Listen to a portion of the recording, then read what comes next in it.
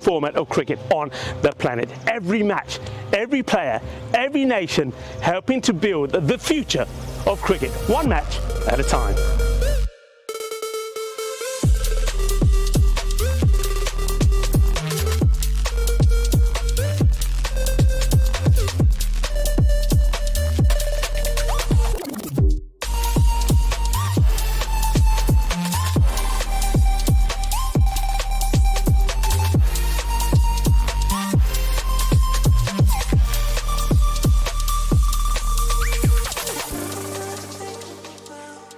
Welcome to the European Cricket Network, the most exciting and the most entertaining format of cricket on the planet. Every match, every player, every nation helping to build the future of cricket, one match at a time.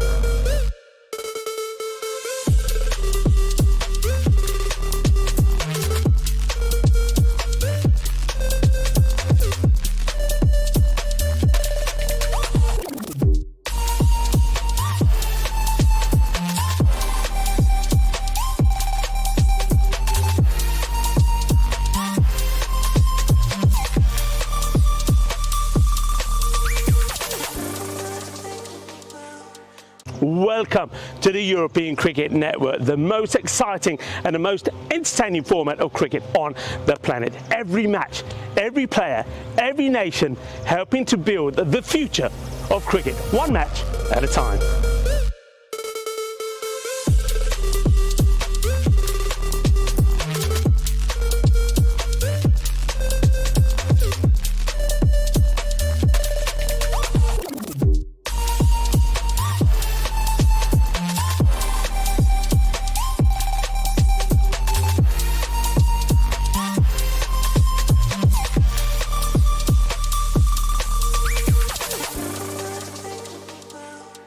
Welcome to the European Cricket Network, the most exciting and the most entertaining format of cricket on the planet. Every match, every player, every nation helping to build the future of cricket, one match at a time.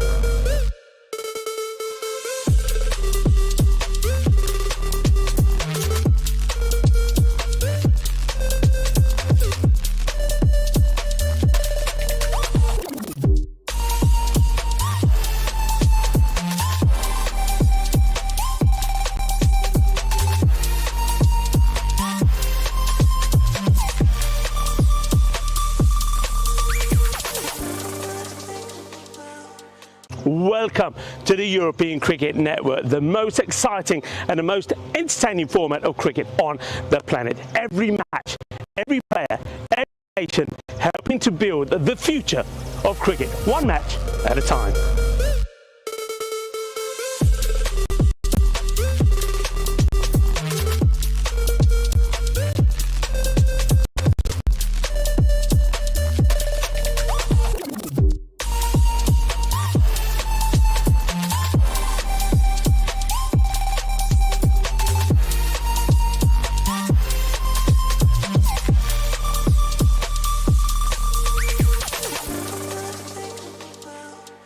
Welcome to the European Cricket Network, the most exciting and the most entertaining format of cricket on the planet. Every match, every player, every nation helping to build the future of cricket, one match at a time.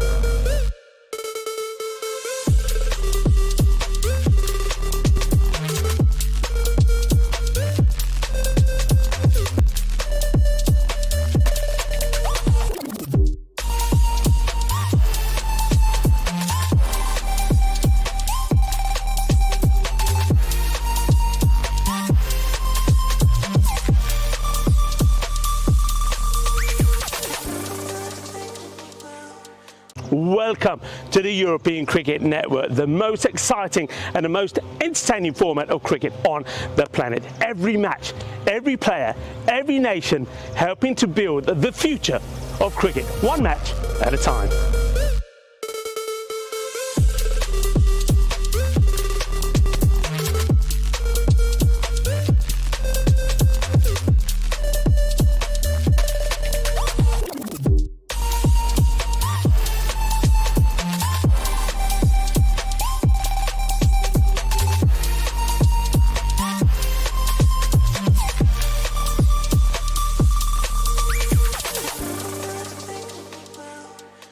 welcome.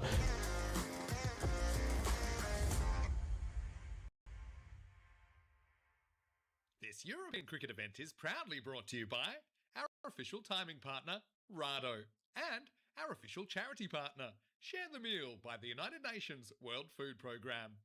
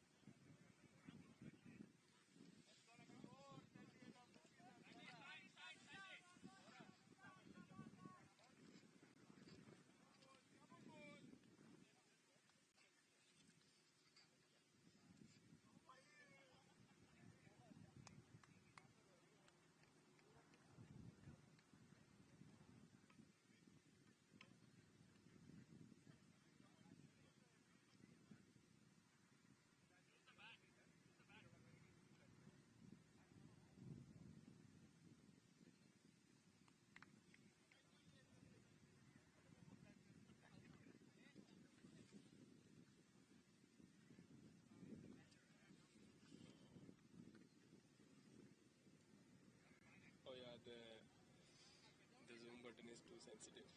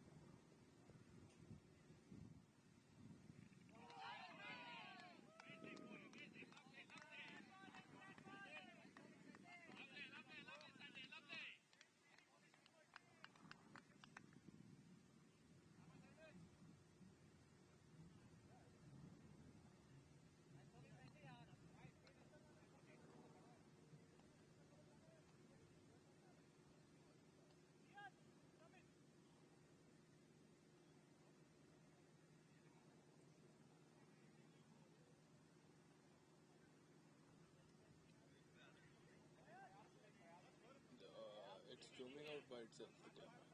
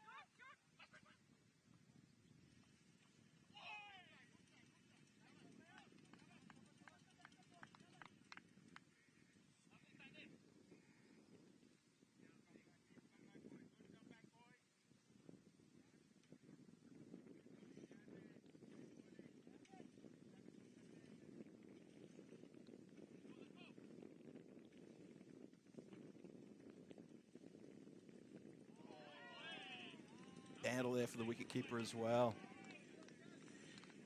It's Diraj there with the keeping duties behind the stumps.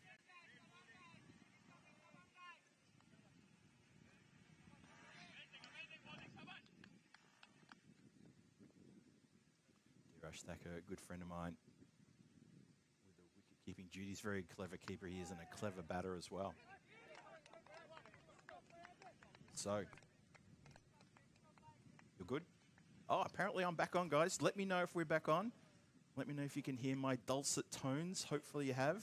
Ah, fantastic. Thank you, Venki, and thank you, everyone. And thank you very much, Marzi and Paolo, for your persistence, for getting that up and running. There we go. I finally have a voice. Fantastic. Well done. And thank you to everybody. Everyone's you're giving me a good shout out there. And this is a great time to bring you all back in, because have a look at that. It's 3 overs gone, 24 for 2. And that was a fantastic third over after that blistering second over from the bat of Babu, scoring that 20-run runs. Well, Spartans bounce back and they get a very good third over. And they get the wicket of Babu in that over, and they contain it. Only just a handful of runs. 24 for 2 after 3. Hopefully the sound is good. People are saying the sound is very faint. I'll try and do something about that, see if I can get a bit closer. How's the sound now? I don't want to deafen too many people. And speaking of that too, let me give you this. Tell me if you heard that. There we go. It's just something new we're trying out as well. So, alrighty, fantastic that we're all back to where we should be. And we continue now. The fourth over starts. Power play's done and dusted. And the first shot is well and surely out of the ground. That's a lovely 62-metre hit out of the park. Great shot, that one. Didn't have to put too much into it. It's a 50-metre boundary. That's why I can easily call that a 62-metre strike, because I could see exactly where it landed and measured it quite nicely. That's a wonderful shot as well. Thanks again, Venki. Thanks again, Nick. And everybody else, you too, Rob. And I'm glad I've woken you up, Rob. And it's another wicket fallen as well. So speaking about waking people up, the Moravian Cricket Club have woken up on the wrong side of bed, because they've lost the third wicket now. It's 30 for 3 in the fourth. And there's a fair bit of trouble here for them. After that blistering second over, I said, well, they've got the innings back on track. The Spartans are bit back now, and they bit back hard with another wicket falling. They just can't seem at all to get some momentum back into their innings. And 3 wickets down, the middle order is going to get exposed here. Spartans must be feeling pretty good about themselves. So just in case you missed it, the Prague Spartans won the toss and elected to have a bowl first. And they have got a long day today. They've got 3 games here today. For the Moravian Cricket Club, they've also got 3 games here as well. But they will take a break after lunch. They've got 2 back-to-back this morning, and then they'll come back and play the Spartans again in Game 4 later on today. In the next match coming after this, we're going to see Ostrava, who are here for a couple of games. They've made the big, long drive. It's about a 4-hour drive from the other side of the country to get up here, so it's going to be good to see them as well. It's good to see everyone in the chat. Hello to Johnny, Heesam, Paolo as well. Dave B is there. Good to see you all. Venki keeping me company. Good to see everybody out there. A lot of familiar names. A lot of good mates as well. So wonderful every company. Scotty as well from the ECN Supporters Club of Australia down there in Melbourne.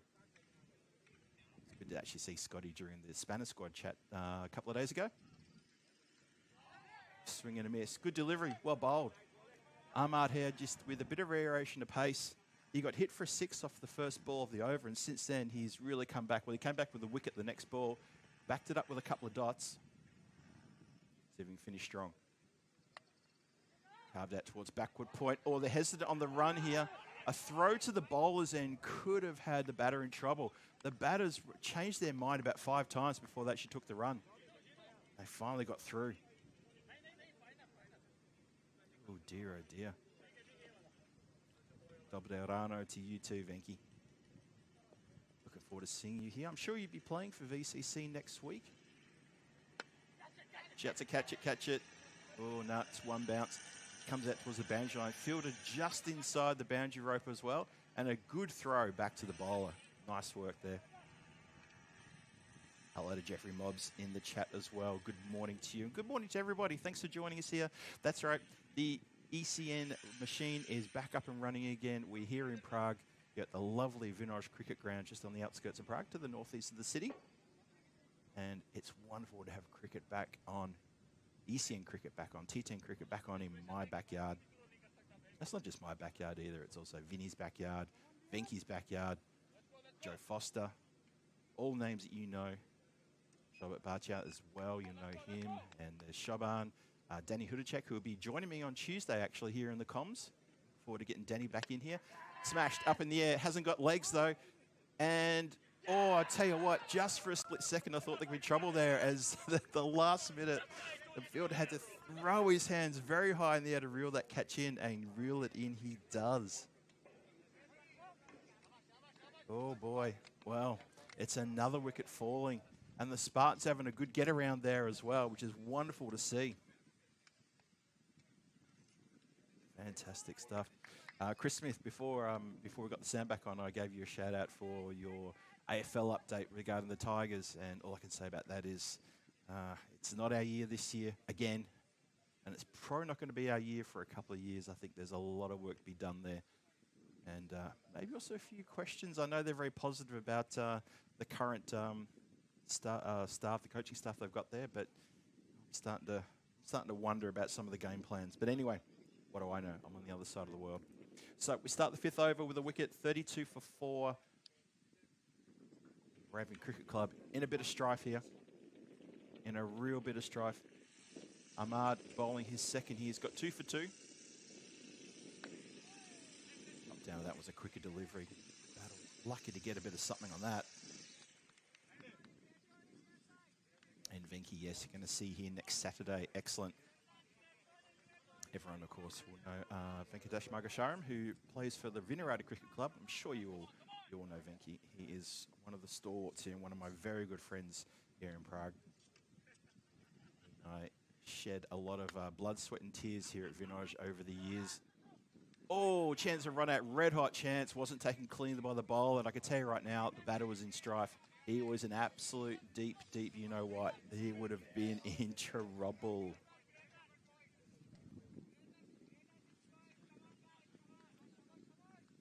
See what else I've got here. So let me know if you can hear some of this interesting stuff we've got. Some very interesting little toys to play with here. We've got this one. Nice, I like that one.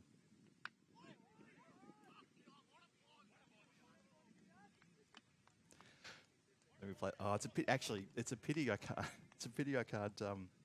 I've got these effects mics here, and it's a shame that if I play it, I don't think Marzi, you can hear it. Can you? If I can't hear that. It's a shame. It's the. I'm hoping the guys can in the chat might be able to hear it, but so far not saying too much. We continue. And there's a good change of pace there. 33 for 4, getting towards the end of the fifth, almost halfway through the innings, and yeah, this is trouble for Moravian Cricket Club. As I said at the start, I said this at the start, but I think we were still working on the sound. Unfortunately, Moravian Cricket Club's just not working for them today.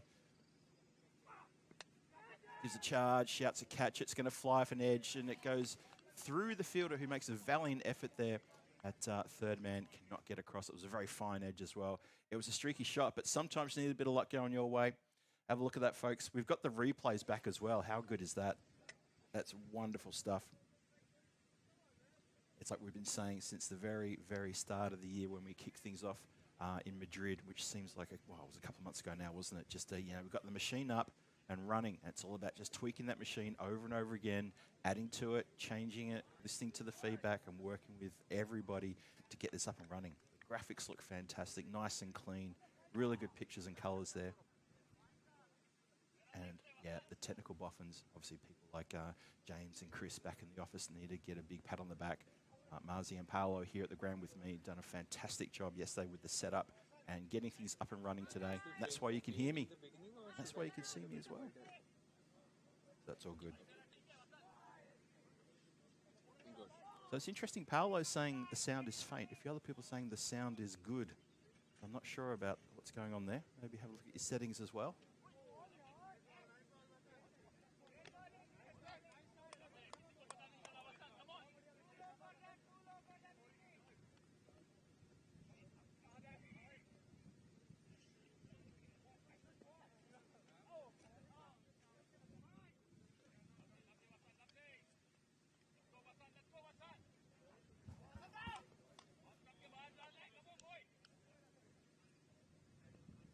38 for 4.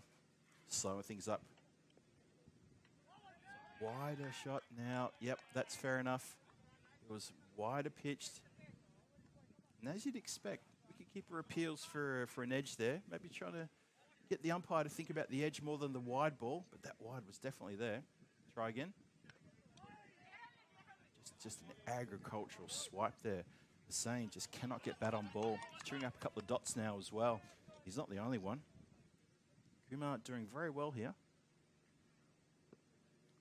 Tossed up, completely deceived, had no idea about that one. That's great bowling, really clever bowling there. At a time when the Moravian Cricket Club need to start accelerating, well, they need to accelerate now. It has to happen. Like everything between now and the last ball of this innings has got to be really, really punched and pummeled. That just goes out towards the point boundary, but there is coverage out there. Remember, after the power play done and dusted, there are 5 fielders allowed outside the circle. Change around now. I'll give you that description of who's out and where they are.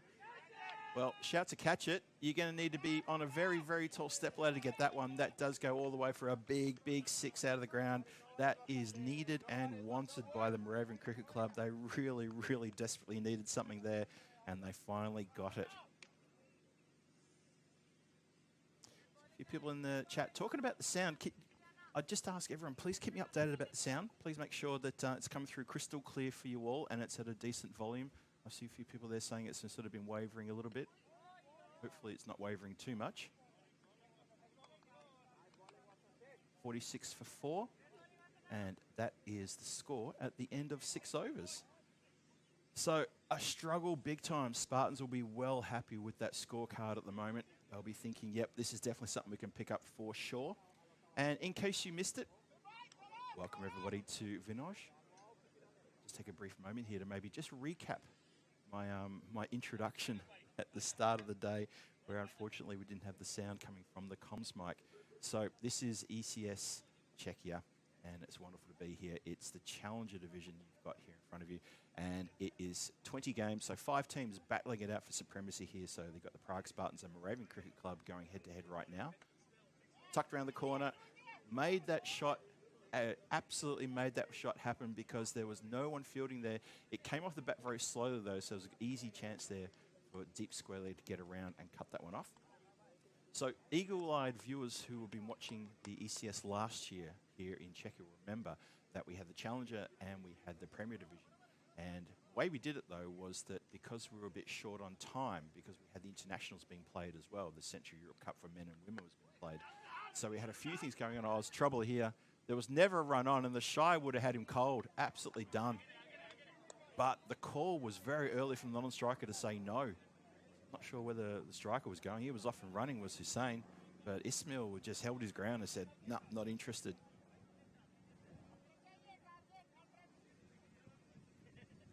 Continue. That's going to be a wide ball.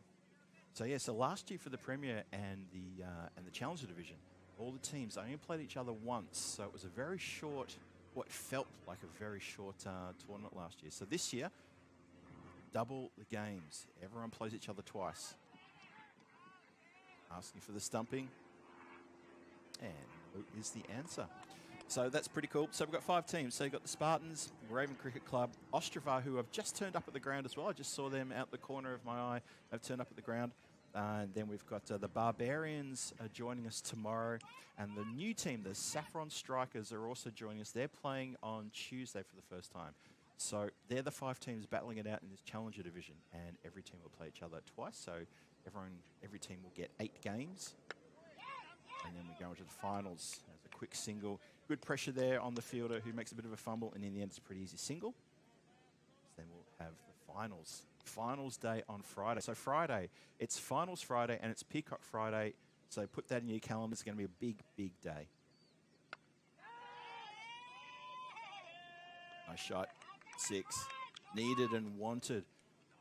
Have a look at the graph there on the side of the screen, which showed the overs and the runs scored in the over. That second over, blistering. 21 runs scored in that second over. But everything after that, not good at all. 56 for 4. Get towards the end of the 7th. Carved away from Ismail. Good quick single into the covers. And it's going to finish then on 57 for 4 after 7. So a little bit of momentum added here, but still, it's still a very much below par score. If they can try to maybe get themselves up towards, 80, maybe call it, say, 90 in the next 3 overs, anything can go. But, you need the runs on the board in T10. Otherwise, we could be looking at a real red-hot chance here for the Spartans to get a win in this first match this morning. Both of these teams have got 3 games here today. After this, the Spartans will take a short break. Then they've got to come back for the next 2 in the afternoon when it gets a little bit warmer. Although I'll talk about the weather in just a moment. Elevates in the air, shouts to catch it. Deep cover runs in and drops it. Can you believe it? Made all the ground in, did so well to get to that ball and ends up just shelling it. That's a shame. Ismail is the one who's starting to look a bit red hot right now. Would have been so good for the Spartans to have that catch held. And the Moravians, well, right in front of the dugout, the Moravians were cheering loudly when that one went to the ground. Disappointing.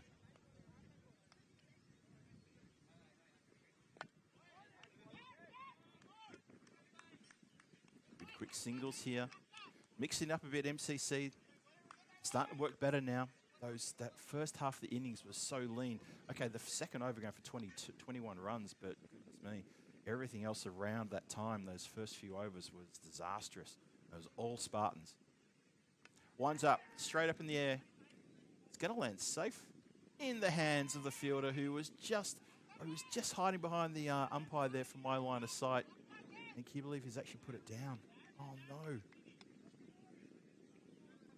Well, it's not going well now. Spartans are just taking the foot off the brake, off the accelerator here, and that was a good cricket delivery. Oh, now why did Diraj let the ball go? Should have taken it. Get behind the stumps and take the ball and break them, man. That's what you got to do. You got the gloves. That's what it's there for.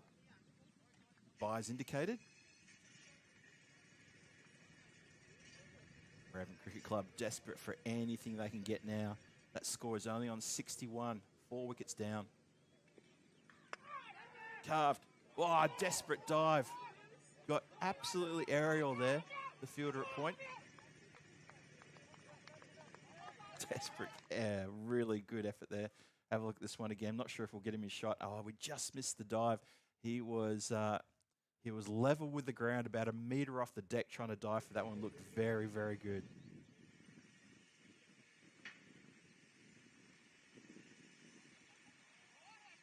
Going to get away from the fielder. I don't think he's going to win that chase. The ball does win that one. It's going to go for 4 byes.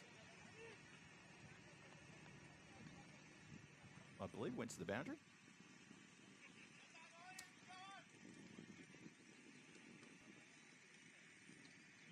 So a question in the chat from Robish Hussein, who said, any criteria for the selection of these players? And Nick the Brown Bear has indeed answered that correctly. Be a member of the club. That's pretty much all it is. Remember, this is domestic. This is an international. So being domestic competition, you're going to see all the domestic teams.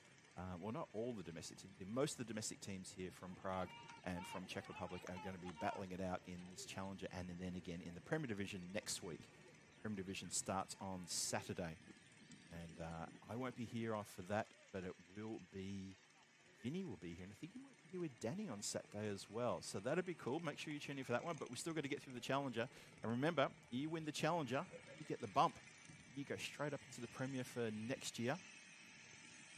And that's what happened to Vinaradi Cricket Club last year, of course. That's Venkatesh Magasharan, who's lurking there in the chat about that. He was a very proud man who raised the cup last year. They love have the same sort of success in the Premier Division this year. 56 for 4. This hit, you can hear the loud miss-hit sound of the willow on leather there. Just one. So 67 for 4. 10 legal deliveries to come. What do we think? Expected score by the supercomputer is around about 80.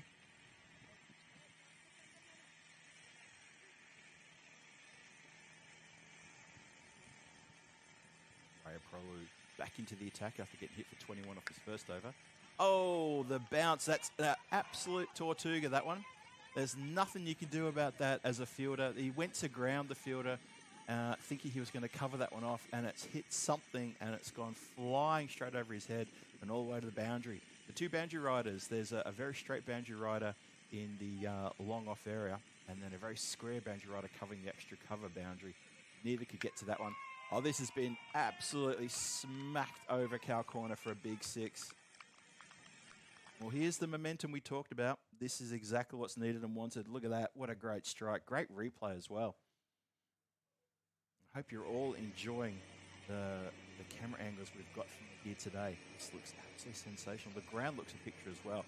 It's a beautiful, lush green surface. We've had a bit of weather here in the last couple of days. Yesterday was a little bit of rubbish around, a bit of rain, but we knew that was coming.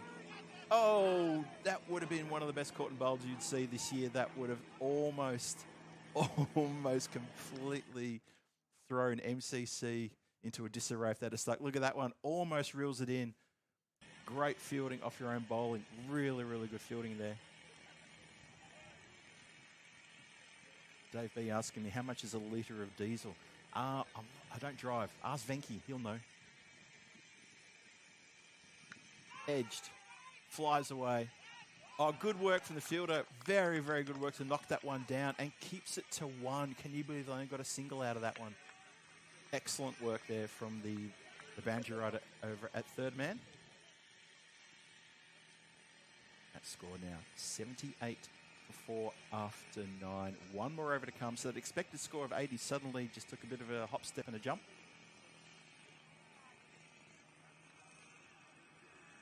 Getting good momentum here, getting back into the groove. Really good to see. Yeah, that almost caught and bowled there from Rayo Prolo after getting taken for 21 off his first over. He came back really well on that over. He did get taken for another 12, so it's been expensive. 33 for no loss, but he's almost reeled in a sensational caught and bowled. But as you know, almost doesn't cut it. Okay, we're looking to start the 10th now. 78 on the board. Spartans will think they're in them with a red-hot chance to pick up the win here for this first match this morning. It's ECS Czechia 2026 edition. Miss-hit, completely miss-hit there from Hussein, but he's done the right thing though. He's managed to turn the strike over and get onto Ismail, who is striking the ball beautifully.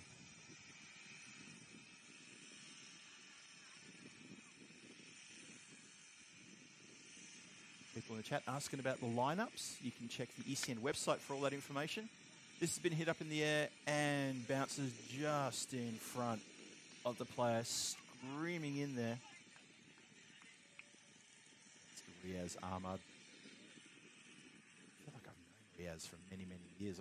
When he got to the ground this morning, he came over and gave me a bit of a bear hug. He was very happy to see me. Very happy to see him as well.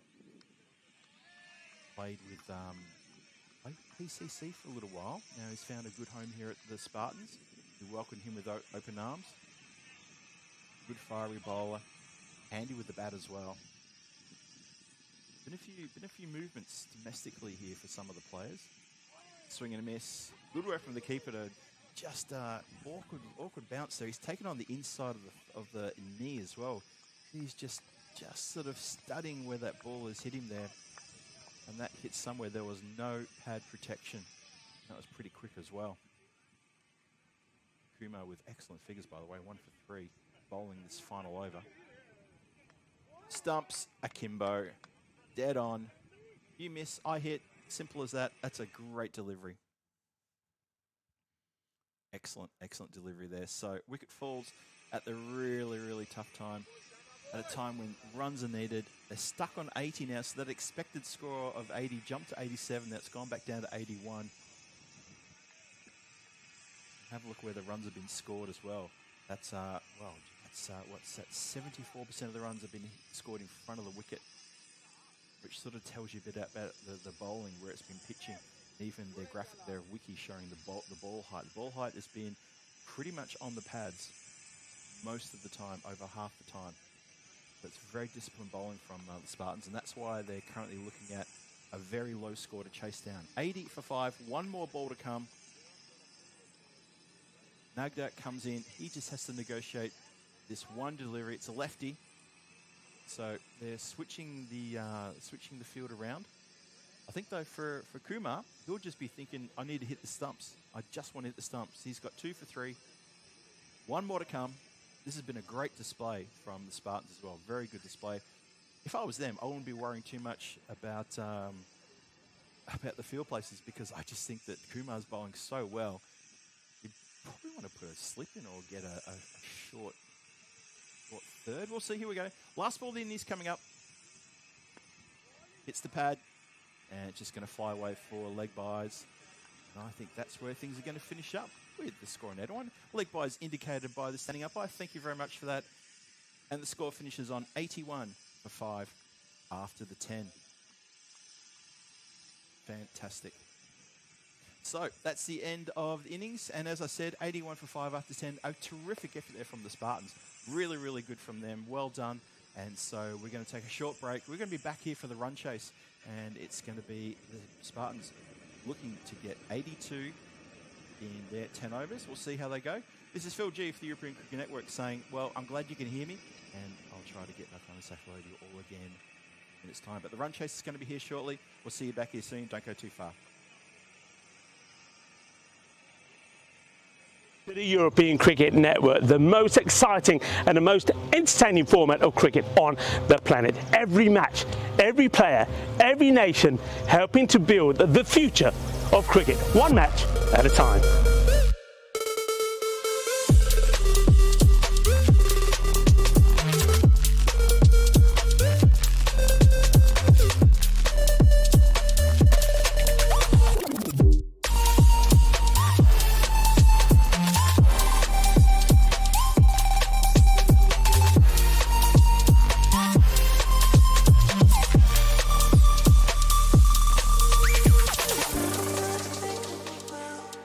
Welcome to the European Cricket Network, the most exciting and the most entertaining format of cricket on the planet. Every match, every player, every nation helping to build the future of cricket, one match at a time.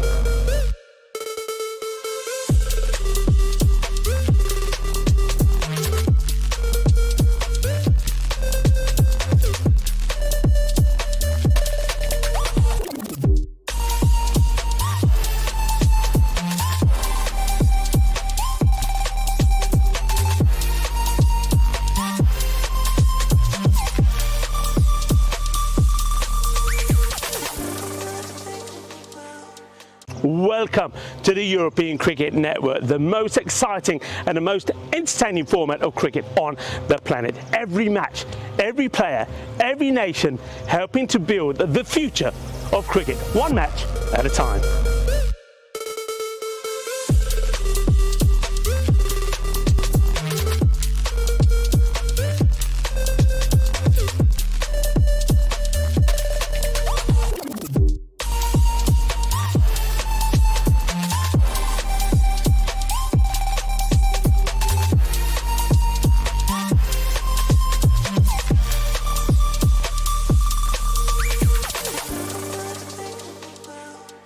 Welcome to the European Cricket Network, the most exciting and the most entertaining format of cricket on the planet. Every match, every player, every nation helping to build the future of cricket, one match at a time.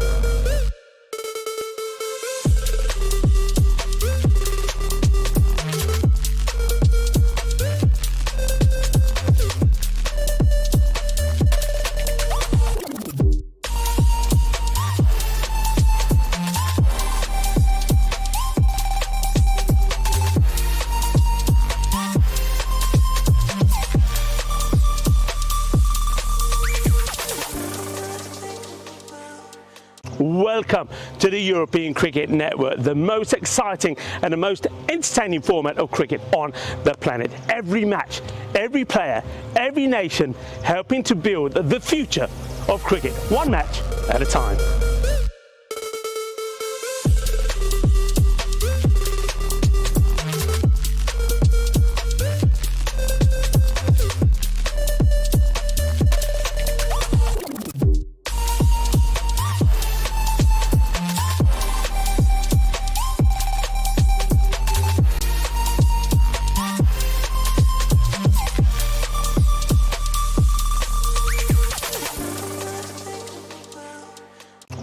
Welcome to the European Cricket Network, the most exciting and the most entertaining format of cricket on the planet. Every match, every player, every nation helping to build the future of cricket, one match at a time.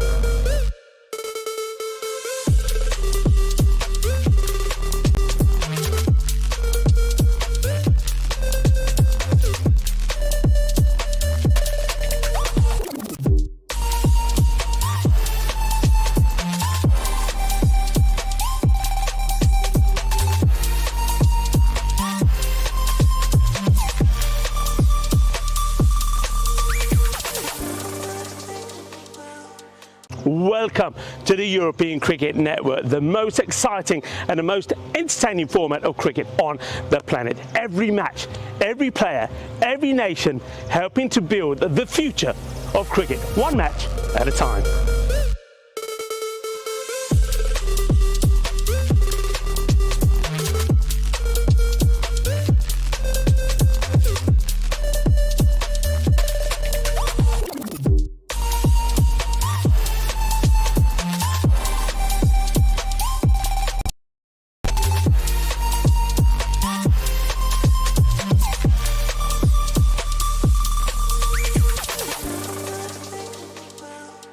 Welcome to the European Cricket Network, the most exciting and the most entertaining format of cricket on the planet. Every match, every player, every nation helping to build the future of cricket, one match at a time.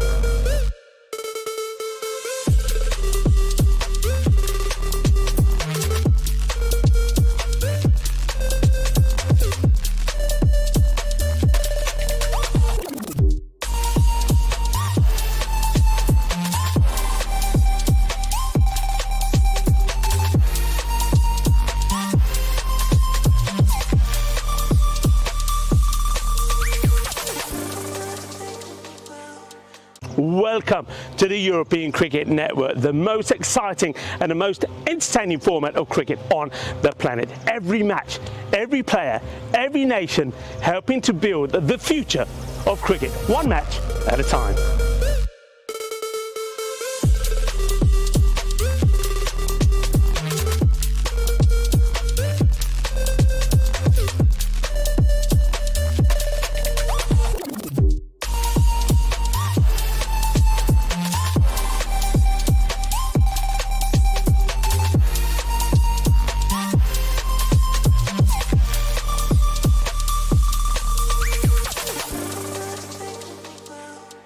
Welcome to the European Cricket Network, the most exciting and the most entertaining format of cricket on the planet. Every match, every player, every nation helping to build the future of cricket, one match at a time.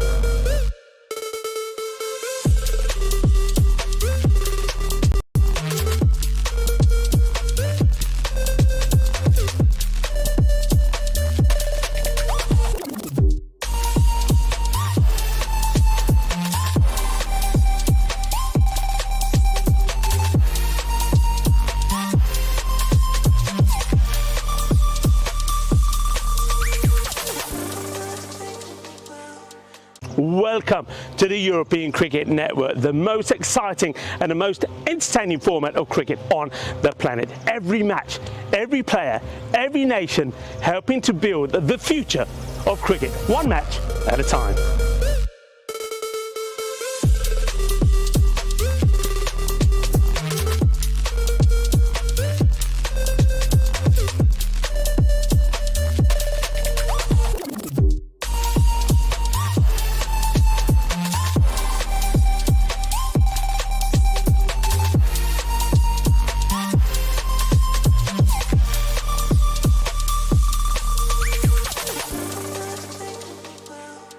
Welcome to the European Cricket Network, the most exciting and the most entertaining format of cricket on the planet. Every match, every player, every nation helping to build the future of cricket, one match at a time.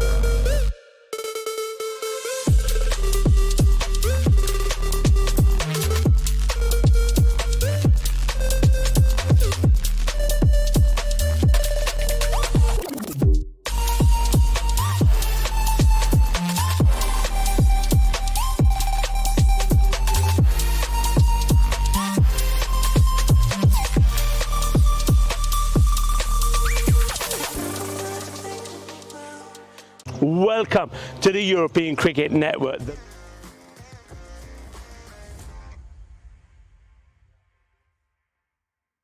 European cricket event is proudly brought to you by our official timing partner, Rado, and our official charity partner, Share the Meal by the United Nations World Food Programme.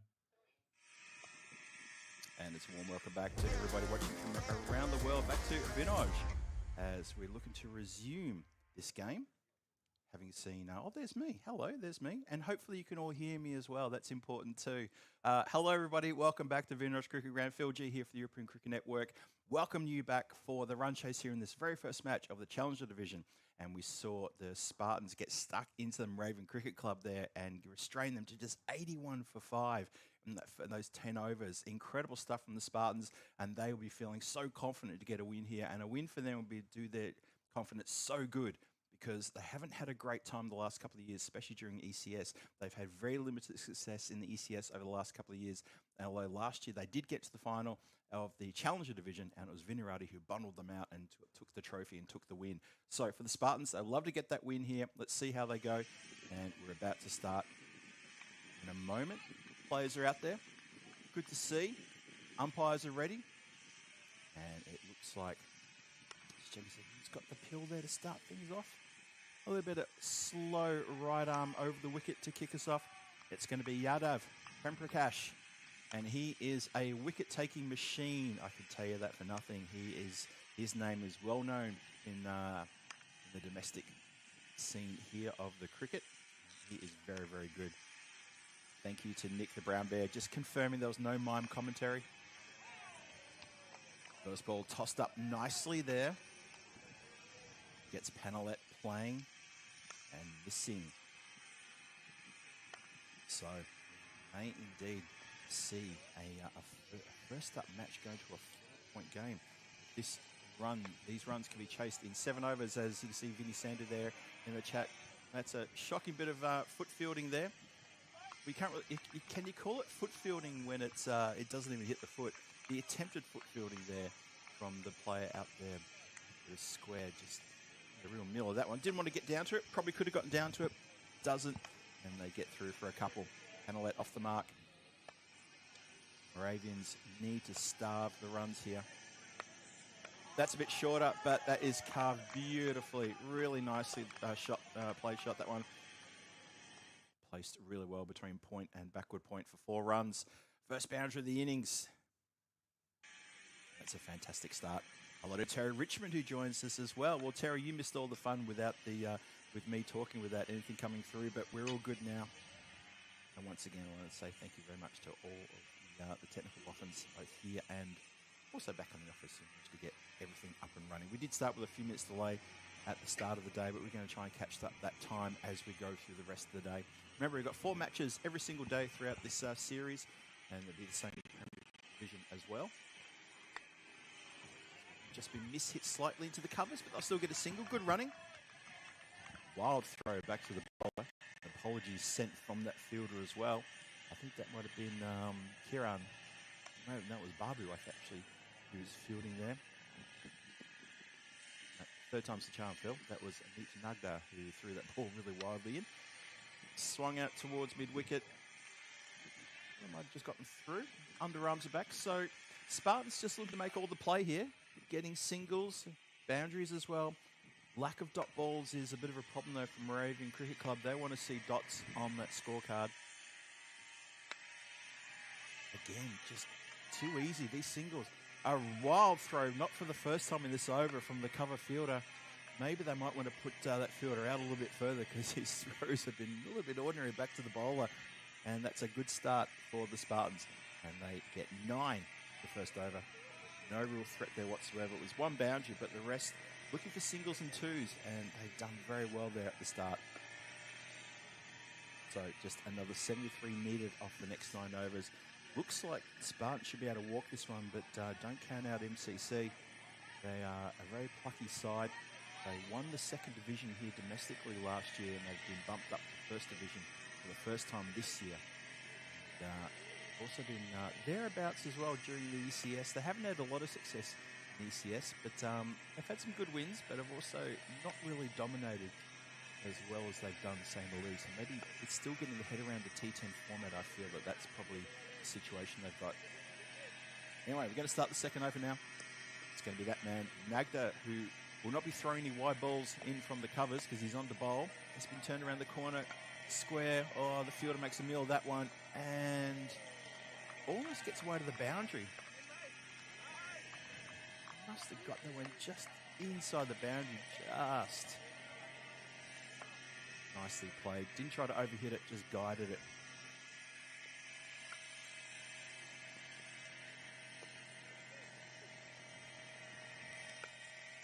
Down leg side, indicated wide ball there. Yeah, I see Scotty in the chat there just asking, mentioned about Prague turned on the weather. Interesting you should say that. You're absolutely right, Scotty. Here in Prague, the weather has been a little bit ordinary the last few days. Yesterday especially was basically cloudy all day, and a little bit of rain, a little bit of wind. We all know what it's like here in Vinoge once the wind picks up as well. Elevated shouts of oohs coming through the effects mic from the dugout of the Spartans. They like that one. That has been hit very powerfully. One more time. Look at that. Flick of the wrist as well. That was a classy shot. They're just not getting in the right spot there. And Panelet is making an absolute meal of this run chase. He's getting stuck into it big time. 18 for no loss. Only 10 legal deliveries have been bowled. And Vinoge is lighting up indeed.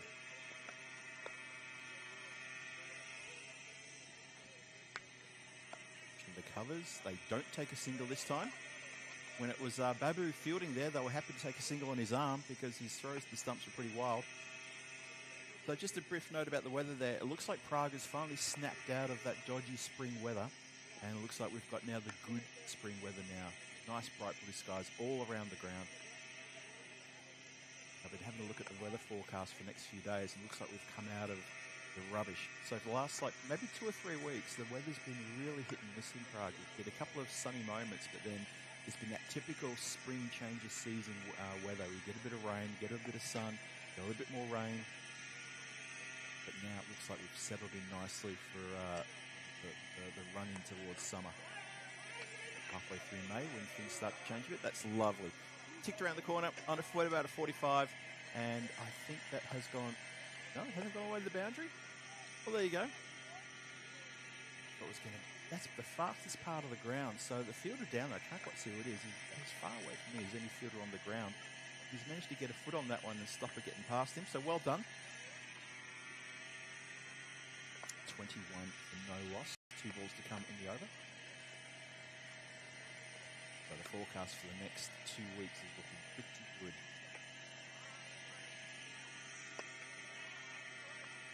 Down towards the mid-on area, and we finish. No, there's a dot ball. Still got one more to come. So for the rest of the Challenger division, we should have this kind of temperatures, which is around about we're looking to get towards 16, 17 degrees today. It's currently around about 14 degrees. Elevates over the top of the fielders inside the circle at that third man position, and it's going to fly away for a boundary. So the over finishes with that lovely shot there. Have a look at the replay. 2 fielders there in close proximity, and neither of them could get to that one as that flies off the edge, goes 4 runs. Nice shot. 25 for no loss after 2. Spartans are going on their merry way here. It's that man Panelet leading the way with 22 runs he's scored already. He faced 11 deliveries. Kumar happy to play second fiddle at the non-striker's end. But he'll get a chance now. Just one last thing I'll say about the weather is that for the start of the Premier Division next Saturday, looks like the weather's going to pick up into the mid-20s, maybe pushing up towards the high 20s. So we are expecting warm conditions in the Premier Division. That's still a week away. Still got a big Challenger division to sort out here, though. Start the third over with a bit of a loose and down leg side. Quite wide that one went.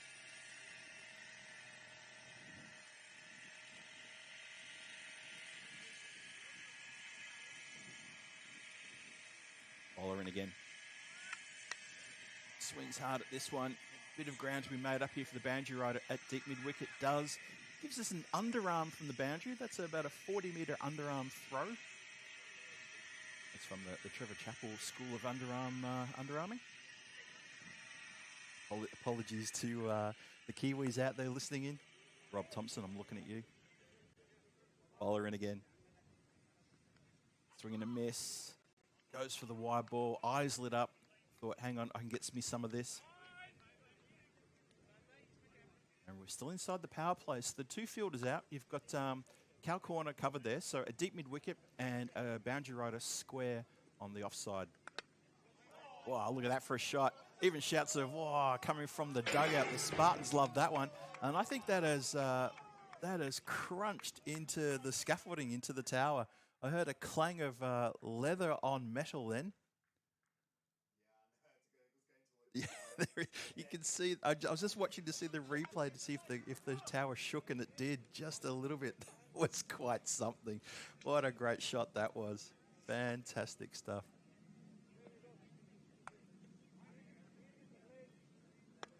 Spartans looking really strong here. Even the run in between the wicket looks so much more comfortable than the Moravians did.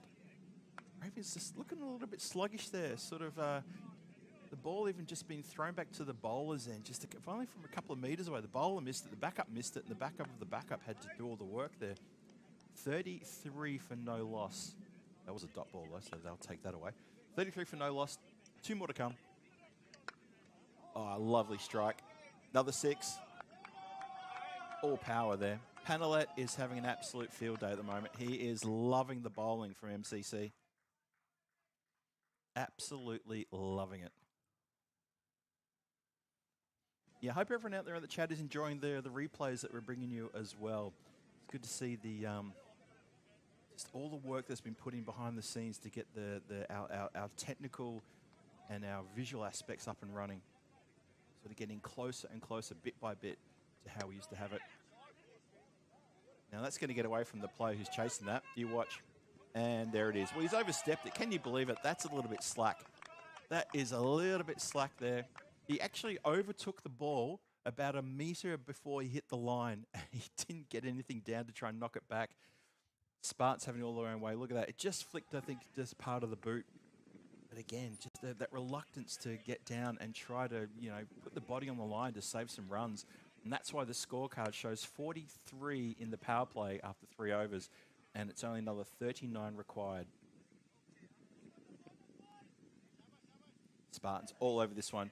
And it looks like, I would not be surprised, the Spartans here are going to earn themselves a 4-point win here in this first match of the Challenger Division.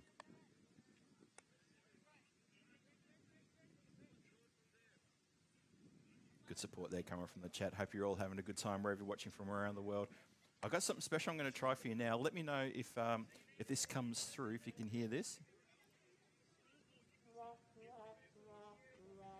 Maybe you can, maybe you can't. I'm not sure. Oh, almost straight through the hands of the bowler. That was probably one of the most straightforward caught and bowls you'll see here this week, and it goes straight through the hands. I don't think it even touched any part of skin there.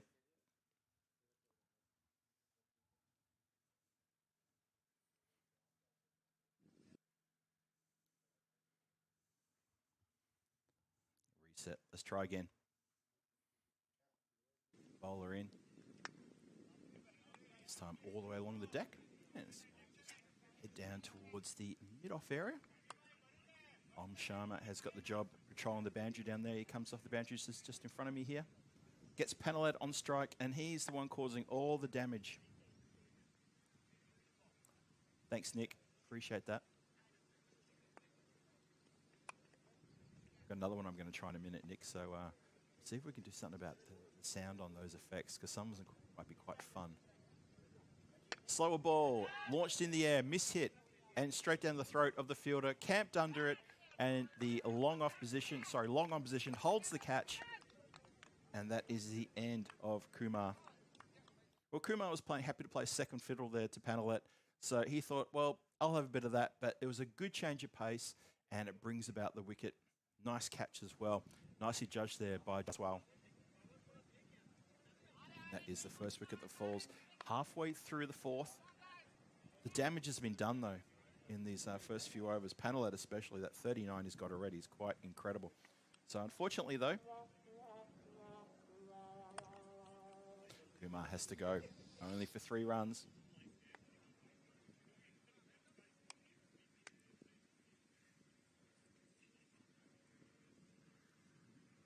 Saying much needed wicket there, 100% agree with that. They really needed some sort of breakthrough there. You still just feel that, well, Spartans are just marching on their way now, just losing that 1 wicket, that lone wicket in the 4th over there. Halfway through the 4th, Divakaran gets the breakthrough. Raj, the new batter, just watches that one come through. Stands hand on hips and says, looks to the umpire and says, "You're not going to call that a wide?" And the umpire says, "Of course I'm not going to call that a wide." And we could see from our vision that was pretty good as well. Got a camera up in the tower in case you've just joined us, in case you missed it. We have a camera in the tower, which is why we've got a very similar angle with what you might be used to from the previous years. Looking pretty good. Out to Cow Corner. Very, very good fielding there. It's a very strong underarm fielder they've got out there. I'm trying to pick who it is because he's not throwing overarm. He's just throwing in underarm, but he's got a very strong underarm there. I don't want that to be misread when I say it like that either.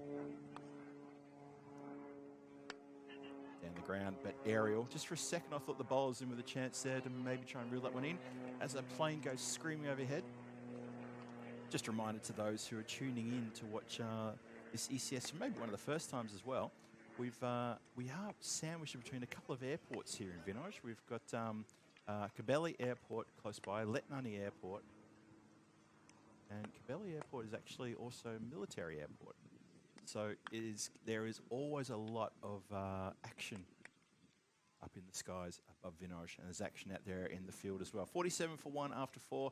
35 required from 36. A very good over there from Raven Cricket Club. They get a wicket and they also get just only 4 runs in that over. So Divakaran has bowled a really good over there for his team, and they need another strong tight over there. It's going to be looks like Abhishek Hanoli is going to try to affect something here. Let's see what he can do. Another tight over from Raven Cricket Club is what they need. Gets that one on the full and gets away with that one. Bit of a premeditated shot, that one. Probably could have gone a bit square as he'd picked it up on the full. Doesn't get it away. Panelet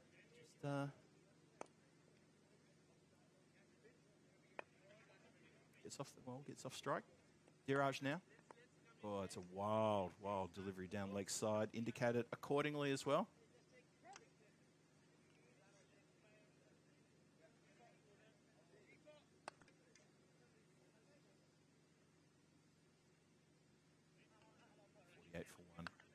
In the 5th. Oh, picked up beautifully. Good cheer from the dugout as well. They like what they see there from Diraj. He stands quite tall, and he can do that. He can be very damaging. I mentioned that before with his keeping, but he stands tall, and sometimes he doesn't get down to the ball that grubs along the ground. He has to use his long legs as well. But with the batting, it's very wristy, and that's a great example there. What a lovely shot. 50 up, 55 for 1. 2 balls into the 5th. Spartans back on the march. 27 only needed from 34.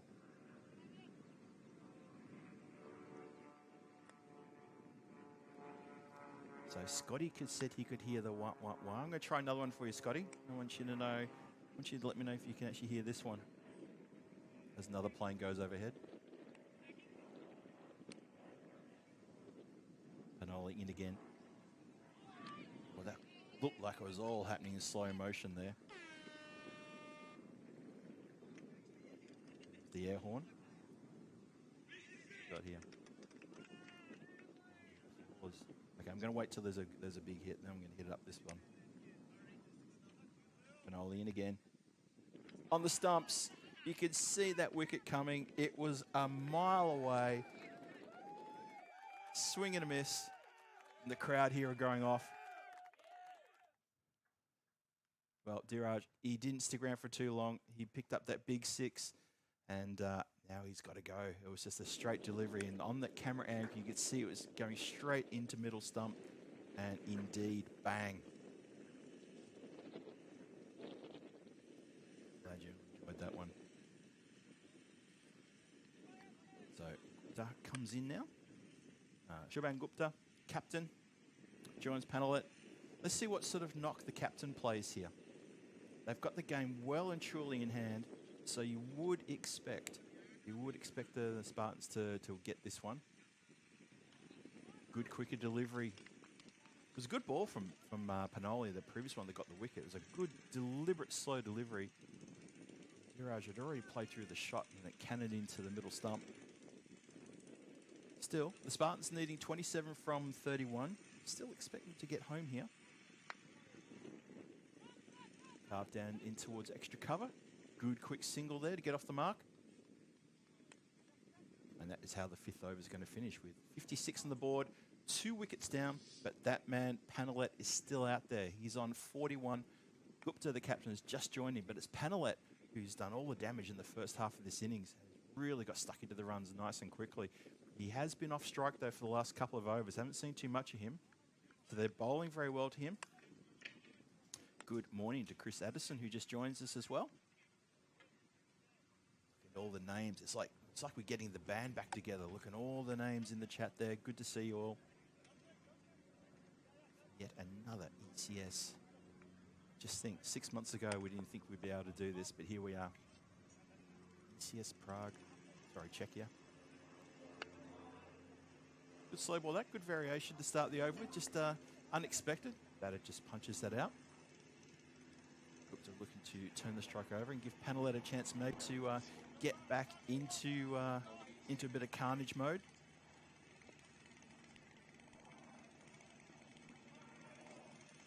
Bakaran to continue. Oh, Panellet leans back on this one, and he's pummeled that one. That's gone about 60, more than 60 meters, that one, all the way over and then some. Not a lot of footwork, but it's right in the slot as well. So there you go. That's single off the first ball from the captain. That's exactly what he wanted from his number one batter. And Panellet obliges. He's raced to 47. 47 from 20. Bakaran comes in again. It's full. Doesn't quite get everything on that one, but I reckon he's got enough. Oh, the foot fielding, I think, has been successful here. Oh, it's close, though. I think maybe they're going to have another look at this one, just to make sure. Have a look one more time. On the first look, I thought it might have gone all the way. One more time. Oh, you know what? Maybe he's actually okay. Let's rock it back. Now, have a look at that foot. It's looks like he's stepping on the rope and the ball at the same time, to be honest. But, well, we continue.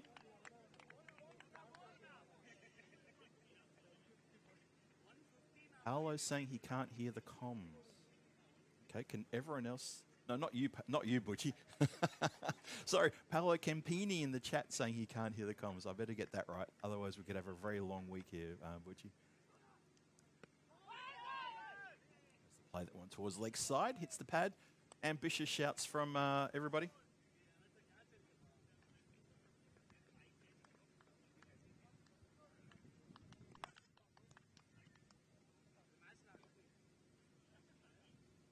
People talking about starting the car and getting the Merc ready. I think you're onto something there. I would have said that probably a few overs ago. This has also been launched out of the park. Bang. 6 runs. That is gone. That is out of here. Terry Richmond saying all good. Nick saying quiet but audible. It's interesting. We get a real mix of feedback on the sound. Some people saying I'm clear as a bell. Other people saying they can barely hear me. Not sure about that one. Because you think it'd be the same, right? And that is, of course, going to be, well, the 50 came up for Panellet as well. So well done, 55 for Panellet now of 24 deliveries with that big 6. And he is put his hand up well and truly for a player of the match here. But it's looking to me like they're going to get over very nicely indeed. David Swan, so he got the volume up maximum on the phone. Okay. see what we can do here. We'll try and, during the match break, we'll see if we can play with the sound a bit and try and get that cranked up for you all. I know that during in between the innings, we've got that what do you call it, the show reel of Prague and a little bit of Rico as well, and people are saying that's a bit loud. So we'll try and get that balanced out for you. Well, what looked like it was going to be a bit of a hook shot ends up being sort of like a baseball shot down the ground for just the single. Only a handful of runs needed now. 9 off 22.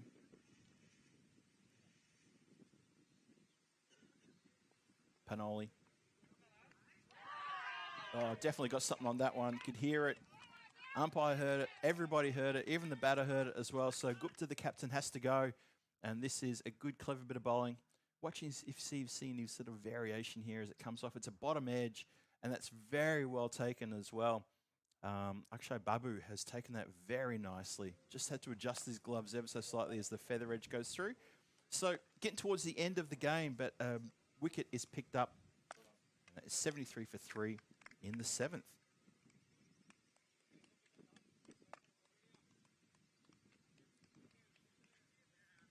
Mr. Campini can hear me now. That's good to hear. But as I said just a few moments ago, we will try and just have another look at the sound. We had a few issues with the sound earlier on, but we'll have a little bit of a look at maybe during the match break. We'll see if we can try and crank my sound up a little bit. I can hear me very loudly through my own headset, but if you guys can't hear me, then, well, it's no good.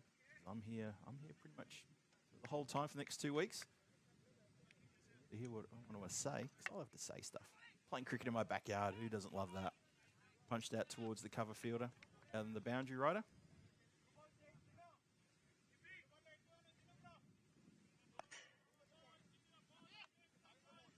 So that man Conda comes out now, Arun.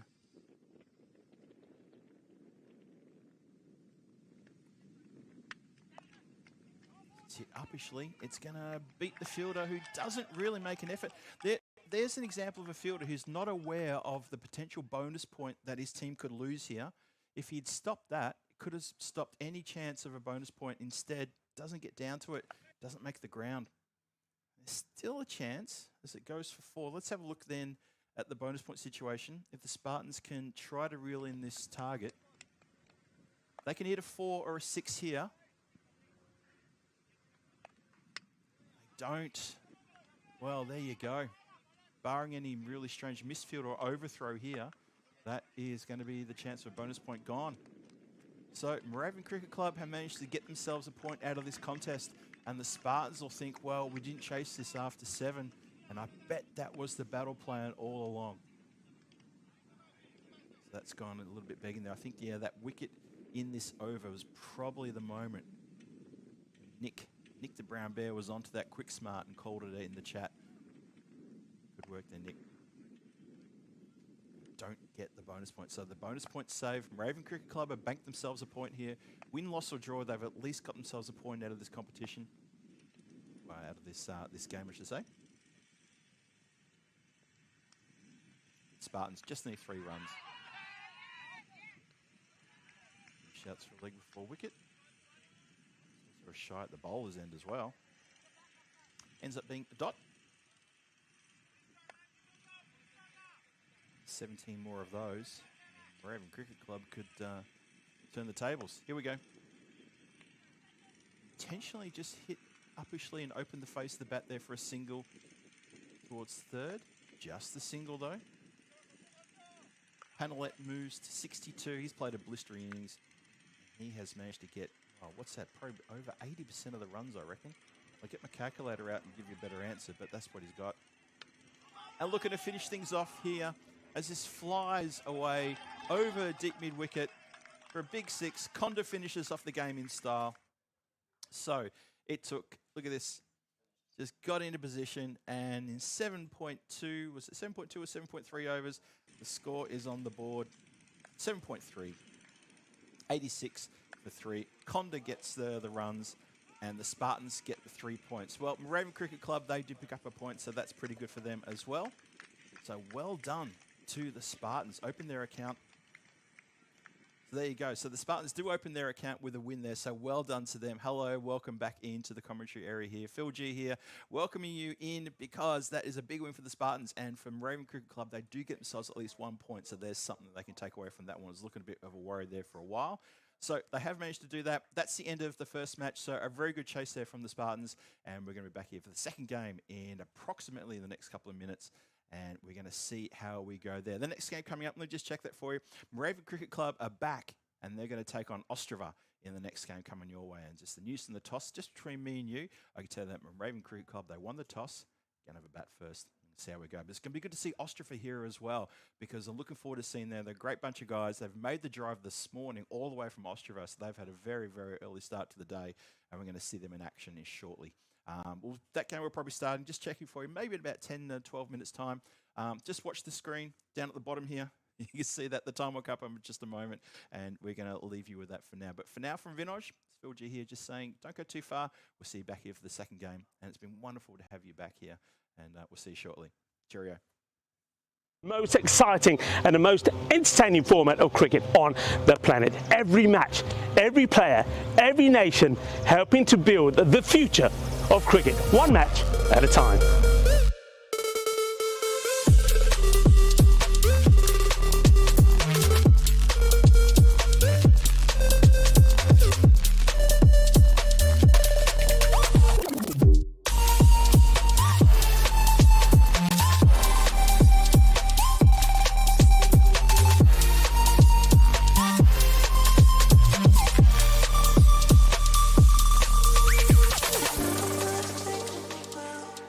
Welcome to the European Cricket Network, the most exciting and the most entertaining format of cricket on the planet. Every match, every player, every nation helping to build the future of cricket, one match at a time.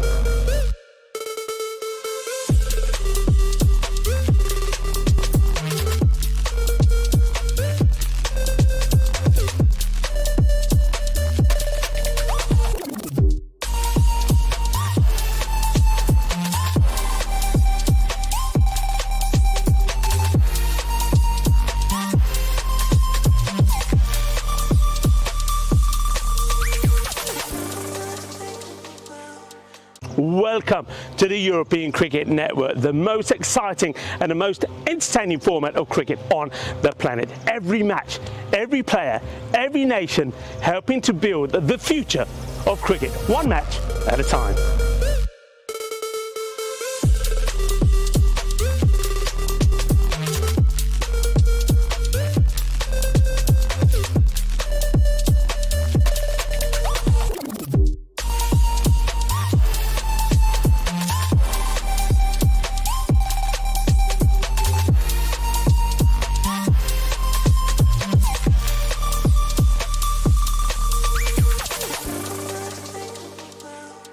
Welcome to the European Cricket Network, the most exciting and the most entertaining format of cricket on the planet. Every match, every player, every nation helping to build the future of cricket, one match at a time.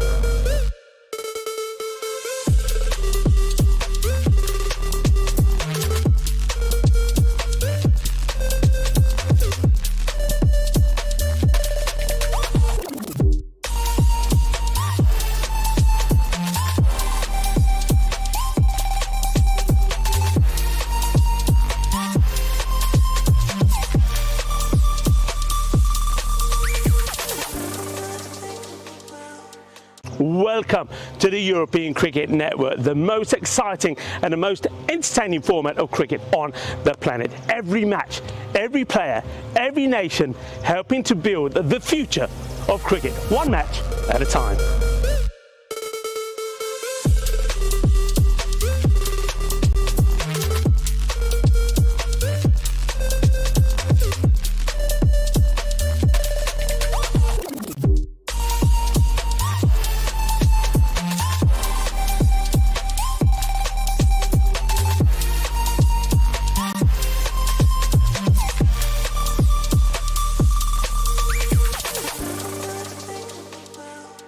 Welcome to the European Cricket Network, the most exciting and the most entertaining format of cricket on the planet. Every match, every player, every nation, helping to build the future of cricket, one match at a time.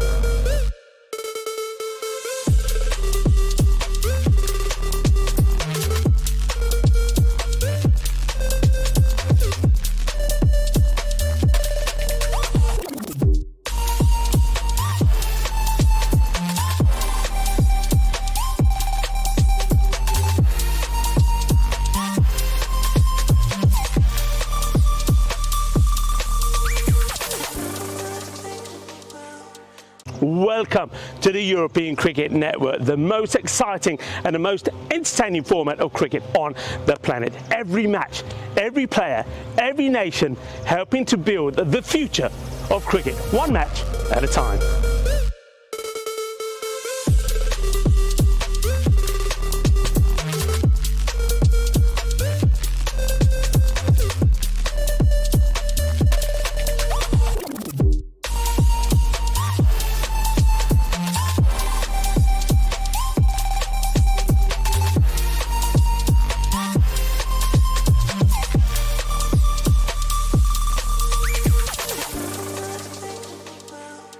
Welcome to the European Cricket Network, the most exciting and the most entertaining format of cricket on the planet. Every match, every player, every nation helping to build the future of cricket, one match at a time.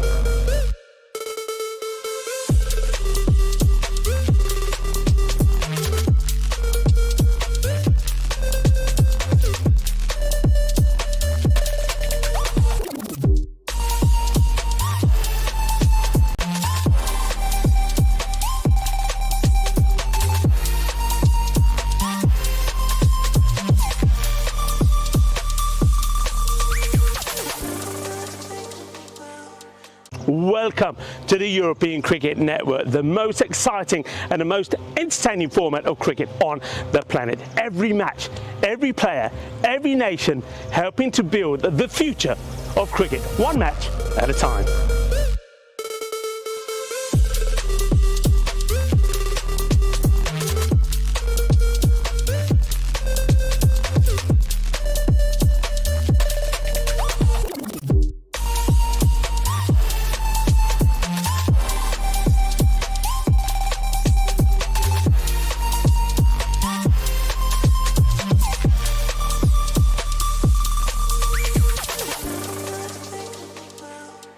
Welcome to the European Cricket Network, the most exciting and the most entertaining format of cricket on the planet. Every match, every player, every nation helping to build the future of cricket, one match at a time.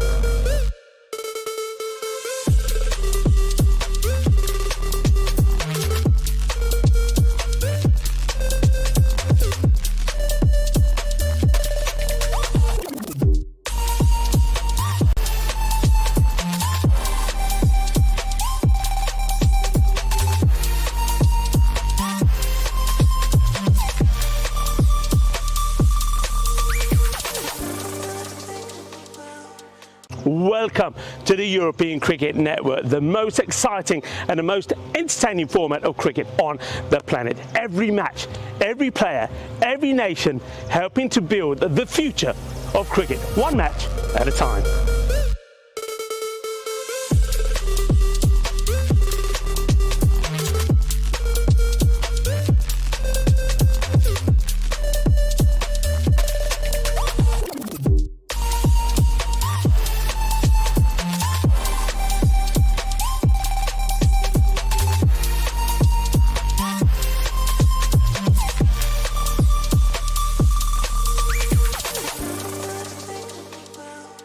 Welcome to the European Cricket Network, the most exciting and the most entertaining format of cricket on the planet. Every match, every player, every nation helping to build the future of cricket, one match at a time.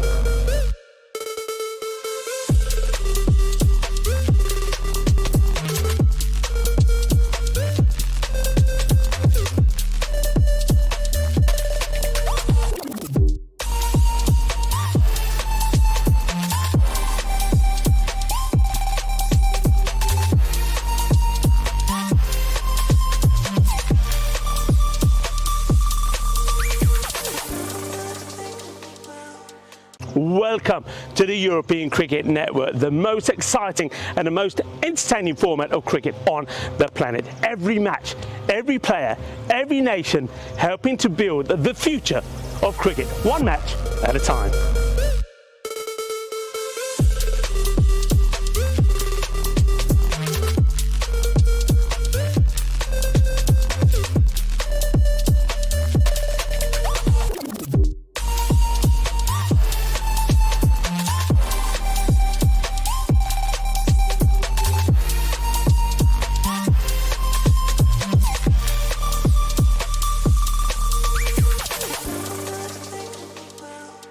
Welcome to the European Cricket Network, the most exciting and the most entertaining format of cricket on the planet. Every match, every player, every nation helping to build the future of cricket, one match at a time.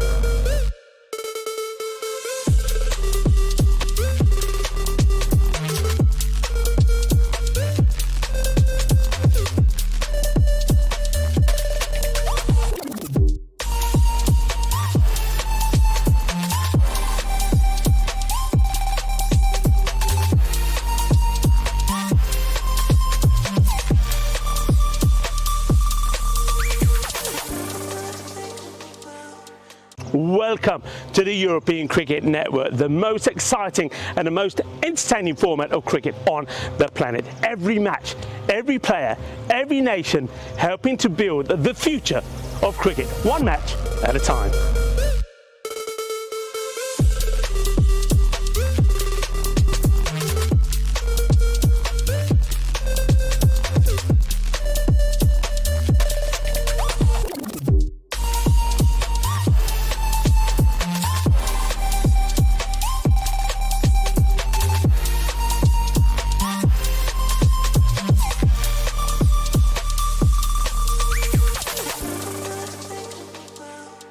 Welcome to the European Cricket Network, the most exciting and the most entertaining format of cricket on the planet. Every match, every player, every nation helping to build the future of cricket, one match at a time.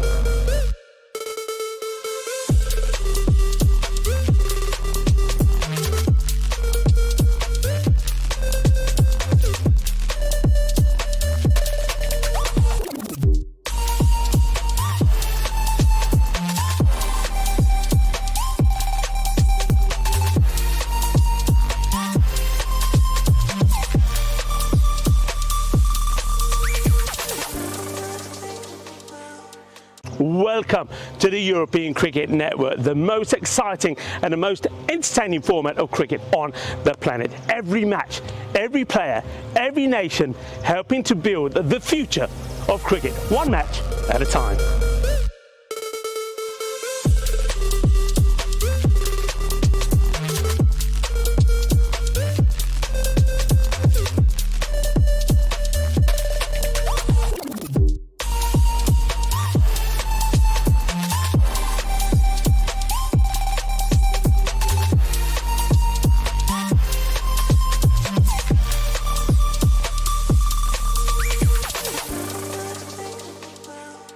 Welcome to the European Cricket Network, the most exciting and the most entertaining format of cricket on the planet. Every match, every player, every nation helping to build the future of cricket, one match at a time.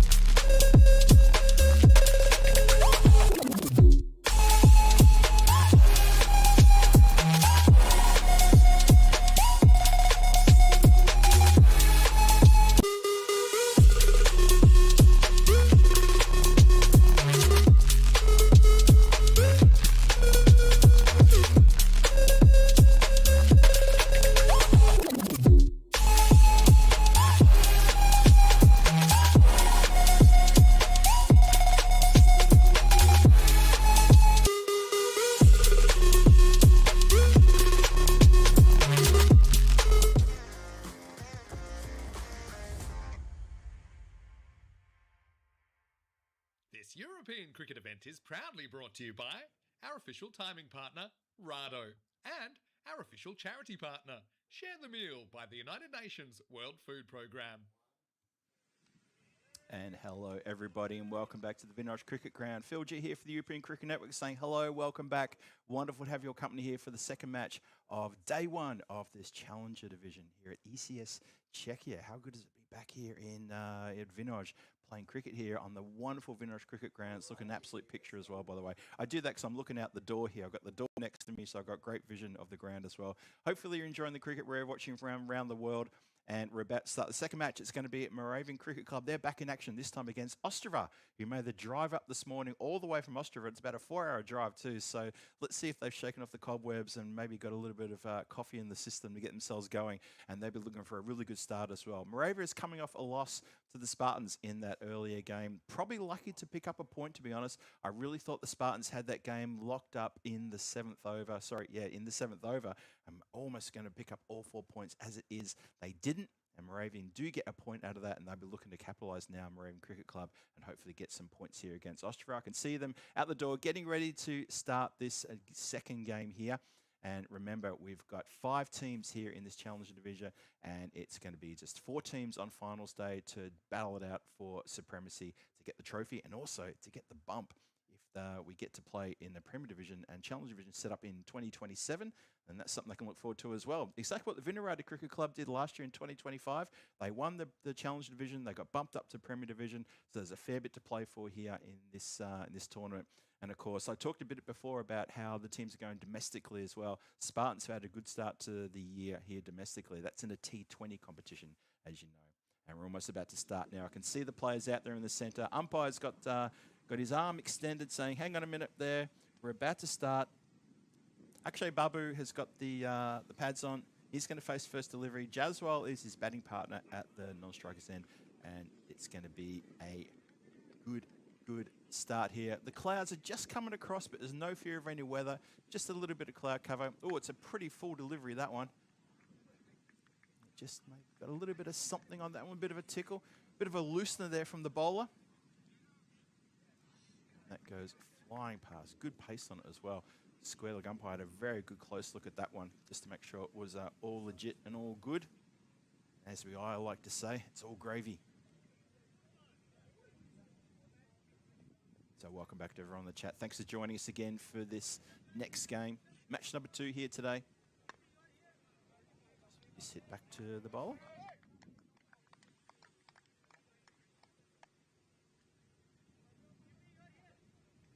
Also another match actually going on in the neighbouring field. As people know who are familiar with the setup we have here at Vinod here in Prague, we've got obviously the Scott Page field here, which is the main one we use here for the European Network games.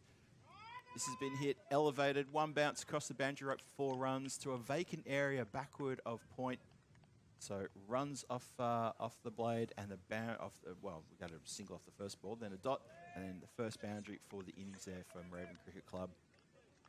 From Jaswal, who leans into that one and doesn't mind going a little bit aerial there. Throw back to the bowler was a bit awkward there. Just out of shot, just below the shot there. You can see the bowler, the ball come back and just cannon into his shin. That would have been very nice. Pushing out towards the covers.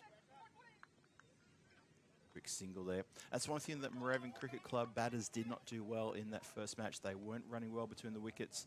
They were really struggling. That's a really good sign so far on this over. Good quick single there.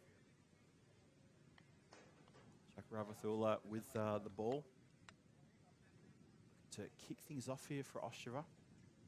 Looking good in their blue and yellow kit. Always lucky the kit. They look very, very good out there. Hit hard. Oh, through the covers. 4 runs.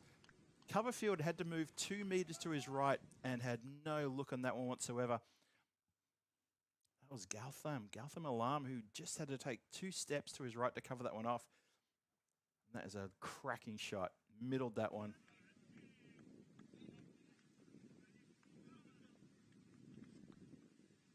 So last ball, the first coming up. 10 on the board.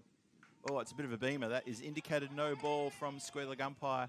And that has also been swatted out of the ground disdainfully. It is a no ball 6. Of course, you know what that means, don't you? Bowl that one again. and this could be a very expensive situation here. Look at that. Yeah, good quick call there from square leg as well. Good quick call. 17 on the board plus whatever comes here.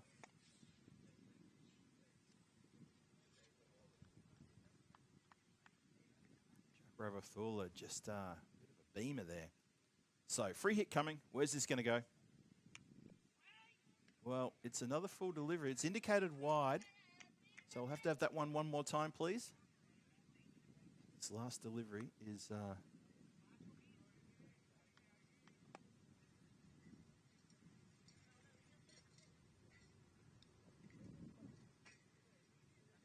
Here we go. Bowler in again. Goes high up in the air this time, and it's gone into a vacant area. Well, it doesn't matter if it's vacant or not, because that's carried a long way back. So this last ball of the over ends up being worth, add it up with me, folks, that's 14 it's worth. Because we had a no ball 6, that's 7, plus the wide is 8, plus another 6 is 14. Oh boy, that's that ruins the over completely for Ostrava here, and it's 24 off the first over. And that is a big, big statement there from Raven Cricket Club. How much would they have loved that? And Ostrava, well, I mentioned just before we started that first over how let's see if they've shaken off the cobwebs.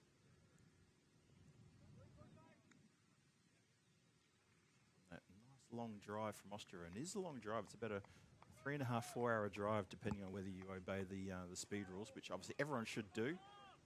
Just covering myself in ECN there by saying that. But it is quite a drive out there from Ostrava. And also, hopefully the sound's going to be okay. We've tried to tweak a few things with the sound, so hopefully you can hear me nice and clearly. Obviously, I value all the feedback from everyone in the chat to let me know about the sound and let our technical guys know as well. Start the second over. Oh, well, there was no one at the stumps at the bowler's end. The throw was quite wide. Not sure why the bowler was standing well away. He had plenty of time to get the stumps to try to take a throw there.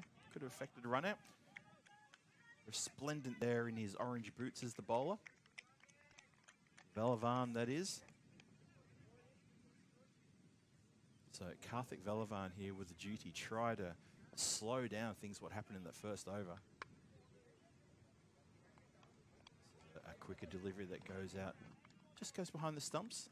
They got a bit of protection there behind the wicket on the offside. So there's a very fine third man. There's a shortish, I call him a short square third man, really, almost like wide gully. Then a regulation point, a point boundary rider as well.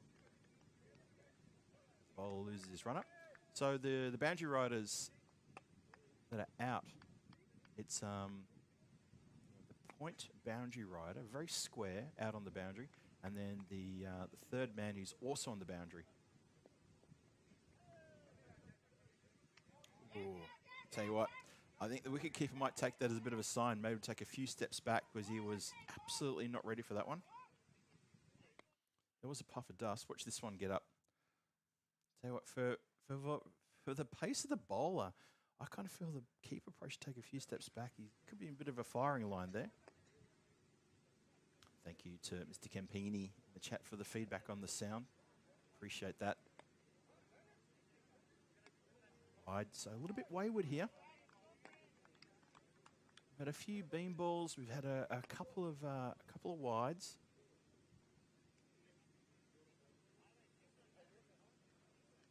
Actually, Babu is looking good. He's on 17. Just while the non-strikers ends on 7. It's a good start here for Moravia. Not a great start for Ostrava in the bowling department, though. It's hit straight to the player. This time, it's cleanly fielded there from, well, not cleanly. Alarm takes a second bite of the cherry. It cannons into his hands. That'll wake you up. But it did go straight to him. 28 for no loss. 2 to come.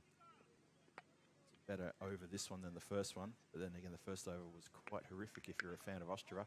This one has been carved, this time to the left of that man, Alarm. He's getting a bit of work, and alarm bells are ringing because that's another boundary cannoned all the way along the deck. It's all happening here. And looks like, I think Babu's gone for a bit of assistance from the fielder there for a shoelace-related issue. But he's going to be okay in just a moment.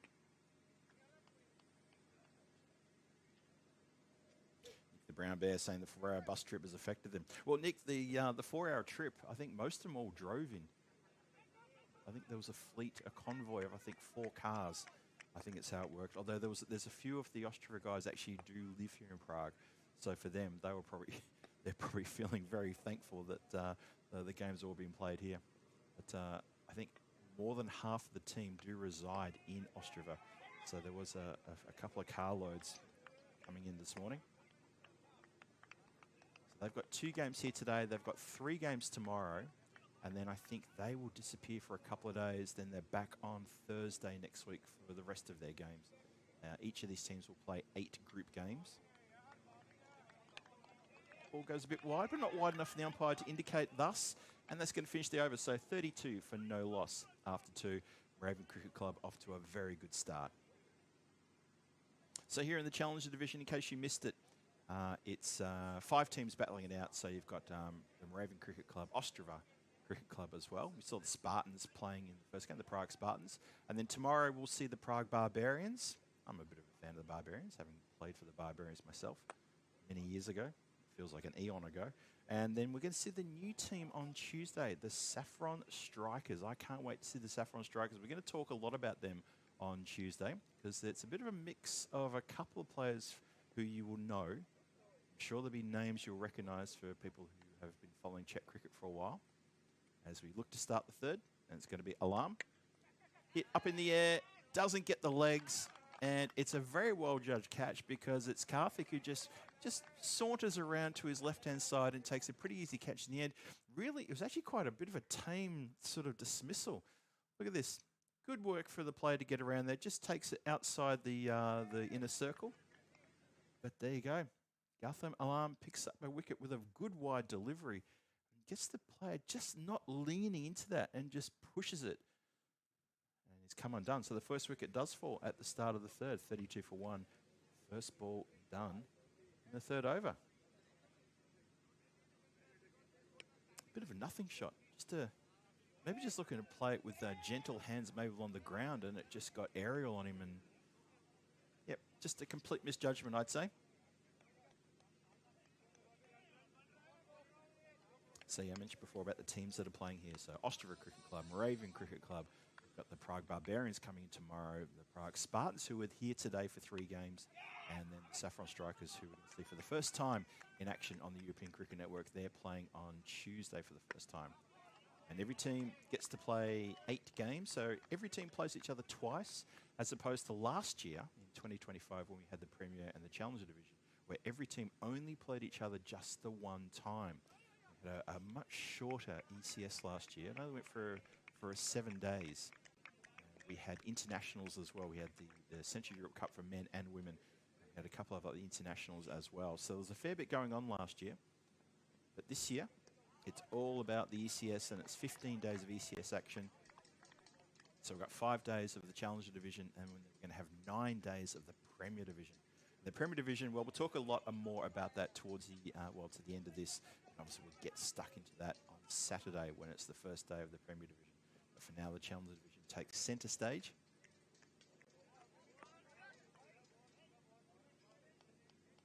And wide indicated there.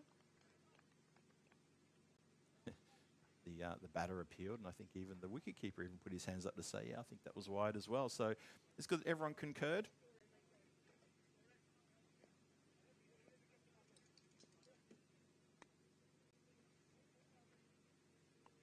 Bowler in again.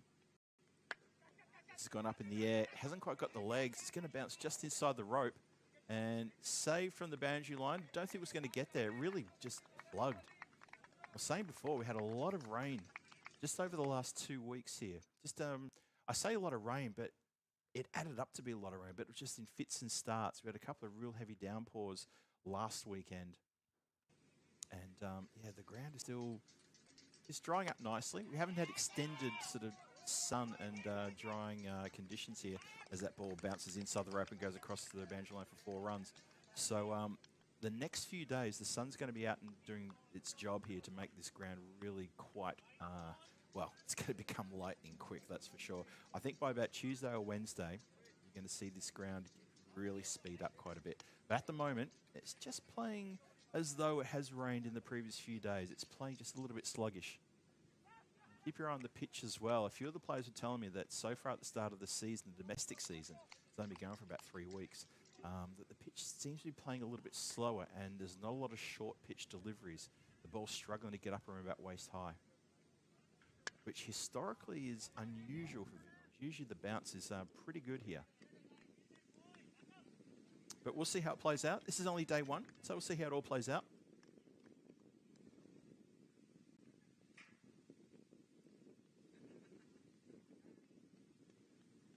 Thomas Martinez, hello to you. So you're saying that display on a dark mode theme, I see sun shadows, but what I see is overcast day of cricket. I can tell you right now, it's not overcast here at the ground. It's a beautiful sunny day. And as I say that, the sun actually just came out from behind a cloud and just lit up the ground.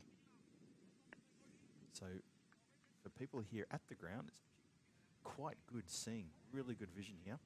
39 for 1 in the power play. 3 overs gone. And the players now looking to disperse a little bit here. Let's see what the captain does with the team. We've got a long on. We have a long off. There is a deep extra cover. Third man.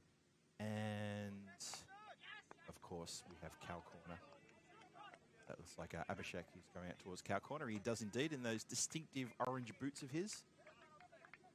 Oh, now, hang on a minute. What's going on here? Because they just dropped backwards square leg to deep backwards square leg, and he's just come back inside the circle. Good, because that would have been 6 out, and that would have been trouble. So I think they're okay now. I think they've got everything they want. Start the 4th. Oh, it's a high ball. Looking at square leg to see if he thought that was high enough. Nope, was dipping, so that's fine. We don't have the luxury of a square leg camera as we've had in the past few years. So the square leg umpires have to do all the heavy lifting on this one and make sure they indicate it as they see it. Once again, thanks to everyone in the chat for joining us here today. Hope you're doing well. Wherever you're watching from around the world, it's great to have...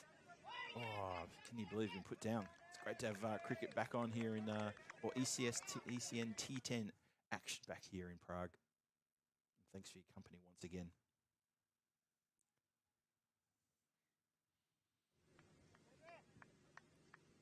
For the loss of 1 wicket, Moravian Cricket Club looking to build a big score here. Expected score at about 120 at the moment. Just lost the 1 wicket. I would expect them to do that and then some.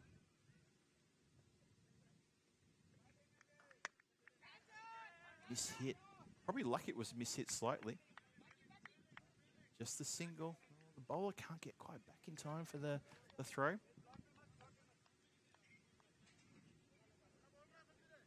It's Zentil.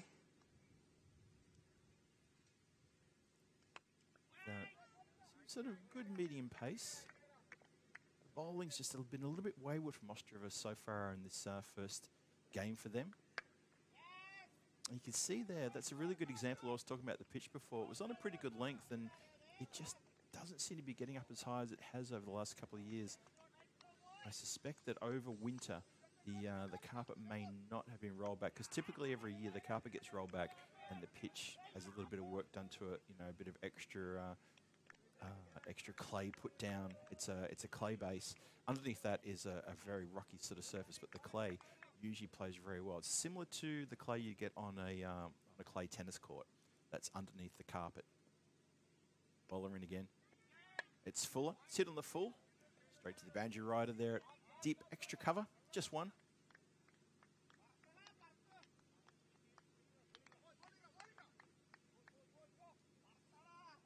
Thanks very much to Scotty for joining us. It must be yeah, dinner time there in Melbourne. It certainly is. Thanks for joining us, and thanks for the shout out, Scotty. It's wonderful to have your company here for this morning.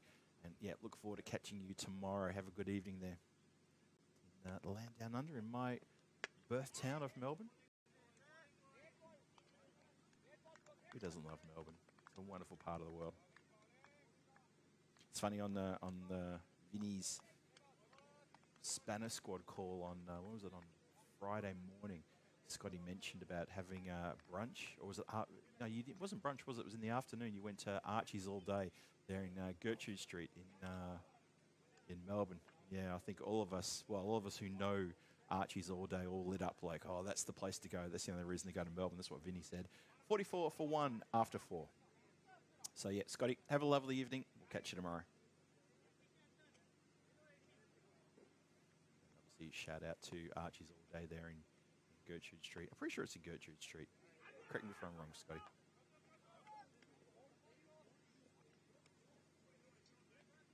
So, Babu facing start of the 5th. Oh, crashed. Absolutely smoked out of the ground. Capital G-O-R-N-E gone. That's out of here. One more time. Picked that up beautifully. Very straight. Not really towards cow corner, much more towards the long on boundary. And it's a really, really good hit. Don't forget you can follow us on many different channels on social media. There's the list there on the side of your screen. Get behind us and get with us and get all the inside information. And for those of you who haven't joined the Spanner Squad, if you're keen on getting some little bit of extra bits and pieces behind the scenes with myself, Rico, Vinny, and of course Tina as well, we feature quite heavily in that, and we try to give you guys as much information as possible. Nicely played. That was beautifully played. Delicate hands, just found the edge. Pure intent. One more time, have a look at this. Yep, nicely squeezed. Goes backward a square. Nice shot for 4.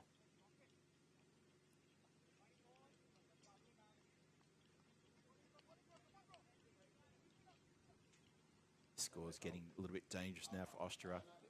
They will be chasing a 120 plus if they're not careful here. Miss a rare dot ball. After a 6 and a 4 from Babu. I managed to get through a dot, so that gives the ball a little bit of respite. Dave B, thanks for the feedback on that one about the replay being brighter than live. Make sure we get that feedback. Oh dear. Well, I know what we're going to say about that, and that is the fielder was just completely unsighted there. Went straight through him. One more time. Sure what happened there. I think he's just gone with one hand, just a little bit casual there. Went very quick. Maybe he'll blame the bounce. Doesn't matter what he blames. It looked to me like he just went a little bit casual with that one. Maybe didn't want to get the smack into the hand. I think it might have clipped the fingers on the way through. He's actually holding his right hand. Just out of shot there. He's going to bring that fielder back into play now. He picks up nicely and doesn't let fly with a big throw. You can see he wound up there. It's Kuriganti who's fielding down in that long on position.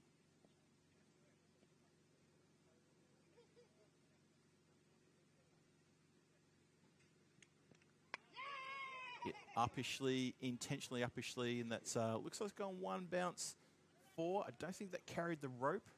It did carry the rope indeed. Well, what do I know? There you go. Umpire asks for just a confirmation from the close in fielder. He says yes, that did go all the way. Have a look where that bounced. Good call. I should have gone to Specsavers. Expensive over that one. It's a big over for the Moravian Cricket Club there. That ends up going for, well, it goes magical, doesn't it? It's 21 off the over, 65 for 1. Halfway through the innings, 5 overs done. Expected score then is in the 130s now. And I said before, we've got to watch out here. They could be chasing a plus 120 score, and they would not want to be doing that in their first game. Could be trouble aplenty. Moravian Cricket Club looking good. Looking solid. Babu's on 44. Ismail hasn't had a lot to do. He's only on 9. But it's that man, Babu.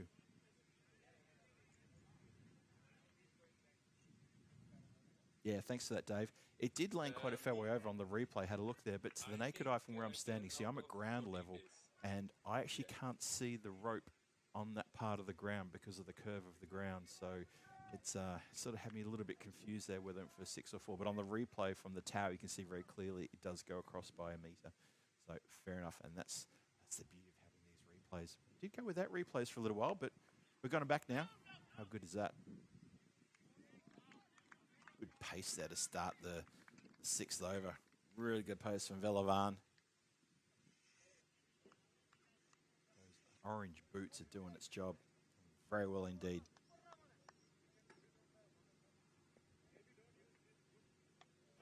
Thomas Martinez in the chat saying, yeah, back to 20 plus overs. I know, right?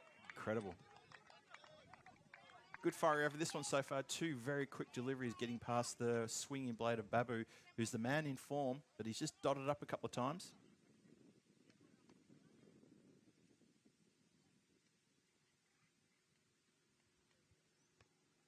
So you make it 3 in a row.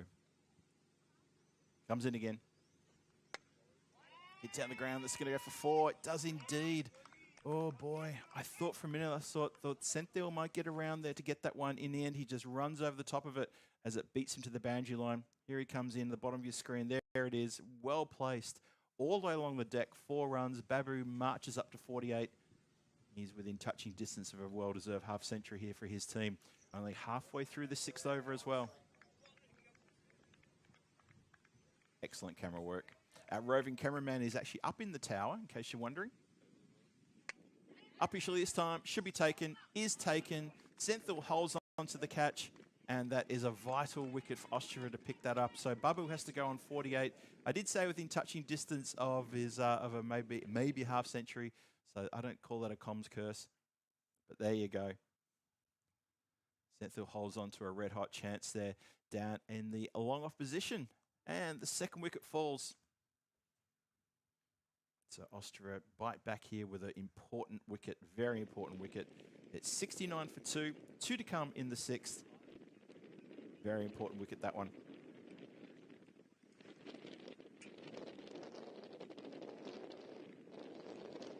Looks like it's going to be Om Sharma is the man coming out into the centre.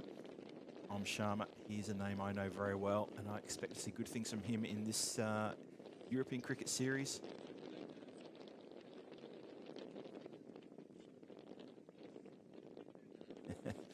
Kempini with a great call there. Reminds the Austria gear reminds you of the Cadbury cream egg wrappers. Yeah, I can see that. No, I can see that. There's a bit, because that blue is slightly purple, isn't it? Yeah, absolutely right. Yeah. Hit down the ground. Good work there from the regulation mid-on. So long on has gone into mid-on. And they've dropped that backwards square leg to a deep backwards square leg. That's the change in the field for the new batter. Let's see if they keep it the same for the current batter. They do. Swings hard at this one, flies off an edge, goes towards a very sort of, well, I'll call it 3rd on a 45, really. Just swung for anything there, anything to pick up at all.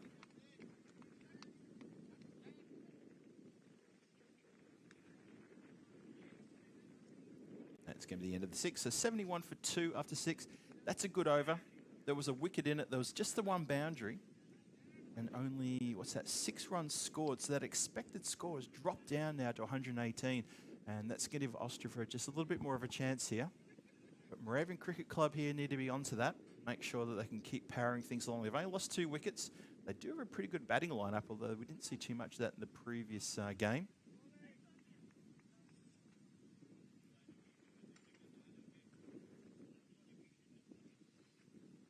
So we'll see how we go there with MCC with another 4 overs to go. 71 on the board, 2 wickets down. Aranagiri comes into bowl. He's slow right armers. First shot down the ground just for a single. Interestingly poised this game. Interestingly poised. Austria would love to get in a couple of tight overs here, maybe try and keep that score below 110. They would fancy themselves. So maybe try to chase down a 110 score here. So far, so good. That's looking pretty good.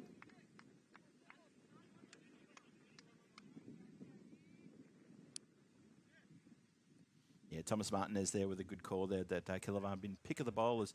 He has been sensational. I think you mean Velavan, not Kelavan. As the wicket falls.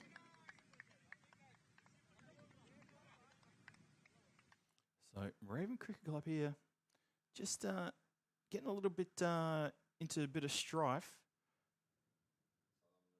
Nice take, good catch. Just didn't get enough on that one.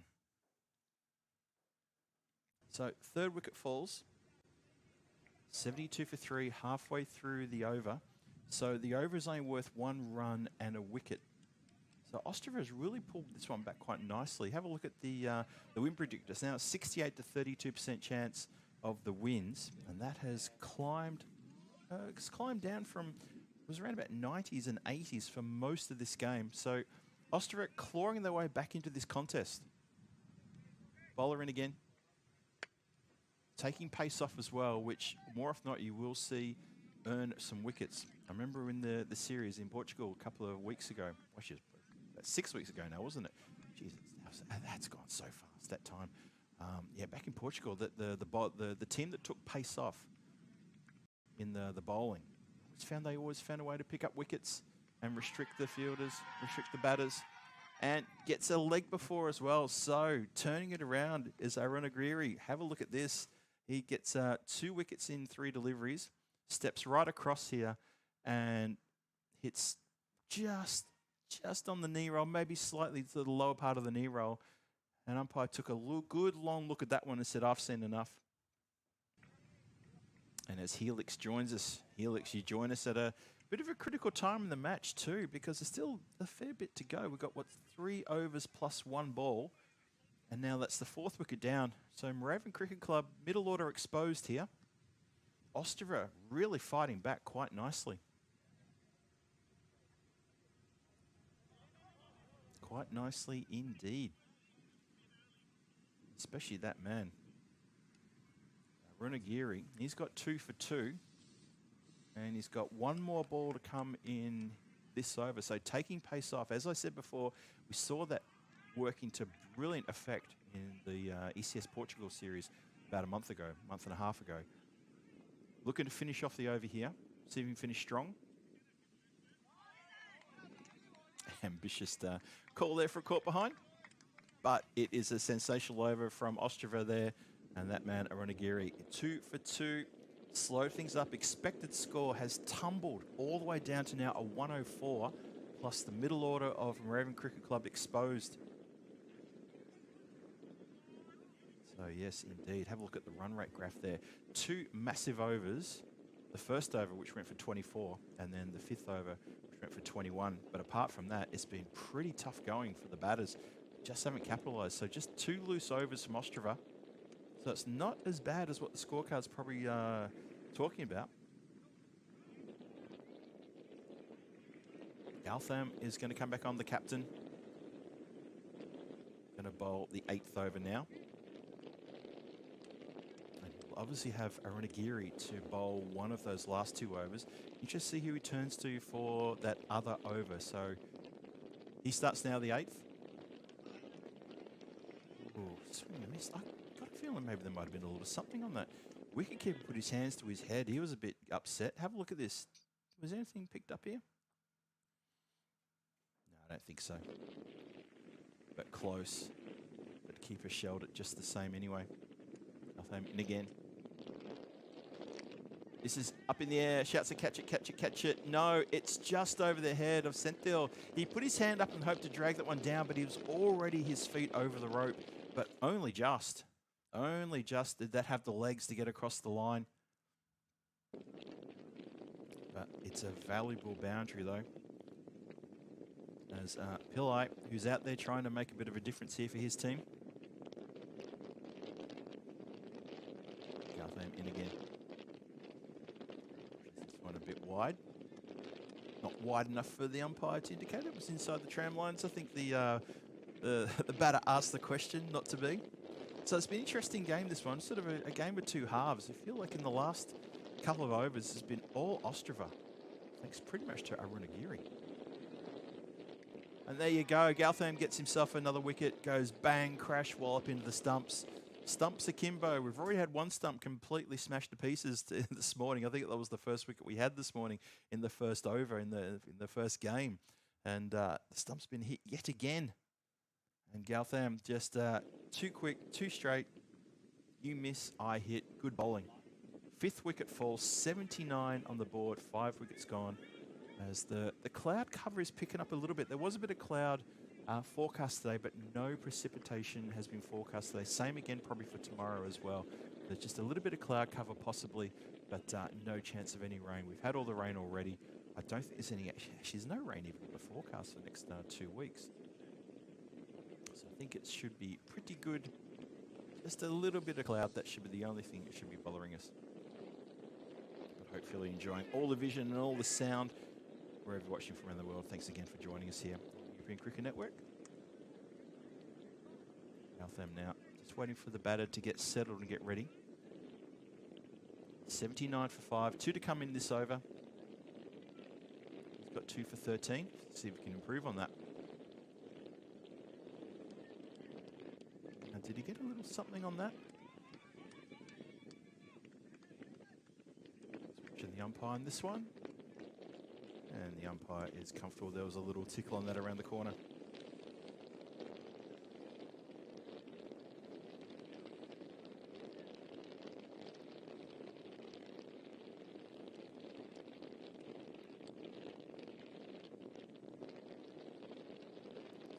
He's finally going to get a chance to face the delivery. He's been out there for a few minutes, hasn't really, he's faced, I think, just one delivery, has he? His chance to face his second delivery now. Gartham going to bowl that one again as it goes down the leg side.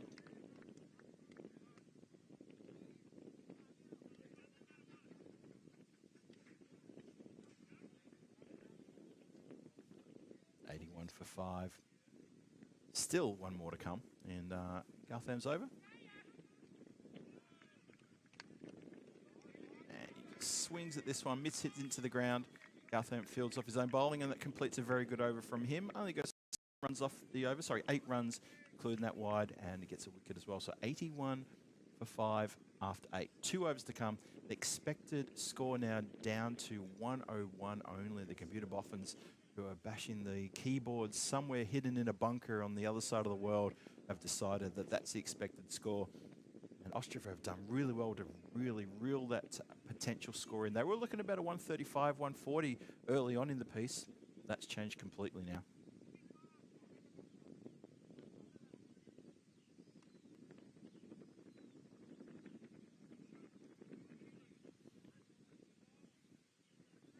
So it is going to be Arunagiri to bowl the 9th. Hit down the ground. Straight into very safe hands.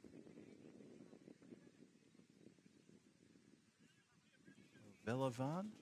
Those distinctive boots he's got there. That's why it's so easy to pick out Velavan in those orange boots. Speaking of boots, looks like there's a bit of a boot-related situation out there for the batter.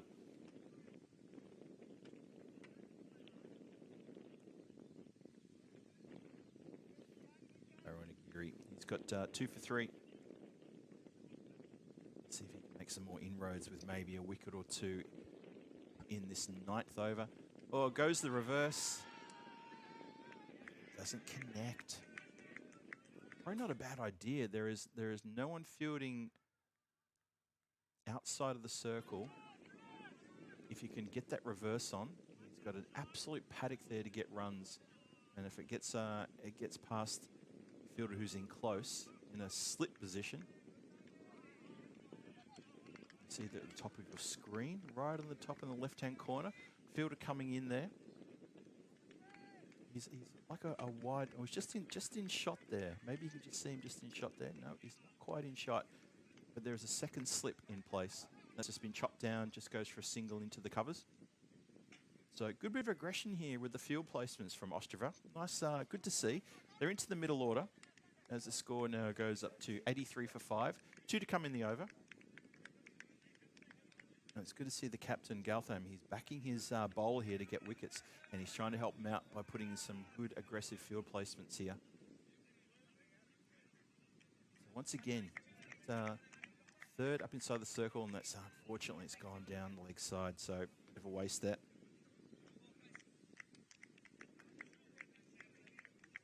Yeah, Thomas Martinez is talking about the weather there as well. It is, that's springtime in Europe, isn't it, Thomas? That's what it's all about. It's wacky, it's unpredictable, it's all over the shop.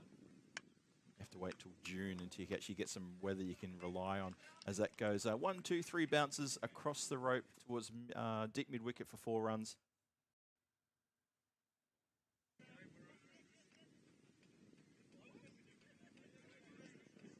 haven't seen a boundary for a little while, so that's very welcome. Aruna Giri gets his bowling figures completely messed up there with that boundary. That one's coming up towards us. It's gonna, oh, it just took a little bit of a turn. It would have come straight towards the doorway that I've been staring out of, but a nice shot for 6. So the last 2 balls of this over have been put away very nicely by the left-hander. Look at that, good slow-mo replay, and that has been middled. The double teapot, hands on hips from the bowler. Aruna Giri has had his bowling figures completely shaken there. He ends up with 2 for 15 from his 2 overs, still good nonetheless. That's a good over for Moorabbin Cricket Club. Finally managed to find a double-digit over for their trouble. 94 for 5, 1 more to come. Is going to be Senthil, who's going to have the honours of bowling the last.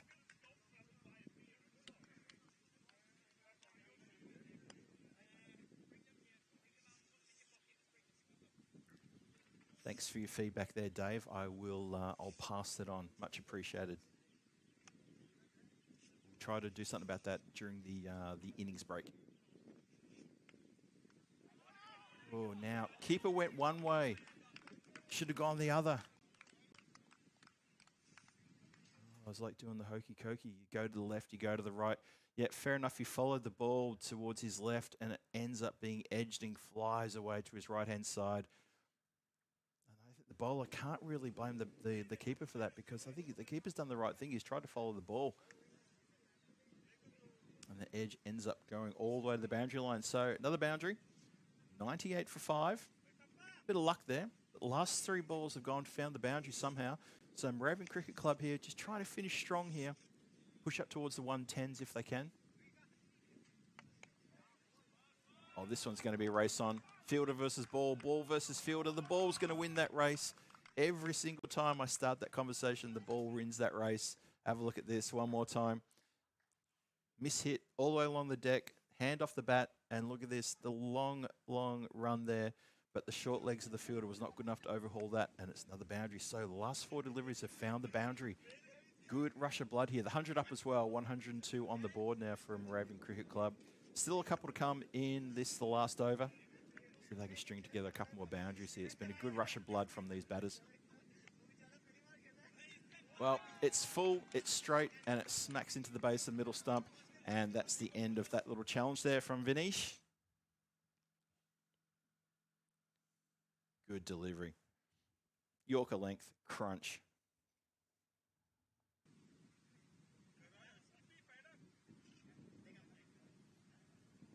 So 6th wicket falls at 102. In case you missed it, Moorabbin Cricket Club, they won the toss and elected to bat first. They did lose the toss in the first game, and they were put into bat first as well by the Spartans. The Spartans did very well to contain them to only 81 in their 10 overs. This time they've gone better by batting first, of their own call, that is. So 102 currently on the board. Still got 3 balls to come in the innings. That first over went for 24 runs. And with the exception of just that 6th over that went for 21 runs, it's been a pretty good bowling effort from Ostrover. Not too bad in the field, a couple of sort of poor foot fielding efforts, but then again, when is foot fielding ever really very good? More often than not, it's a bit of a shambles. So Hussain manages to get a run and gets off the mark straight away. 103. 2 balls to come. It's going to be Nagda facing. So left-hander, the fielders just move around a little bit here. So cover has to move across the ground. Here we go. And it gets punched this time through towards the extra cover boundary. Just going to take the one. They want a second, but the throw's a bit too good, and the hesitation was fair enough. Would have been an absolute shocking run out if they'd gone on that one. So 104 for 6 is on the board. There's 1 more ball to come, 1 more legal delivery to finish the innings. Let's see if Senthil can finish strong. Let's see if Hussain from Moorabbin Cricket Club to try to put this one out of the ground. Punches down the ground. Senthil goes down. It should be cut off. It is cut off. They're going to go for 2. Throw goes to the keeper's end. It's a clever throw. But, yeah, everyone got in the way of the keeper then and end up being a pretty easy 2 in the end. Have a look at this one more time. It was a nice hit, straight down the ground, just past the stumps. And watch the throw. Clever to go to the keeper's end. Because look how slow the batter was. He did not know the ball was going to his end. And he ends up stuttering home and gets in. So well done. Good evening to Jacob. Jake Stewart, you join us just as we finish the innings with 106 for 6 on the board. So not a bad effort there from Raven Cricket Club. They were looking at about a 130 at one point. It ends up being 166. So we're going to take a short break. We're going to be back here with a run chase in about 10 minutes' time. Don't go too far away. This is Phil G here for the European Cricket Network saying to you, welcome back to Prague, to Vinoj, for this ECS Czechia edition 2026. We'll see you back here in a couple of minutes. Don't go too far. I'm not live, right?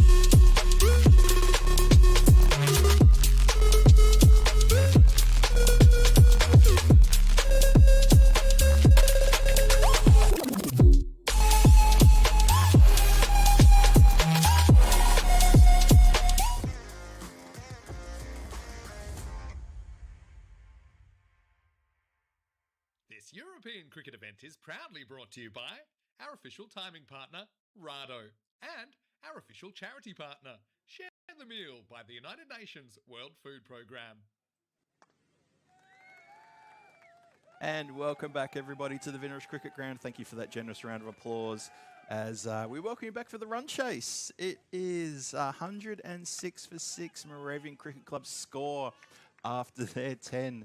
And it's going to be Ostrava who come out and see if they can pick up 107 runs off their 10 and see if they can get a win here.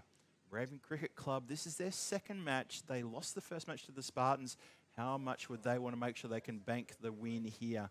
It will be so important for them to do that. Don't want to be chasing the pack after the first day of action here. They do have another match coming up after this one for the Moravian Cricket Club. They'll take a break for the next game, get match 3, then they're back for match 4, the re-game against the Prague Spartans, who've had this entire match to collect themselves. But that's the next matches coming up this afternoon. We've still got this game to get through here. And what a cracking game we've got coming up here. A few people in the chat are already talking about a possible golden ball finish. It's that kind of score, isn't it? That's why I know you're talking about this. It's the kind of score where you say, well, 107, it should be, but a couple of wickets here, a couple of wickets there, a few tight overs, and you never know what can happen. Anyway, got a long way to go to get there first, though.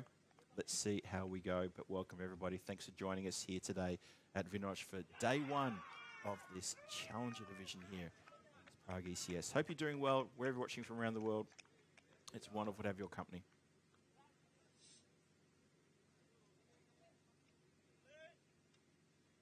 So we're almost set to go.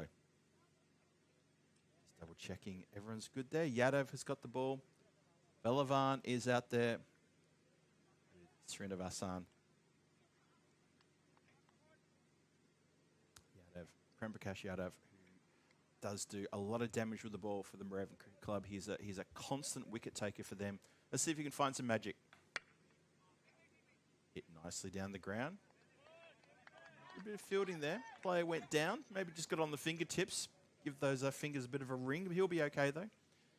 Okay. So Dave B's telling me the sound's a bit louder. Good, hopefully. Mr. Campini's asking for a bit of Tina Goff to join me for the G-Force. Don't think we're going to get Tina in for anything here, but there is a whisper that G-Force will be back sometime, possibly August. That's currently in the works. We'll see about that. Oh, been hit nicely. This time goes towards cow corner. 1 bounce, 4 runs. Nice shot there from Velavan. Runs off the blade. Look at this one. Cuts in nicely. Bit cramped for room, but manufactures it and gets the hit shot nicely hit. Jacob Jake Stewart asking if Danny's on the comms roster. He is indeed. Danny will be joining me on Tuesday. So it's going to be the old Danny and Phil show on Tuesday. And then he's going to be back in the Premier Division on the Saturday with Vinny. And then I'm pretty sure Danny, he's going to be then for a couple of days after that. Then he joins me on the Monday and then back the following Saturday. Because I know Danny's been quite busy these last couple of months and he's got a fair bit on over the next little bit of time. But he will definitely be here. But I can tell you now, he's going to be here with me on Tuesday. So it's going to be the Phil and Danny show on Tuesday. Towards the mid-off area. We don't actually have a Phil and Danny sort of like, nothing like a G-Force, myself and Tina. So anyone who wants to come up with something about that one, like you got with me and Rico, it's to fulfill. Nice shot, elevates, gets a fair bit of air with that delivery and finds the boundary again for the second time in this over. Nice shot, that one. Yadav, I gave him a bit of rev about Yadav about being a wicket taker, and so far he's not really showing us a lot. Gone to the boundary a couple of times. It's 8 off the over so far. Still 1 ball to come. Very short run up does Yadav. He actually starts just in front of the umpire. And this has now been pushed to the other side. That's a bit of ordinary fielding there. They try the foot field in Moravian Cricket Club, and that's what can happen to you. It gets past and it goes for 4. That's not good. It's not a huge target required, and that's 12 off the over. That's a cracking start. Absolute cracking start. It's good for Ostrava, not good if you're a Moravian Cricket Club fan. So 3 boundaries off Yadav. Velavan has started in style with a fair bit of aggression too.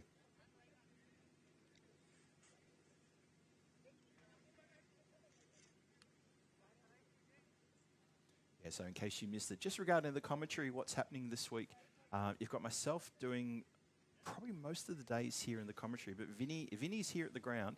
He's helping out with scoring and doing some other bits and pieces, but he's here. And he'll jump onto comms occasionally every now and then, but he's also got a few days where he's rostered on to handle the comms the days that I'm not here. So he'll be sort of lead commentator on the days that I'm not here. And I'm not here on I think the Thursday and the Saturday of both weeks. So Vinny be there for that. Danny will be dropping in for 4 days this week. Shaban will drop into the comms as well. He's also playing.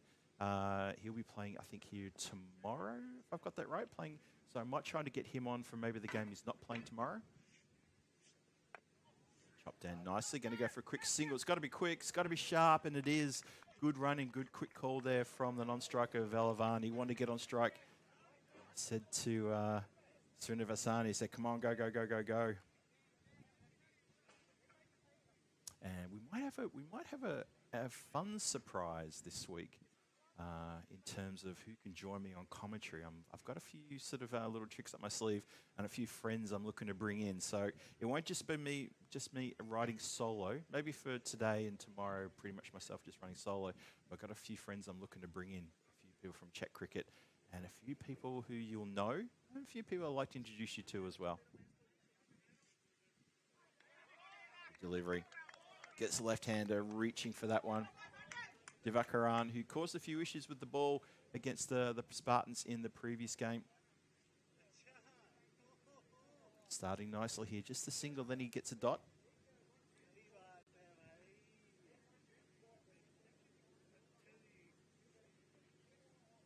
This time, well, there you go. That could be a bit of a comms curse, that one, as it finds the wide down leg side.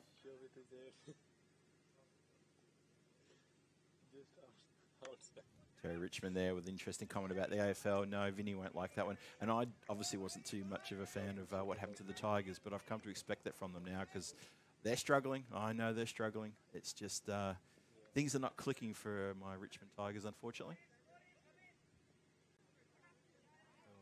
Gets away from everybody there. Is that going to run all the way? I think it does. It does indeed. Oh, it's a 5 wides. Ouch. That's going to hurt.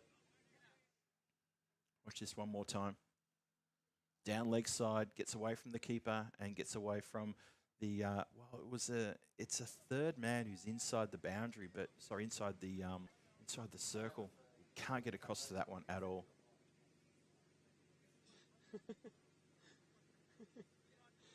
So Vinny's close by. He's not on, I don't think he's on, well, he's on the chat. Hooked in the air, chance for a catch, and not taken. It was taken. Yes, it was. He turned away to the side very quickly. I thought, what, has he missed that? And surely couldn't miss that one. He absolutely does not miss that one. So that is a big wicket. Anurag with the big 100 on his back takes a good catch straight into the breadbasket, hangs onto that one. And so Moravian Cricket Club get a vital breakthrough there. There it is, into the breadbasket on the replay there. Nicely captured there. Just a slight little juggle there, but in the end, nicely taken. I thought the way he turned away, I thought it was a bit of an embarrassing sort of, oh no, I've juggled that one out of my grip. But it is an important wicket because it's Velavan who has to go. Big wicket there for Karthik to be dismissed. So Anil Kumar is out there now. So it's been a good start there for Ostrava, but they've got to be careful. They don't bat too deep, and once the middle order gets exposed, there could be trouble. Winds up for the big hoik down the ground. Moravian Cricket Club, they get that wicket. Just get the feeling. Just get the feeling. They're probably thinking, you know what? This is okay. We can pretty much take care of this one.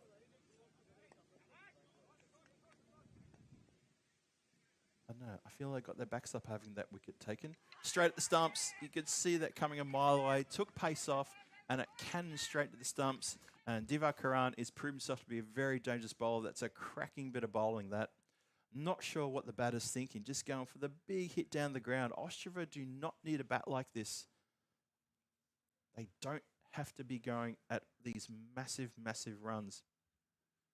And every ball doesn't have to go to the boundary line. It's 88 required from 49. And then 19 for 2 now. Trouble. So Dave B, I see you made the comment about the filter on the standing camera. Apparently, that's not the problem. That's what I understood from the people who are climbing the scaffolding to check out the camera up there. So it's something that's being looked at. And also the fact that the sun's come out is going to help out in a big way as well. So yeah, it's something we're working on. But thank you for your feedback. Bowler in again. And this time, cooler heads prevail. That is just pushed away to finish off the over. So Kuriganti, he got the memo and he was told, get out there and just don't do anything silly. But what an over that was. So it was a wide, then 5 wides, then 2 wickets and a couple of dots, had a bit of everything. It was a bit of a Cadbury's all sorts there. I know people have already made comments about the Cadbury's cream eggs being the Ostrava gear. Well, there you go. Still, work to be done here for both teams. 19 for 2 after 2. And it's a very, very warm good morning. It's a cool good morning to Tina Goff, who joins us in the chat. Hello there, Tina. Good to see you. G-Force is up and about in a different way than usual, though. But it's good to see you there, Tina. Hope you're well. Panoli is bowling now. Had some success in the previous game, did Panoli? Now, Ostrava just need to reset here. They've had a bit of rush of blood at the top of the order. Lost 2 wickets in that previous over. Need to go quick. Oh, bowler doesn't get back in time. See this a lot here, unfortunately, from some of the domestic teams here in Prague, that they're not well drilled in the field. And the bowlers take a long time to get back to the stumps in case there's a possible run out at the non-striker's end. It's just something that they should work on. I know a lot of the teams, they don't have coaches. They, you know, it's not that sort of level. Oh, straight through the fielder, straight through the hands, literally, and across the boundary line for 4 runs. Cover probably should have done a bit better job than that. Doesn't. And that is a valuable 4 runs.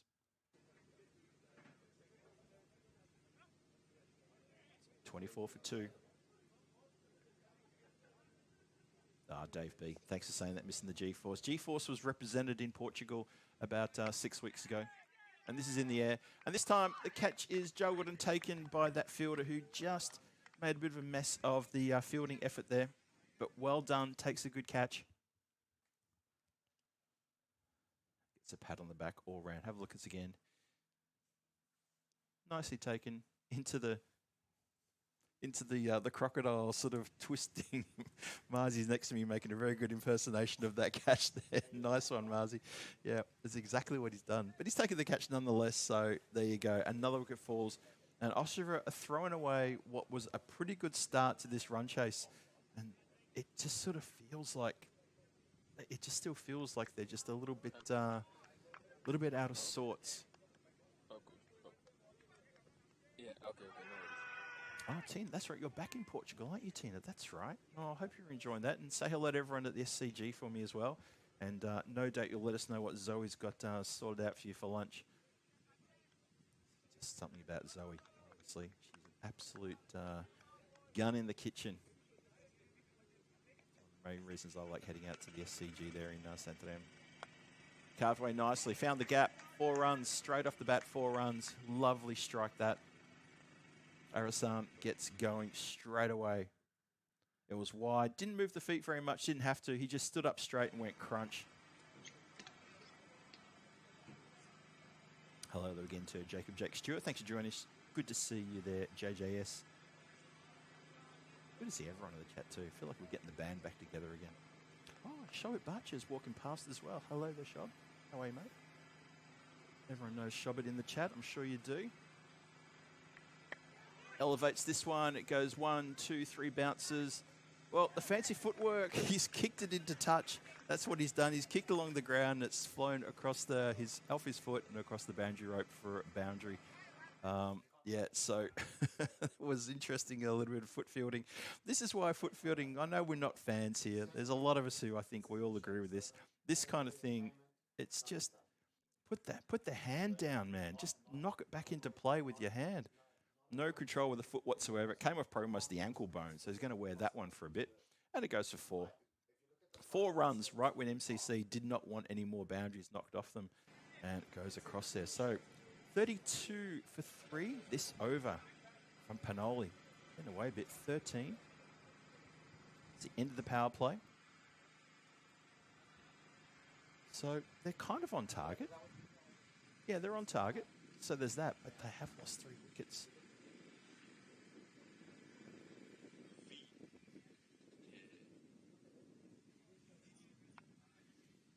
Yeah, I see a few people in the chat, they're talking about that bit of foot fielding, and I think we're all in agreement on that one. And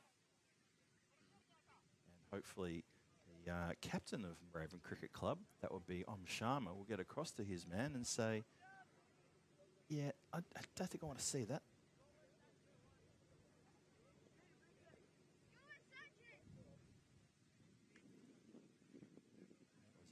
I'm going to name and shame Amir Hussein there with foot fielding.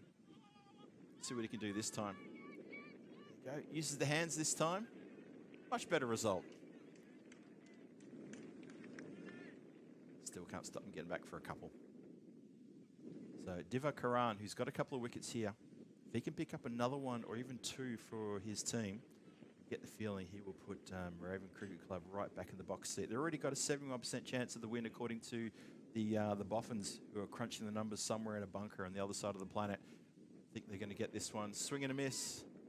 Bit of a charge down the crease. This is the thing about Ostrava with their batting. They sort of just lose their heads a bit here. It's a bit strange that they sort of, everything's got to be danced down the wicket and hit it towards cow corner. They could just be looking to just work the ball around. It's 72 from 39. There's no panic stations yet. Not a big score they're chasing. Just need to be calm about this run chase. 35 for 3 is on the board. Halfway through the 4th.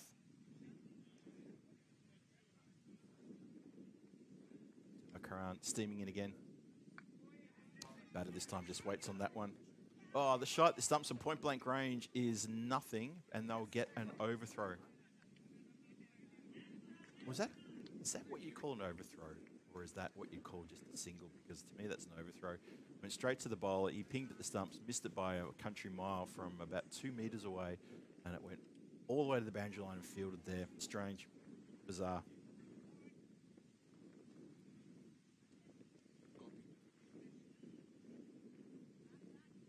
Again. On the ground, just singles. If Ostrava can just keep pushing these singles around and just get ones, the occasional 2, maybe an occasional boundary as well, get within striking distance rather than try to go for the rush of blood in these middle overs.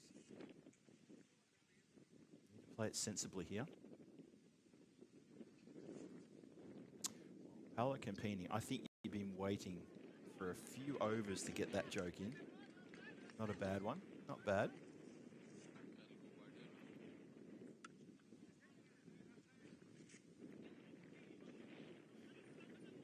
Have a look at the ticker there. It's showing us that the last 6 deliveries have been very, very slim pickings for Ostrava here. As now we finished the 4th over, 37 for 3 after 4. That required run rate's picking up a little bit now. It was quite reasonable. That's the Zamek right behind the ground. Lovely shot there from our roving cameraman up in the tower. They brew their own beer there, would you believe? It's got a nice little place to go and quench your thirst. A little creek and river runs behind there as well. It's a lovely place for people to go and have picnics, BYO food, and occasionally they have like festivals over there as well. They ask us if we can offer our car park to their guests, and of course we oblige. Just need to maybe start sort of like delivering some of their beers across to us after the games, of course. Naturally after the games. I wouldn't imbibe before or during. Push out the covers there. Just going to be the single. So Ostrava just doing this in ones, twos, and dots. Or they're going to get a buzzer here, I think. Oh, they don't. They don't chance it. Could have been on. Need to think about this. Need to think about turning dots into ones and ones into twos and the loose delivery to get taken away. Hussein with the ball. With the big 00 on his back. Puts that one a bit wide. Have that one again, please.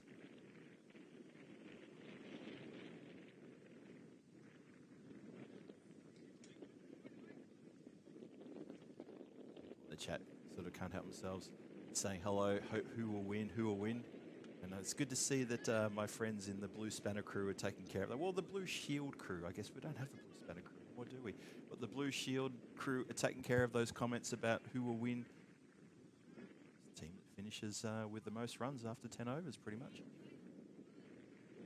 And if you don't have the patience to hang on for that, well, not sure what else we can do for you. Hit uppishly. It's going to get away from the infielder. Does it get away from the outfielder? It does. It goes across the rope for 4 valuable runs here. And that's what I mean. If they can just keep going with the 1s and the 2s, keep the dots down and occasionally get that wide ball, the ball that's off the stumps, and get that away for a valuable 4, then anything can happen.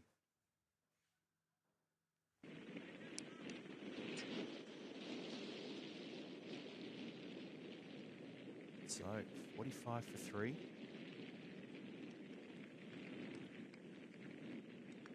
It's Fuller. Doesn't get put away, just gets ticked away for just the single. Batter knows it too, stares up to the sky, does Srinivasan. He says, well, I should have done better with that. Jake Stewart. I tell you, I noticed your comment you've said there about me knowing the nearest 10 beer spots. You should ask Danny about that. He's the beer drinker. He's the guy who knows where places are. It's uncanny. It's really quite bizarre. They have this thing in the wild about, was it elephants who can smell water? And they sort of are from 2 kilometres or 5 kilometres, or I can't remember the exact distance what it is, but yeah, elephants can smell water from, quite a distance away. That's Danny. I'm not saying he's an elephant, but I'm just saying he just has this uncanny knack for suddenly saying, oh, they do craft beer here, we should go and get one. And we do. So, there's that. 46 for 3 on the board, 5 overs gone, 5 overs to come, 61 required. So they need to go better than what they've done in the first half. But these two have held on. They've put together a good partnership as well. So a fair bit of work here.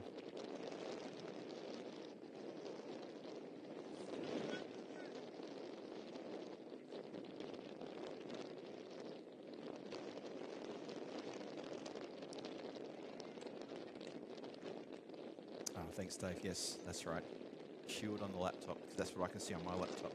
And the spanner on the phone. And don't forget, anyone who's a regular viewer for the European Cricket Network, there is, of course, the Spanner Squad. Goes to tick that around the corner. It's going to be a wide. So, yeah, I'll just give a quick shout-out to the Spanner Squad. Vinny took a nice photo of myself and him when we got to the ground this morning.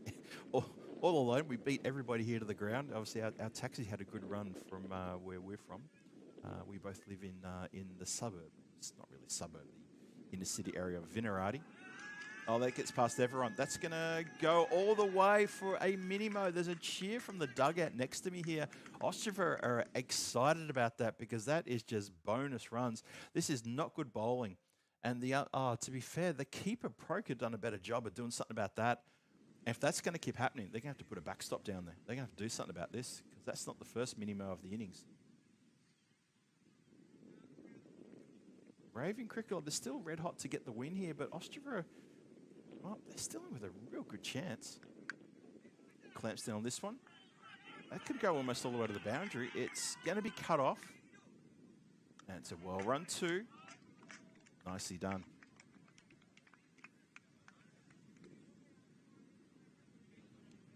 So yeah, just finish that conversation about the Spanner Squad. If any of the regulars here in the chat people who are interested in a little bit behind the scenes bits and pieces, myself, Vinny, Tina and Rico like to post all sorts of stuff there about the goings on of the European Cricket Network, the stuff you don't get through regular channels, including once a week, Vinny hosts a face-to-face Spanner Squad session where we all get to jump onto our cameras and do a bit of a Teams meeting.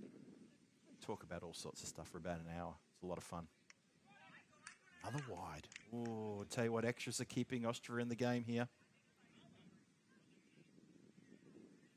So if anyone's interested in joining that Spanner Squad, I'm sure one of the Spanner Squad, or a couple of the guys in the chat might want to drop that link in and come along if you're keen.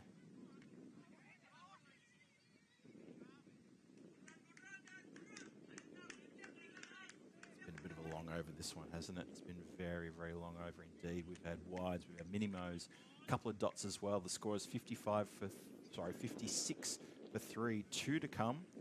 51 off 26 required. This is real GB territory at the moment. Hit nicely, goes quick out towards the point boundary.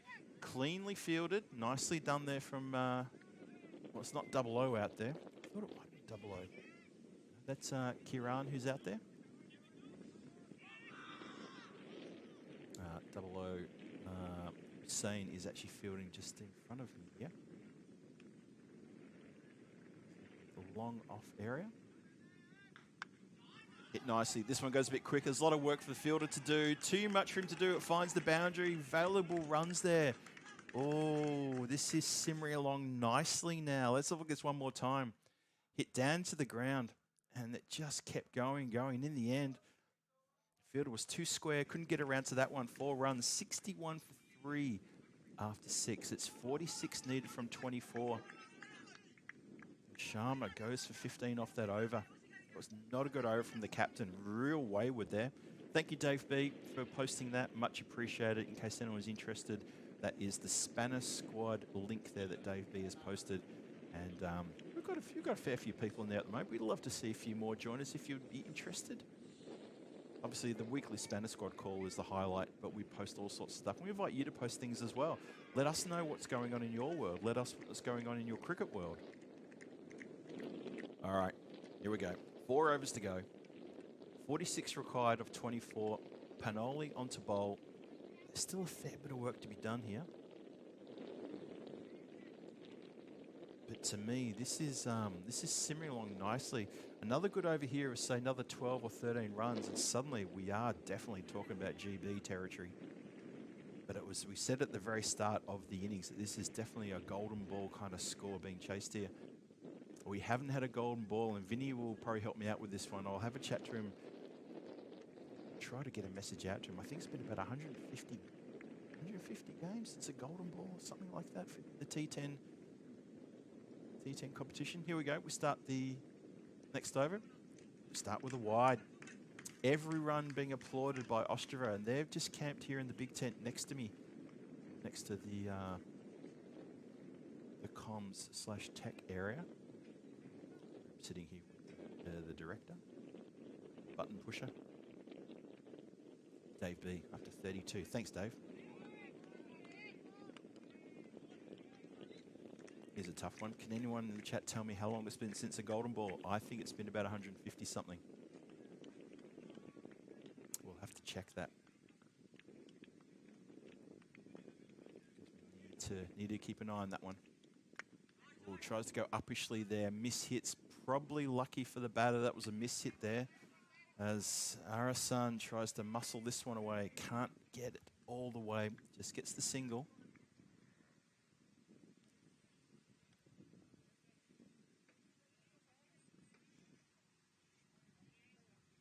And again, it's wide. Just hit down to the ground. Just the one.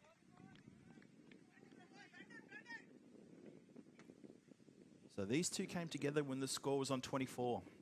24 for 3 was the score there. It's now taken it to 64. So it's a 40-run partnership. So Ostrava are holding on nicely here. 3 wickets down. Oh, he's just mishit this one terribly. And it's popped straight up in the air off the very high part of the bat. The shot was never on. And it's such a shame because building that good partnership to steady the ship after losing 3 wickets very quickly, he's coughed up a caught and bowled here. A very simple caught and bowled. Look how high on the bat it hit, right on the splice. He knows he's really sort of messed up a bit there, but it does bring in the skipper. Gautam Alarm comes in.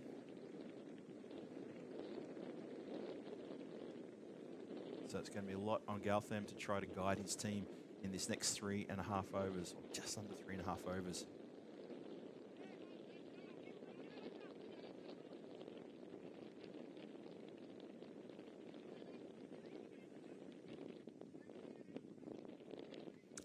it funny when people in the chat say things like, I can play better than this.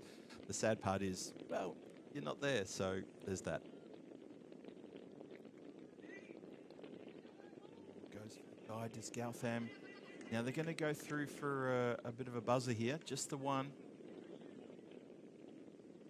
So he played it off the open blade. Misses the keeper's gloves.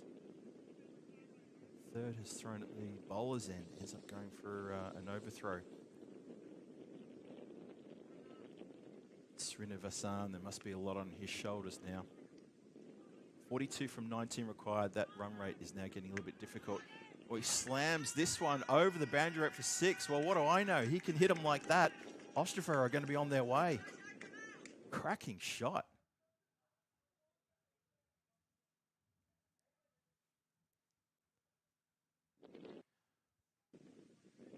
Big clouds just come over the ground here, and the vision's gone a little bit darker there, but that's only because there's a very massive cloud across the ground. There's no chance of any rain, no worries about that. The cloud's very broken above us, but it's a very big grey cloud directly above us here. I can look out the door and tell you exactly what's going on. Yep, that's just a big grey cloud. So don't worry about that. It'll pass in a few moments. 71 for 4 after 7, 3 overs to go, 36 required from 18. That's a pretty simple 2 runs per ball required for Ostrava to get a win here. Raven Cricket Club will still feel they're well and truly in the hunt here. They'll think they've got no problem whatsoever of getting this. But it's 12 runs required per over, 2 runs per ball required for the batting team to get a win.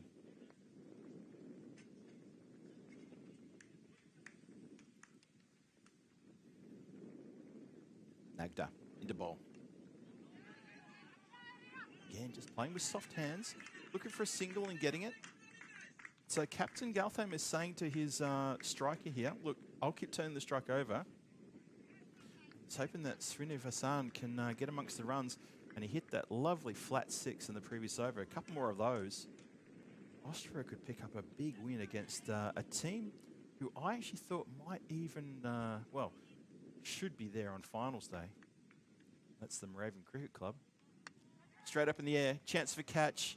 Player sets himself, takes a very well-judged catch, and that could be the end of the charge for Ostrava, because that's a very big wicket. And now we're well and truly into the Ostrava middle order. They don't bat too deep, unfortunately, Ostrava. Have a look at this one again. Just gets a little bit too cramped for room there to play a proper good shot, and just elevates it behind point, and the catch taken quite nice and easily. That's the 5th wicket down. 72 for 5. 35 required of 16, but the middle order with a fair bit to do. But Austria, they've really tried, but it was those early wickets they lost at the top order which really upset them. And Moravian Cricket Club have really kept their focus here. There was just that over from Om Sharma where there was like a couple of minimos and some wayward deliveries. They've come good now. We'll see. Still got a game to win here for one of these two teams. 72 for 5. Bowler charging in. Just chops down on that one. Goes to backward point for a single.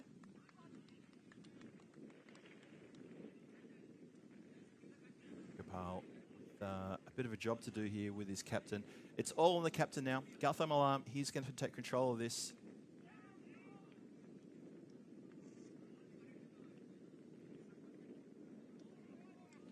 Too close to the body to play any sort of decent shot there, and that's the kind of ball that got the last wicket as well.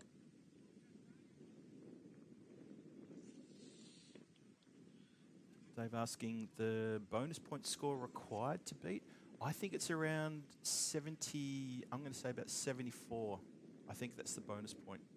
So I'm pretty sure they should reel that one in.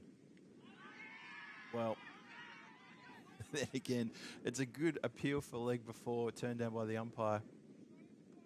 And there was no bat on that, though. Hit pretty high up on the pad. Yeah, you can have a look at that.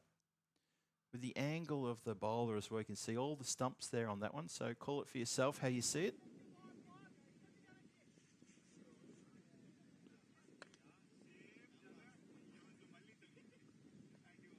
Gopal on strike. What can he do, the left-hander? Well, he gets an inside edge, a lucky inside edge.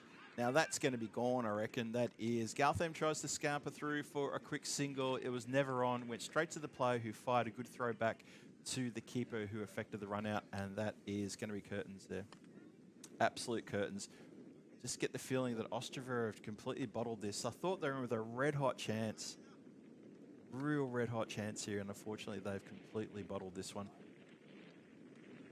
They'll get another chance because they play the next game against the Spartans coming up at approximately hour, so that's still half an hour away. But unfortunately, alarm has to go, and alarm bells are ringing very loudly indeed for the Ostrava Cricket Club.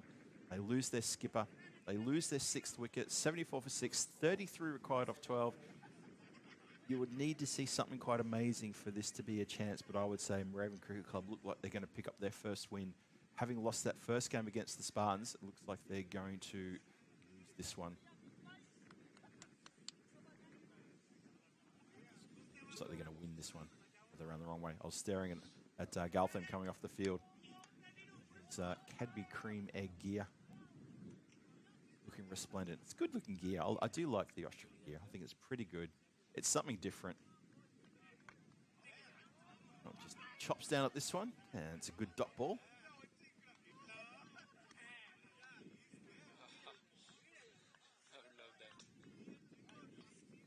Prakash Yadav here bowling the 9th. 33 from 11 required. Getting away from Ostrava now. Oh, it's hit very nicely. Race is on. And the ball's going to win that race. So where there's hope. Well, I don't know how that saying goes. Where there's a boundary, there's hope. How about that? It gets the boundary and gets the hope. So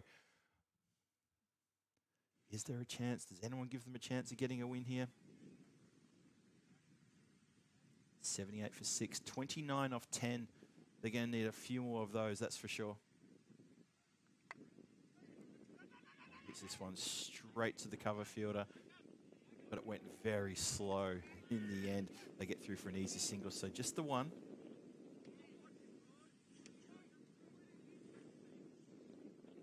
Yeah, it's looking very tough there for Ostrava right now. Chris Addison there with a fair comment, absolutely fair comment. Yadav in again. Up in the air, shouts to catch it. Sharma comes around, just lets it bounce.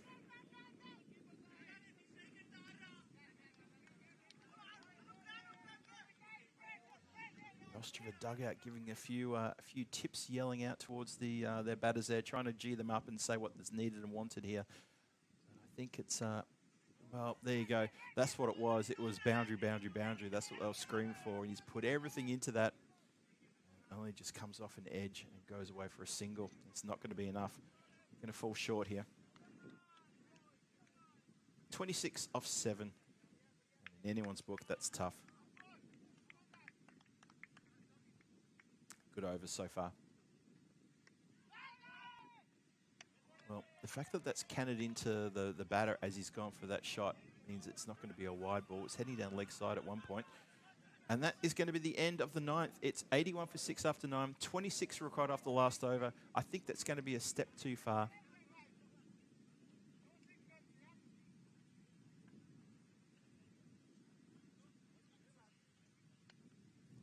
See who's going to bowl the last. I think one good delivery is going to pretty much nail it, but I can't see Ostrava stringing together 26 runs in the last over. They made a valiant effort. They really did make a very good effort, but unfortunately it's not going to happen for them. Start with a dot. So Nagda, who bowled a terrific first over, one for 2 in his first over, comes on to bowl the last over, and he will look to pick up the point. Pick up the win, I should say. Pick up the win and pick up the 3 points. They won't get 4 points, but they'll pick up 3 points here. So Ostrava will get out of this with a point. And nicely taken catch. Well judged catch there. It was hit nicely. However, it just didn't have enough oomph on it. And another wicket falls down. See this one more time. it dips. So there was no chance that it had been called a no ball for height, as it dipped quite nicely, but straight down the throat of deep mid-wicket, who holds on to that catch very nicely. So Arunagiri, he comes on now, did well with the ball, especially his first over, 2 for 2 in his first over. And then the second over, they got after him a little bit, but his first over really did some damage against the Moravian Cricket Club middle order. But the wickets are tumbling, the runs are not being scored, 26 required off 4, the game's gone. And this is going to be a good win for Moravian Cricket Club. So they square the ledger today. They lost the first match against the Spartans. They're going to square the ledger here against Ostrava. I can see the Spartans already sort of in picture, getting around here in front of me, getting ready for their chance to come out and play the next match, which is still a fair bit away. It's still, what's that, 25 minutes away from the start.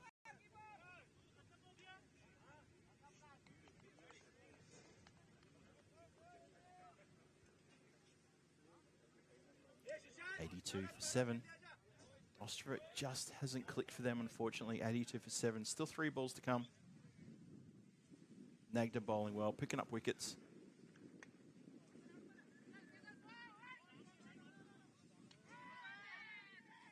Well, it's funny because the bowler was indicating to the fielder, yeah, don't throw it, hang on to it, hang on to it.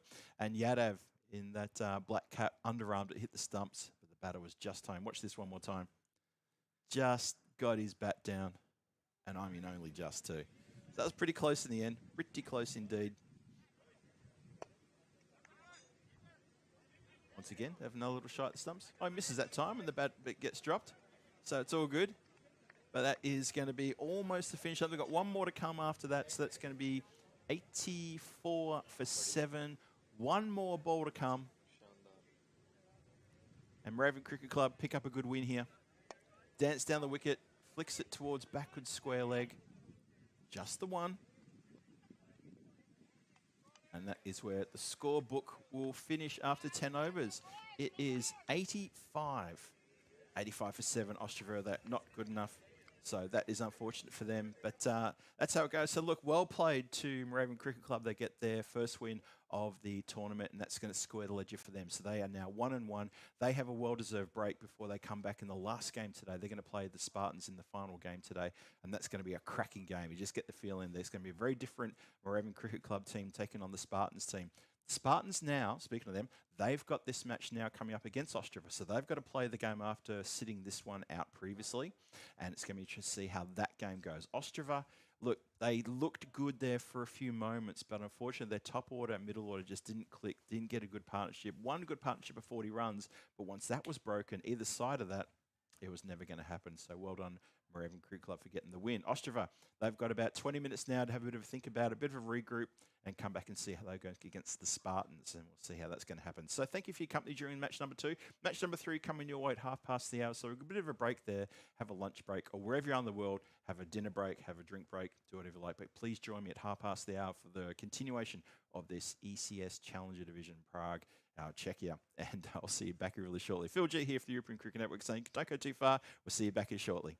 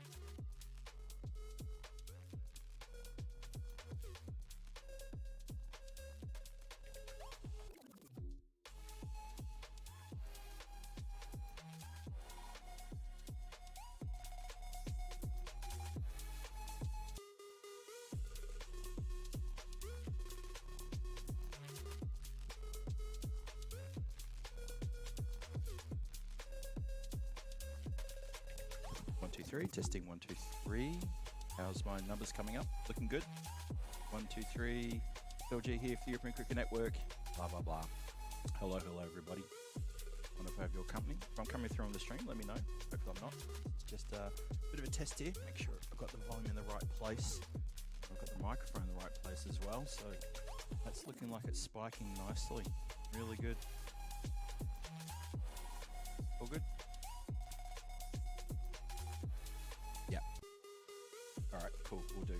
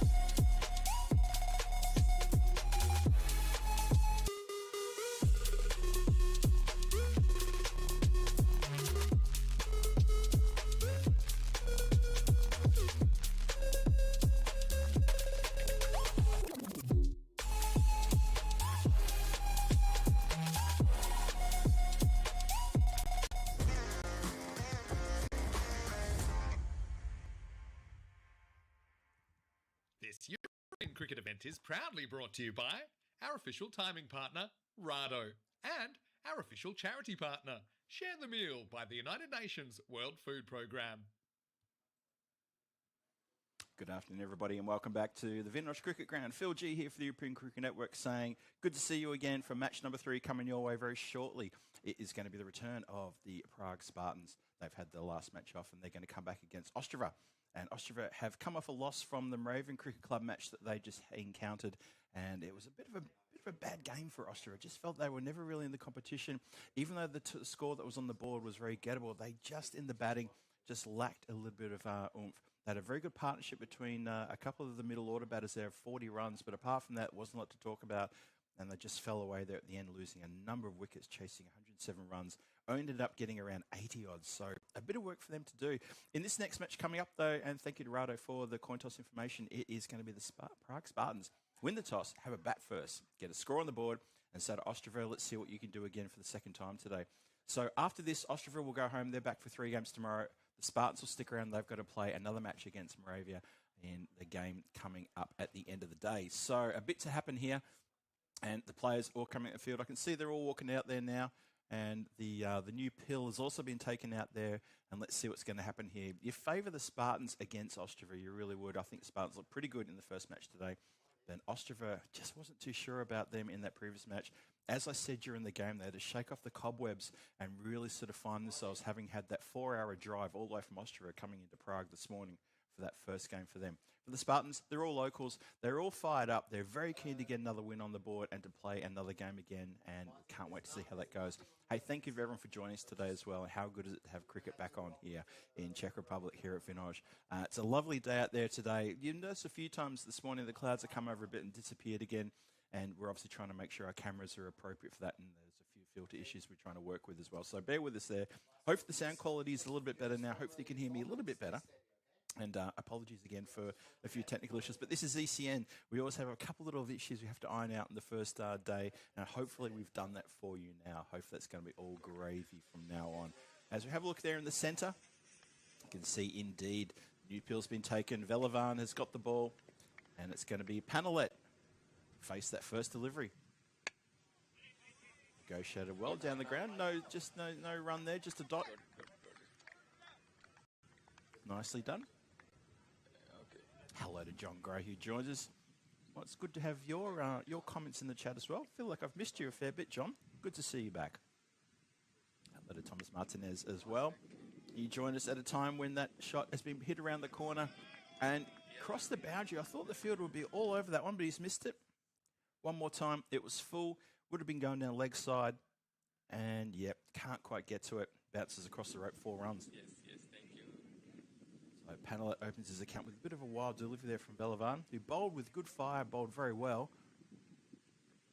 See if he can try and find a little bit of magic here. So thank you once again for joining us here on the European Cricket Network. It's wonderful to have your company.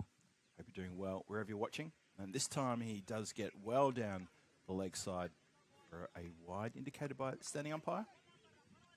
So that's Vishal, who's out there at the moment at the standing umpire position with umpire Farouk, who's at square leg.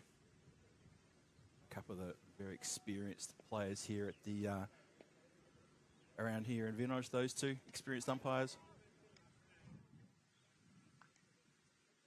Oh, and that's indicated as 4-leg by. So it's all going wrong for Velevan. He just can't seem to get things happening here. And Ostrava already looking like they're in a bit of all sorts of trouble. So it's a fair bit of work for them. And for the Spartans, this has started nicely in the first over. 9 so far of 3 legal deliveries. But have a look at it. There's been a dot, 4, a wide, now 4-leg buys. Not good. Not good if you're a fan from Austria. You come all this way. Really want them to put up a real competitive effort here against the Spartans. That's full delivery, swing and a miss. Both bowler and batter are lucky to get away with that. Wasn't too wide, wasn't too high, but it was a swing and a miss. Velevan, as I said, played a nice game earlier. Bowled with a lot of fire. Good pace. It's a short stuttering run-up that he's got, and that's been hammered down the ground very nicely indeed. Very straight bat, very correct shot. Didn't go with much height at all, just looking for the boundary. One more time, straight over the top of Vishal, the umpire. 4 runs. Second boundary off the bat. Runs starting to flow.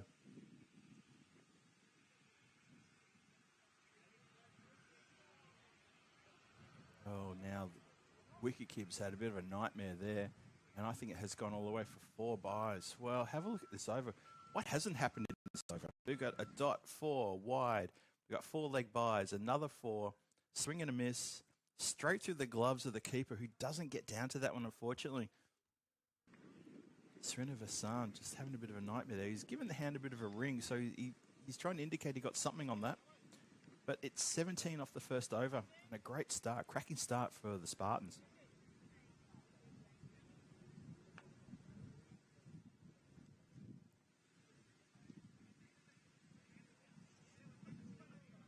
For Ostrava, that is not an auspicious start for them. That makes things very, very tough indeed.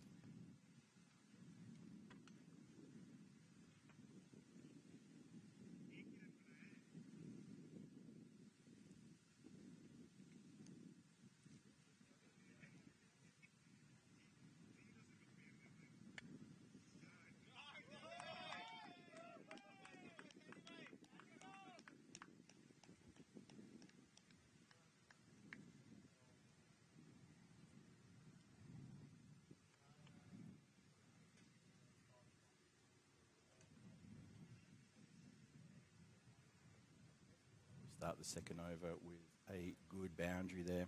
So I just had a bit of a technical thing to hook up there. Please let me know in the chat if the sound is okay. We've been tweaking the sound throughout the innings break. So I hope that's all good. As Arasan comes in again. Ooh, that was pretty full as well, and that got absolutely clobbered out of the ground, and Spartans here are marching, absolutely marching here. Ostrava just don't seem to have the answers here. They look like they need a couple of overs just to sort of knock off a few cobwebs and sort of just shake themselves. Find something here. 27 on the board. Only 8 illegal deliveries have been bowled.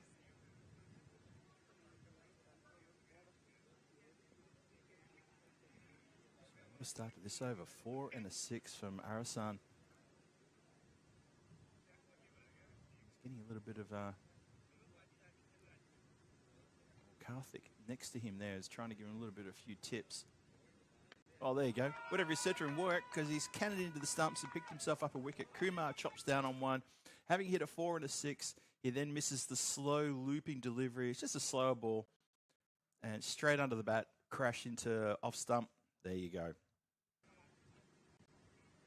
So Ostrava get the breakthrough. So whatever it was that Karthik Velavan, who was fielding at mid-off, said to the bowler, and Arasan obliged, picks up a wicket. So Spartans lose their first in the second over. Still, it's 27 on the board.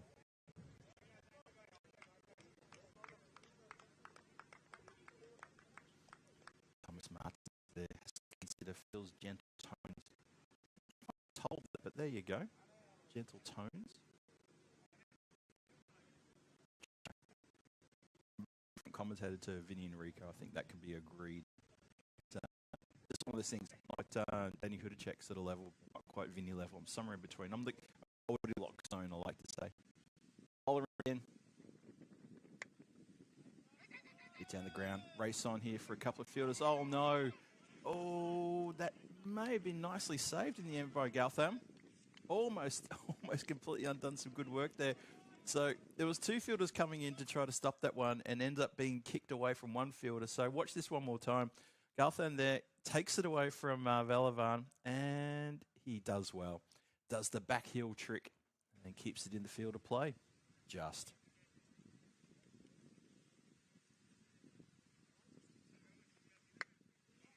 Hit uppishly, a couple of bounces into the covers. And scamper through for a single. So it's a good steady start here from the Spartans. Scoring very well indeed. Expected score is ticking upwards. If the run rate's at 15.8, they expect that XS score to go above 112. If you're good at maths, you'll know that 15.8 times 10 is bit more than 112. Hit nicely and through the fielder. Oh dear. This time he didn't try the foot field. He tried to get down to that one and he didn't get down. You got to get down sometimes, don't you? Doesn't matter if you're on the dance floor or whether you're on the cricket field. You got to get down. And Galtham lets that one get through. He's the skipper. He probably doesn't make eye contact with his bowler. But then again, what's the bowler going to say? Apart from skip, come high and help me out here. 33 for 1 after 2 overs. Going along nicely. That expected score now looks correct to me at 165. And Panelet, watch Panelet. He'll be someone to watch this week during this Challenger series. He is this Challenger division. Very talented batter. Had a good innings in the previous game as well. He's somebody to watch. Run score here in the domestic competition as well. Speaking of the domestic competition, just to give everyone a bit of a backstory here. So Ostrava, who are currently in the play in the second division, they're just struggling a little bit here at the moment, and they're struggling a bit in the domestic scene as well.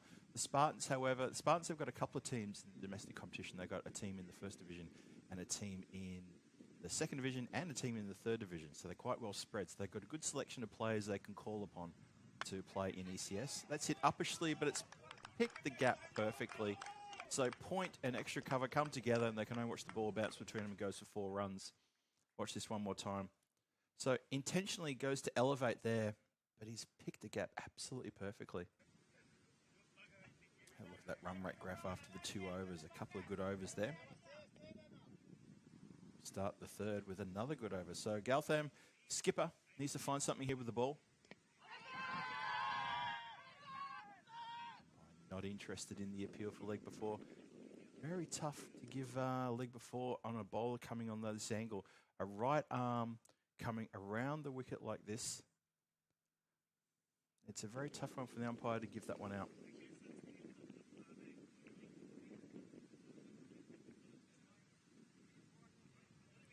Stop the appeals though. As a bowler myself, who always preferred to bowl around the wicket like that, being a right armour, I know exactly how many times I got turned down. Hit nicely towards mid-wicket. Just a single. So the point I was making before about the teams, these two teams and the availability of players, is something just to remember during the European Cricket Series that we have here.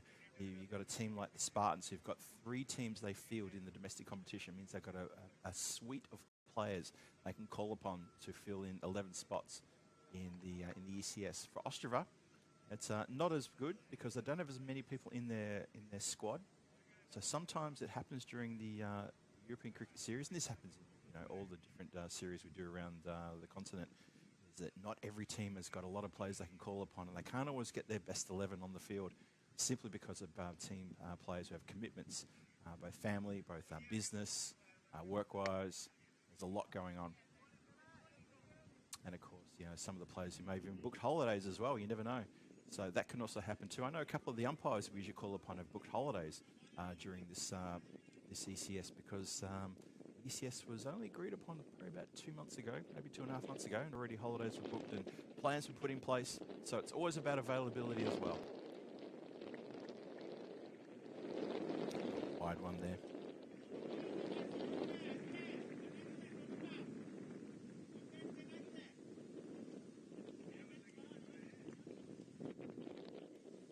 .42 for 1, coming towards the end of the third. It's been a good power play from Spartans, helped by some pretty wayward bowling by Ostrava. Hit nicely, should be covered off there, and it is. Karthik getting around there, patrolling the boundary, straight down the ground. The 2 deep fielders,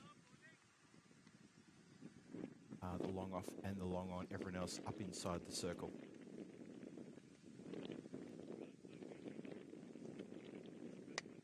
Hit hard, that's going to clear the boundary rope and then some. Big 6, straight as you like. And Velavan can only watch that disappear over his head. It was right in the slot as well. As a batter, you see that, your eyes light up and you just want to connect the middle of that, and it does exactly that. Nice shot to finish the over as well. 49 for 1 in the power play. Terrific power play there.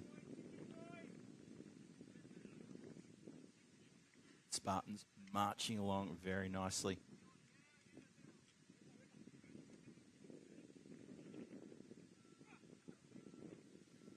Ostrava. Well, you don't need to be Albert Einstein to figure out what they've got to do here. They need to just collect themselves and get the bowling changes done correct here and get the bowlers on. Spartans are going to get away from them if they're not careful. It's too full. Luckily, that wasn't really came down the ground. It was just too full. Near to hit that pitch. 50 up with that single. 50 for one on the first ball off the fourth over. Harasan bowling himself out here.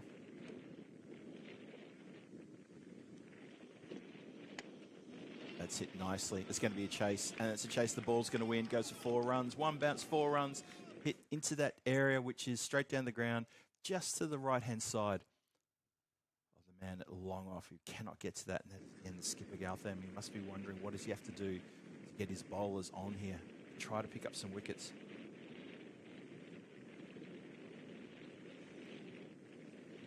Yep, very good power play to set themselves up, Thomas Martin. You're absolutely right. Very good power play, wasn't it? And now it's just about, well, these middle overs, just capitalise. So Ostrava already, this is in their second match. They're just looking a little bit undermanned. Bowling doesn't look as savage. They've got throwing from back with square leg. I like the look of Karthik. Karthik Velavan, I think he's a really good competitor. He's good bowler. He's a very good opening batter as well. But after that, you start to look at the rest of the bowling attack and just wonder where are the wickets going to come from? Where's the discipline? See, there's a lot of deliveries there which are very full and very straight. That's why there's been so many hits down the ground. See on that graphic there, just on the right-hand side of the screen, telling where the ball is pitching, and that spells a bit of trouble. They're not keeping it sort of just in that channel outside the off stump. They're keeping it too full and too straight.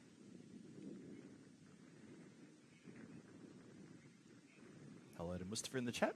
Says unwatchable, yet you're here watching. Go figure. That's been elevated nicely.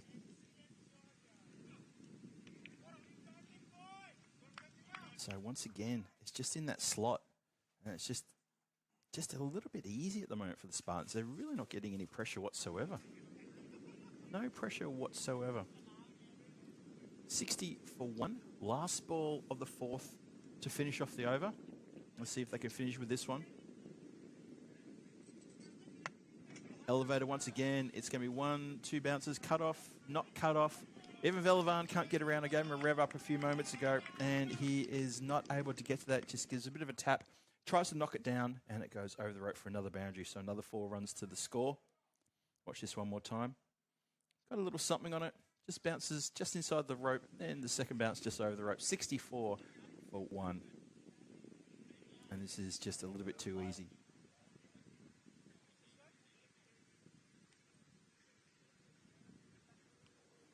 And now they're going to bring on their big gun. This is Arunagiri with the ball. Now, Lakshmanan, he bowled really well in the previous game in his first over. He got 2 for 2, and then the second over, he bowled well into the last 2 deliveries where he got caned for a 6 and a 4. It upset his bowling figures. But if anyone's going to get a breakthrough, it must be him, and that's why Galtham, the captain's turned to him and said, look, you got to get me something. You need to give me something here. They're getting away with it here. 64 for 1 after 4. Expected score pushing beyond 150, which would definitely be a bridge too far for the Ostrava batters.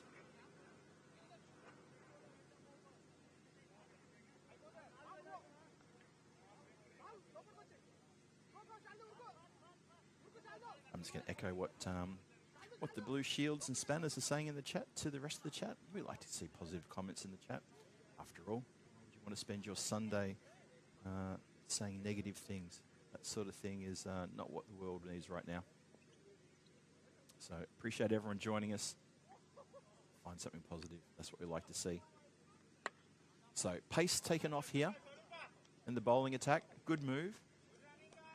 If only they had more bowlers who could do this. I always find pace off is the kind of thing that can bring a wicket. Saw that a lot in Portugal, where myself, Tina and Vinny were commentating. We saw that quite a fair bit in the Portugal ECS.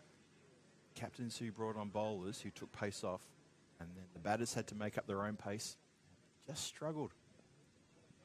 More often than not, you find a wicket. Change in the field. Someone goes out to cow corner. Gets protection for the bowler. And that's why it's been hit. Well, it's been hit straight towards the long off. And can you believe it?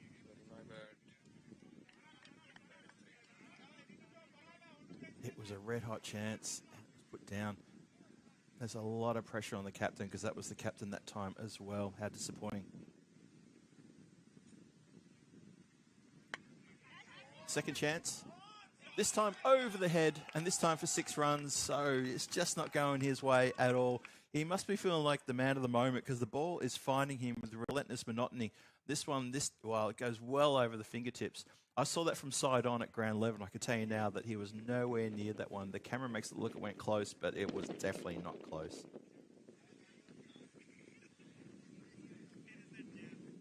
Dave B dropping a few tips in the chat about the volume. I can tell you now, Dave, they're looking at it and they've done as much as they can, and they've raised the volume to a level that we think works. Just going to be bouncing in front of the players this time. So thanks for that, Dave. Thanks for that. Appreciate it. And your messages are passed on. And I'm trying to do as much as I can do with the microphone because I'm kind of choking on it as well.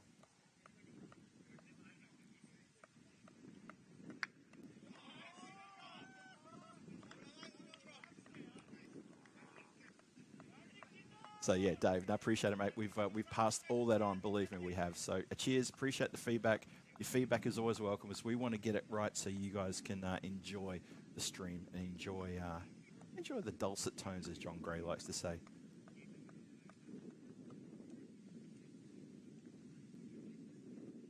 Renegiri not finding the magic he had in the previous game.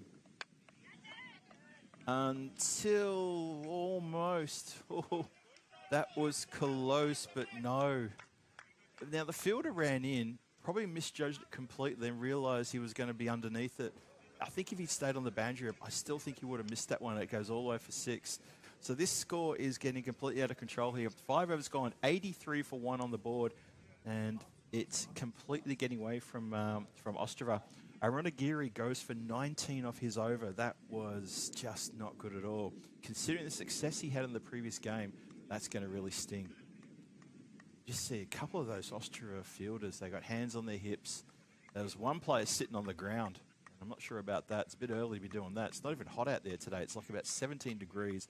Nice cool breeze, nice in the sun. And these conditions are not difficult at all. The Austria bowlers.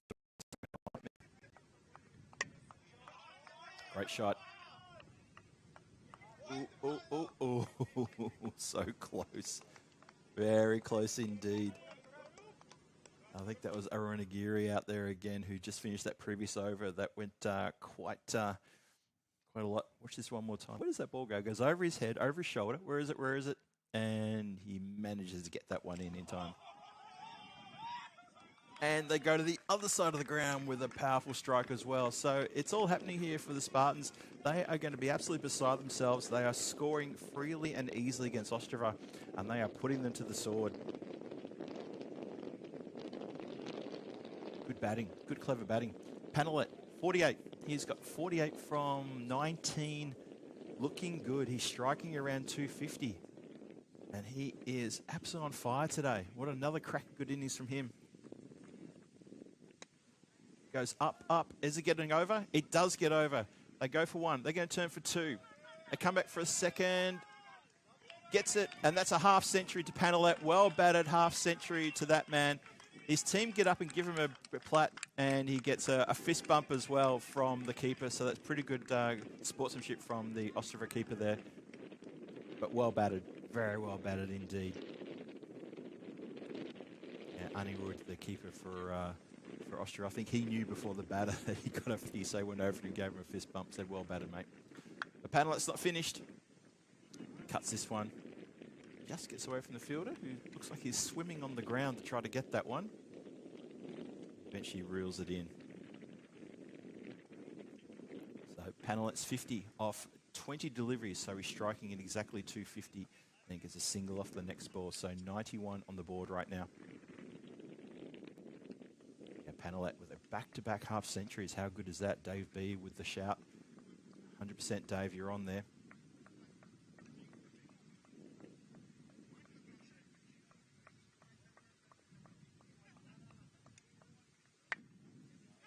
Just chopped down to the ground. They're just going to run through for one. In the end, a pretty easy one with a fumble there in the infield. That was Deepak Vijaykumar, who just took his eyes off the prize there and let them get through for one quick little single. Beanie saying that Spartan's a bit ruthless. I kind of agree with that. They really have been relentless and ruthless. That's going to finish the sixth over. 92 for one after 6. Panelet sitting on 51, looking very good there. Really, Nathan, he's been out there for a bit too. He's on 19, so he's no slouch either. But this score is going on quite nicely. They lost that first wicket pretty early on as well. So they were, 27 for 1. So these two have taken along for another, 65 runs, this partnership so far. You do feel that this is a real damaging partnership here. To be fair, Ostrava bowlers haven't done themselves any favours with some early wayward deliveries. That gets through everyone. It's not a wide, it's just 4 byes. But still, it goes for all 4 of them. Keeper just cannot get across in time there to cut that one off.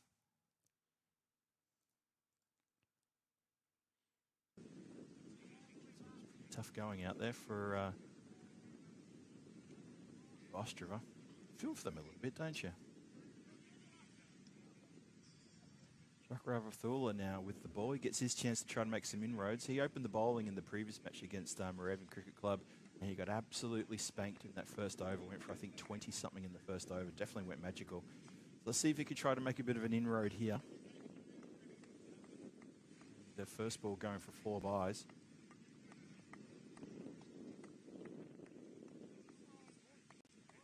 Slow ball, it's again. Oh, there's a few of the fielders got their hands on their heads. This now is going to go for a mini-mo. That's 4 wides. So 4 byes, 4 wides. The extras is, the extras are chasing up to Panelet's score at the moment. That's not good at all.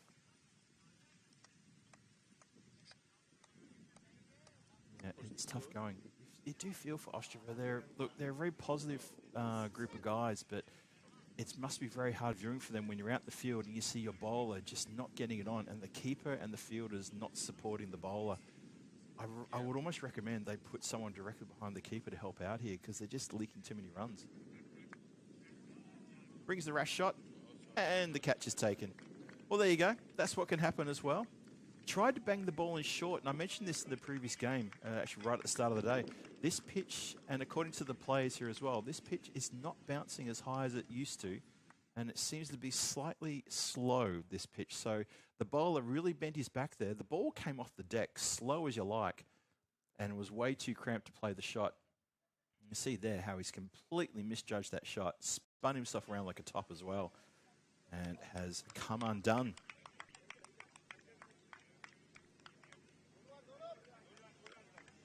The 100 came up also with that mini-mo. Apologies for that one. 101 for 2 now with that wicket falling. But Swaroop, he departs. He gets a good pat on the back for the support he gave to Panelet. Panelet is still out there as well. And that's good fielding. Good fielding out there. The boundary rider on the leg side gets the ball back nice and sharpish. Prevents a second run. So Gupta's off the mark straight away. Gets Panelet back on strike. So it's now 102 for 2. Still got 3.5 overs to go. Very full delivery. That one just missed it and it flies out towards mid-wicket. Not where the ball was supposed to go according to the batter. He was looking to the offside. There's a boundary rider very squarish in the offside. He's round about extra cover. He's not quite on the point boundary, about extra cover. And then you've got the 2 straight down the ground, a long off and a long on.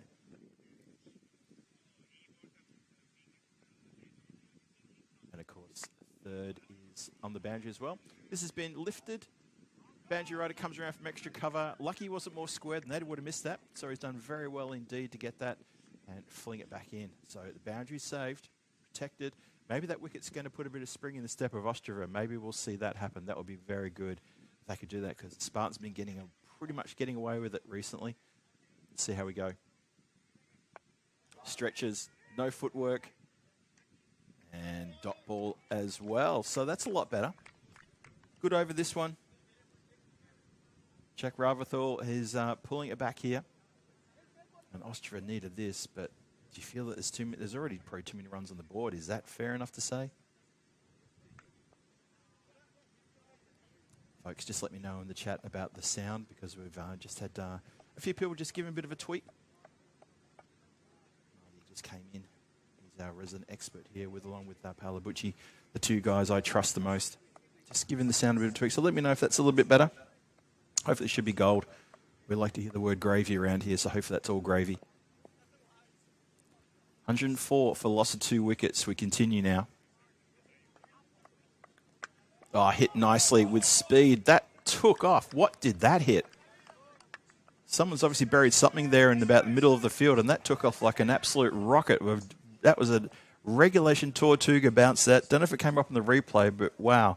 Any closing fielder could have found themselves in a bit of strife. Thanks, Helix.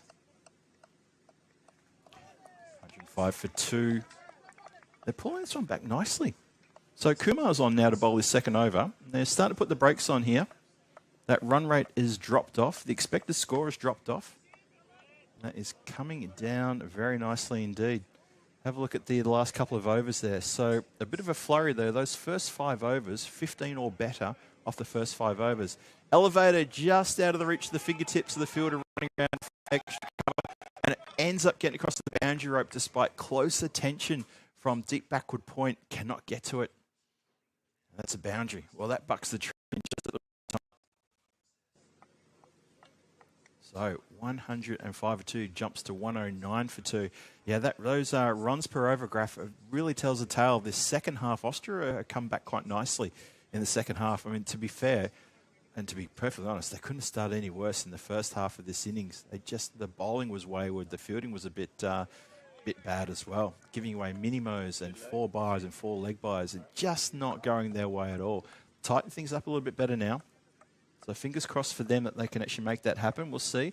It's 109 for 2, getting towards the end of the 8th now. But the Prague Spartans looking gold here. Very good indeed. Another good delivery. Well bowled. Kumar trying his best for the team here. That's a good dot. They've only gone for 5 off the over so far. This is a cracking good over from Ostrava. They need more of this and then some. Paolo Campini says gravy on the roast potatoes. Thank you, Paolo Campini. Hit down the ground. There is cover there. That is Galtham Alarm, who gets down to keep that to just a single. That's going to be 6 off the over. So 110 for 2 after 8. 2 overs to come. That expected score was teetering on a 160 at one point. So that shows you the change that's happened since the last wicket fell. Well done to Ostrava. They're fighting back hard here. Still, an expected score of 130 is still tough. Also, that man Panelet has been off strike for the last over and a bit, so that's probably got a fair bit to do with it as well.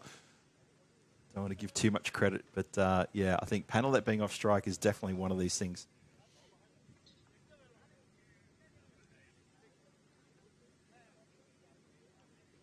Dave being saying I can remove my mic now. I can take the mic out of my mouth, can I? Thanks, Dave. Yeah, there was a couple of times in the previous match I was almost chewing on that microphone right up against my mouth, which is weird. Not something this man's used to, but there you go.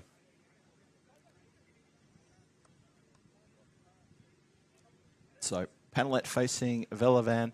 Now, Velavan's been a bit of a star with the ball and also with the bat for Ostrava. Let's see what he can do here. Bowling the 9th. 110 for 2. 2 overs to come. Start the 9th. And as you know, it all happens in the 9th. Good quick delivery that. Panelet played a little sort of soft-handed stroke, trying to find the gap between third man and deep backward point, and he's missed it completely. He ended up playing the shot when the ball was already in the gloves of the wicketkeeper. See how he goes this time. Thuds into the pads, looks to turn it around the corner. And they should take a leg by. Or did it come off the bat? Oh, I think there's a little bit of a tickle from bat onto pad there.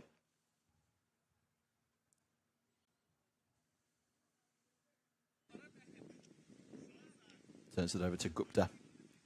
So Panelet gets his 50, then he's just reverted back a little bit. Interesting there.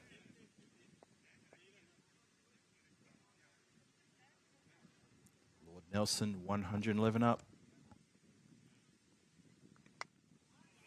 Back foot drive through the covers.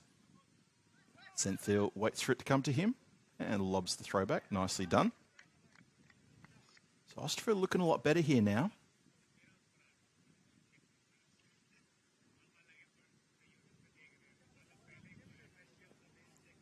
Second half of this innings pretty much has been Ostrava's game for me. I think that after 5 overs, the score was around about the 80s. I'm pretty sure it was 80-something. Thinking, well, 160 should be very easily scored here, but in the end, they have bounced back quite nicely.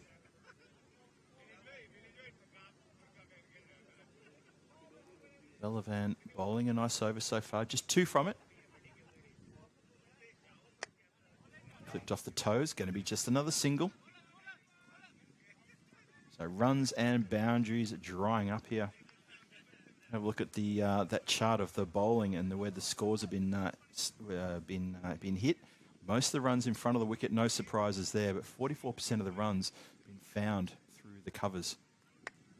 In the air, and one bounce takes a bit of a slight little turn. Fielder adjusts, and just another single yet again. So singles for the last couple of overs, and that score is just trotting along. 114 for 2, one more over to come. Let's see where they can end up.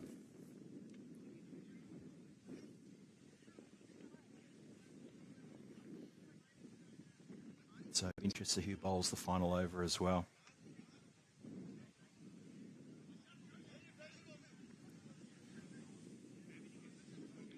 Now it looks to me,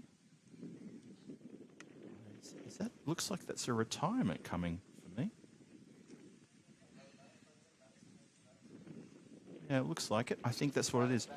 Is that, looks like it's Gupta. So Gupta's coming off. No, it's not Gupta. Apologies. It's actually Panelet coming off. Maybe he's not right. Not sure about that. He's come off though.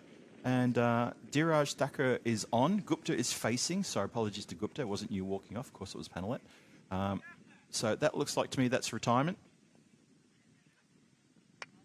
Gupta goes down the ground, elevates, and straight into the hands of the fielder, running in to complete a pretty good catch there. I think it's Anil Kumar who has run in and taken a good catch.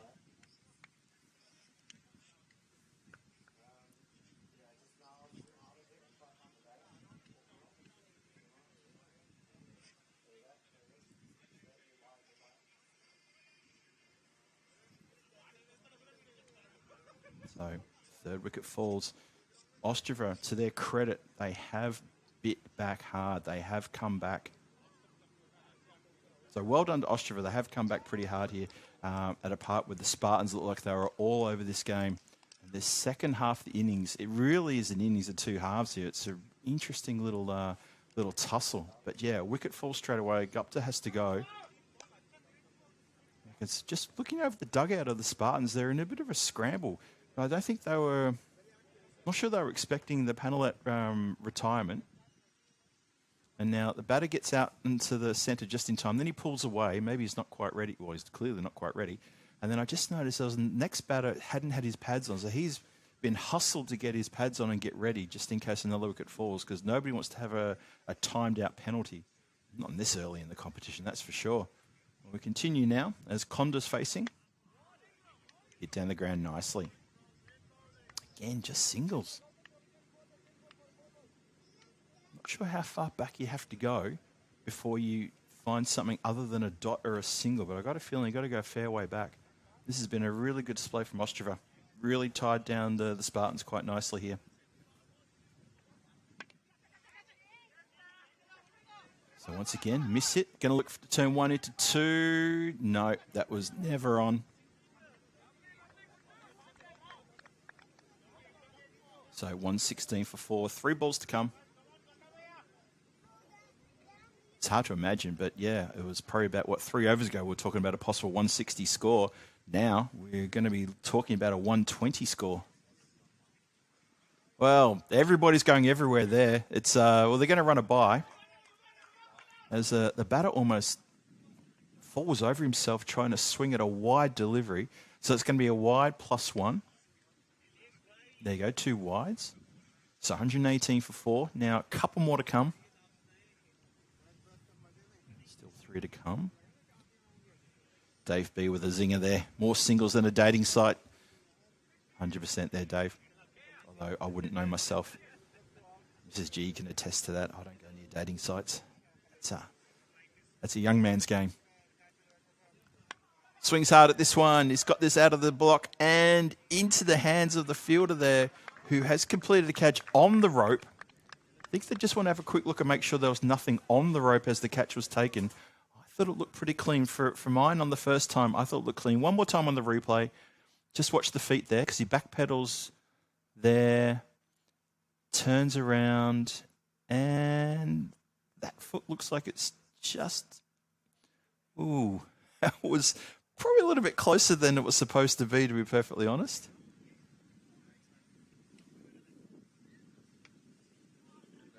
But in the end, it was a clean catch, but a little bit closer than probably would have liked to have had it. 118 for 5, 2 balls to come in the innings. It's a dot. They're going to scamper through. In the end, they're going to get through pretty easily for one as the keeper, who's having a bit of a nightmare, I have to say. I think Anirudh is just struggling to get down to some of these balls that are not getting up. It's the pitch. A bit worried about the bounce. It's not the same vintage pitch with a true bounce that we've seen in previous years here. It seems to be keeping a little bit low and a little bit slow. Uppishly, hit out towards the cover boundary. Boundary rider connects it. Going to go for a second. The throw is wild. They're going to get through for a buzzy. No, it's going to go all the way for a 4 overthrow as well. Bonus runs.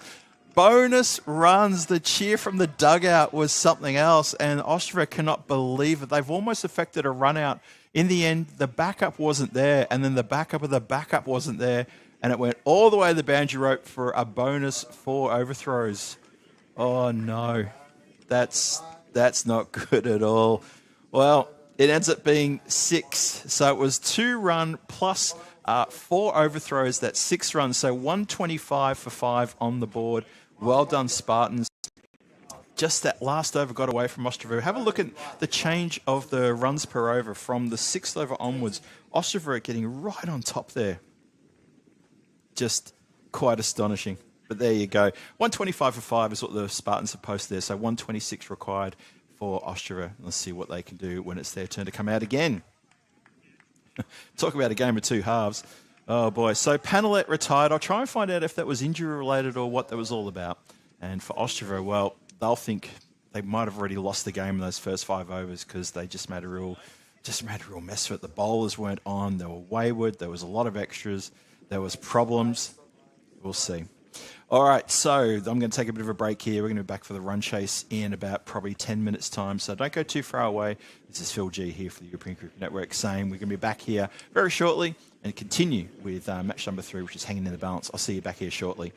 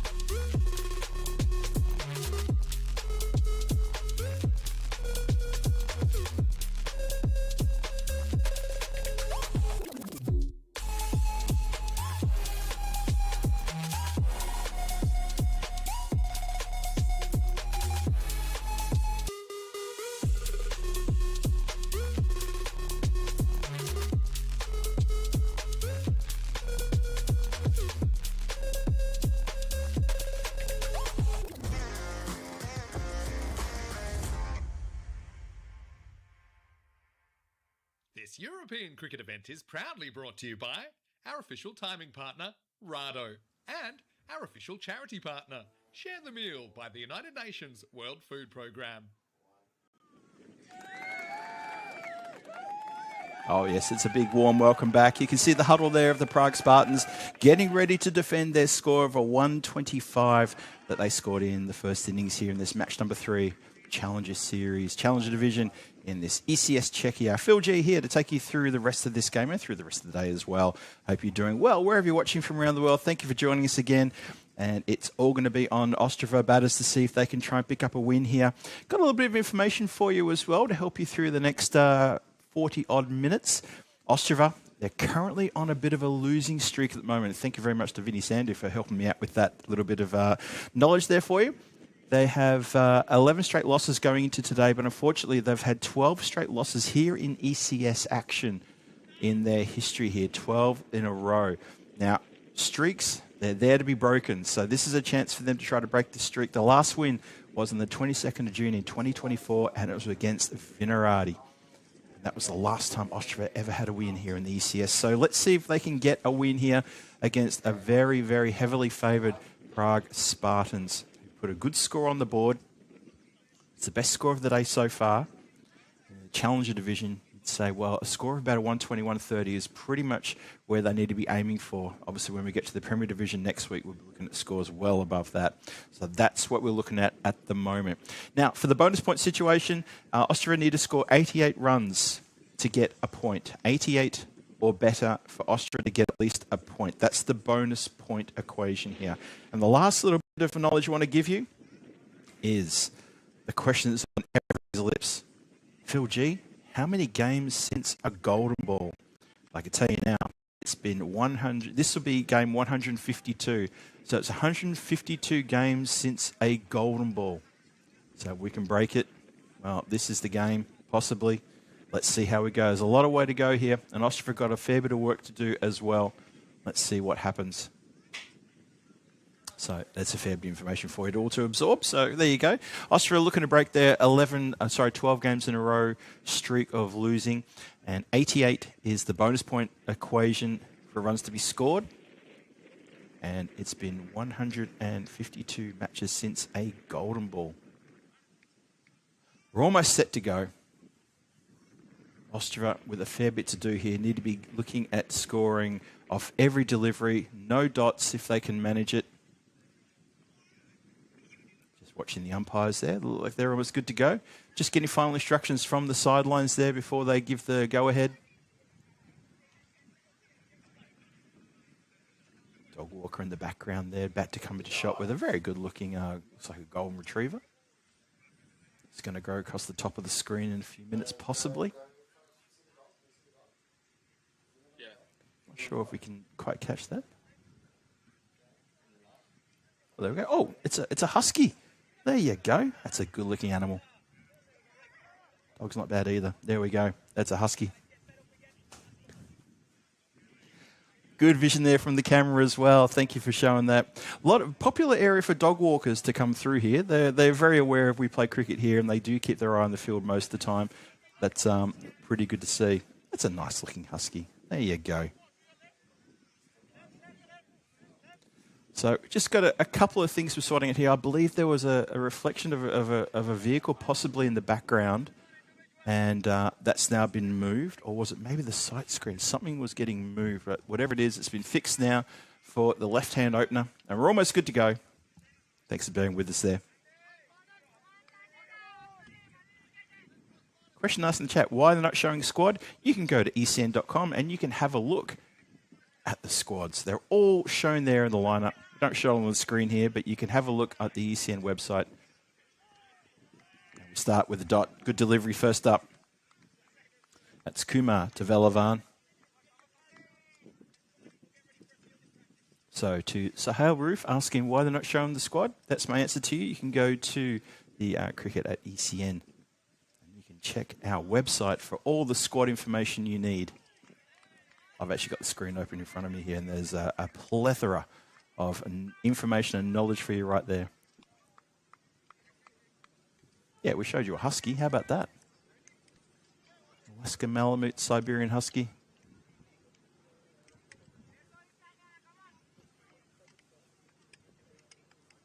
So a couple of dots to start things off. Kumar with a good start here for the Spartans.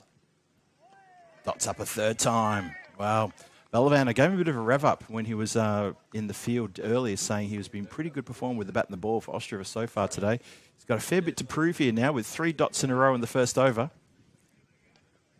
Massive pressure on the Ostrava batters right from the get-go. Good delivery again. Not interested in maybe trying to sneak a single there. He's just a bit of ball watching there. His partner at the other end, very keen to try to get a quick run coming through.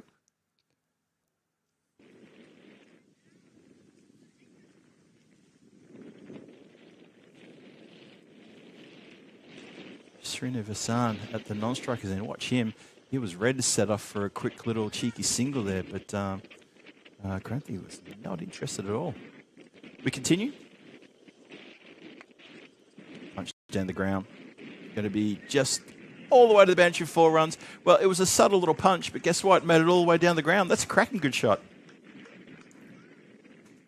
So Velavan middles one with just a gentle push, and he gets it all the way down the park for a good 4 runs. Have a look in the replay. The chase there from the 2 fielders, and it beats them both across the boundary rope for 4 runs. Nice shot.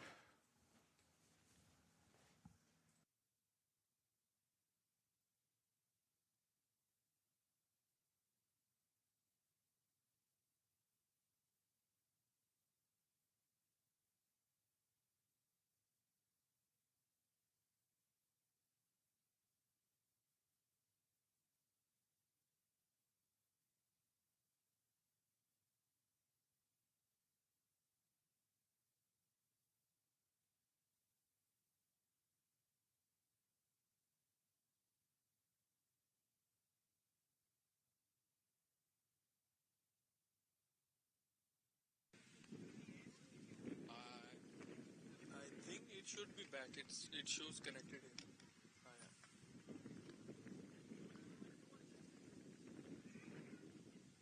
Back?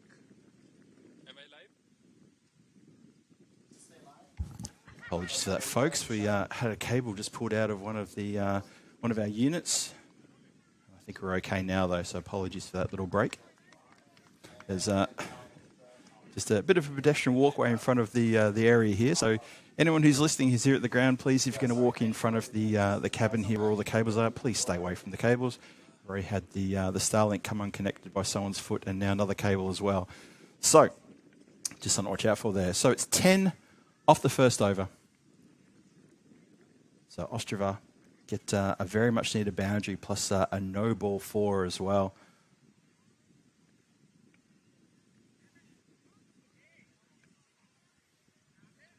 So what's happening here? A few players just gesturing to the sidelines. What's going on there? Velavan on 4. Srinivasan yet to really get amongst the runs. He's still on 0. Spartans just reassembling themselves in the field.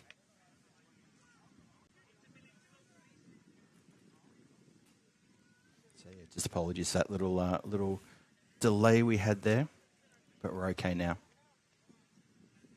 Just need to keep an eye on that. Some people just sort of walking past a bit too close to the gear and tripping over cables.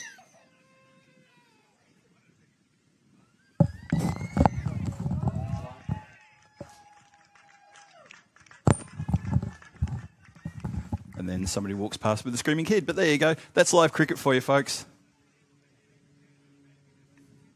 Anyway, it's we're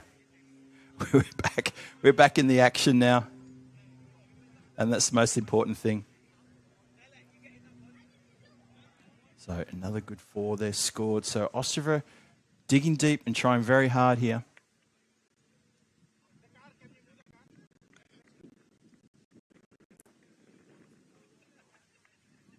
Am I live?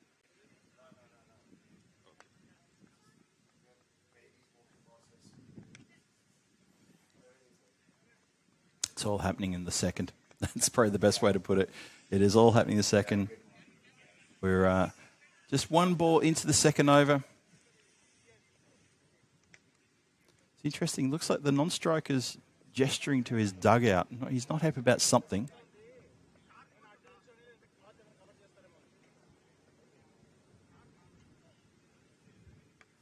So, sorry, folks, not sure what the hold-up is. There's just a few people sort of looking over their shoulders towards dugouts, asking them what's going on. I think that maybe there's a problem behind the bowler, I think. Can't quite see what it is. Something to do in the outside of the dugout on the other side of the tent. So there's some action going on behind the bowler. And the batter's not happy. He's gesturing. Maybe there's a car park there. I can't quite see from this angle what's going on, but there's definitely something not right behind the bowler's arm. All right, we continue now. And we restart with a wide. So it's 111 required from 53 runs. That's the equation for Ostrava. They've got all their wickets intact. Sorry, did I say 100? Did I say 53 overs? Let's try that one more time, Phil. Sorry, distracted heavily. Thank you, Butchie. 111 required from 53 balls. That's now going to tick along even more now to 107 from 52 deliveries. There we go. I got it right now. Yep. I'm doing Butchie proud. It's good to see. Dog walker on this lovely Sunday afternoon in the background there. I told you it's a popular place for the dog walkers around here. Well, it looks like we're resuming proper now. Whatever was going on behind the bowler's arm looks like it's been fixed, so that's good to see. Punch down the ground. Might have almost come off the foot of the umpire, you know. That's flown away. And throw comes back. Watch this one more time. What did it hit? Have a look at this. Hit the stumps. Smacked into the stumps. I tell you, if the ball had hit umpire Farouk, it might have knocked him over because a strong wind, and we have to hang on to him because he could fly away. He's very small in stature, he is, unlike some of us around here. But he's an accomplished umpire. He also does a lot of the league admin work here domestically too. So he's someone I got a lot of time for that level, because that's a lot of hard work. Just ask Terry O'Connor, who was my predecessor before I was league administrator here. It's a lot of hard work being a league administrator for a domestic competition here in Europe. Continue. Chop down. Going to be dotting up there. Stays on 20 for no loss.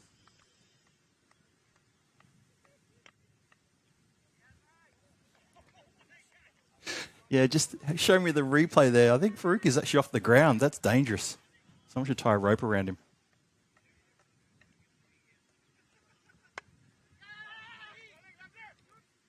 Shot the stumps. Funny, I'll throw at the stumps. There's no one back there to back up. They're going to take a buzzer here. Is that going to go all the way? Oh, tell you what, you've got to be careful on these sorts of things.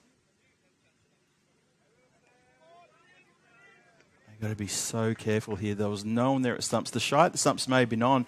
Bowler wasn't back there. There was no backup as well. So the throw was, well, if it missed, and it did, there was always going to be a buzzer taken there. And the score now goes up to 23 for no loss as they managed to get 3 all run there. It's a rare 3 all run.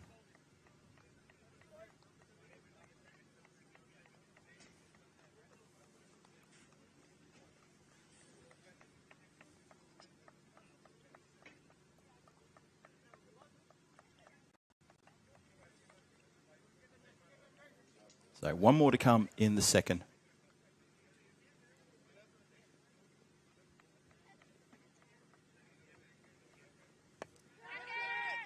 Shouts a catch it. It does come off a leading edge. It's going to be dotting up though, just the single dot there. So we finished the second over, 23 on the board with 2 overs now gone. Ostrava still need another 103. They've got 8 overs to pick up 103 runs. Could happen. Could happen.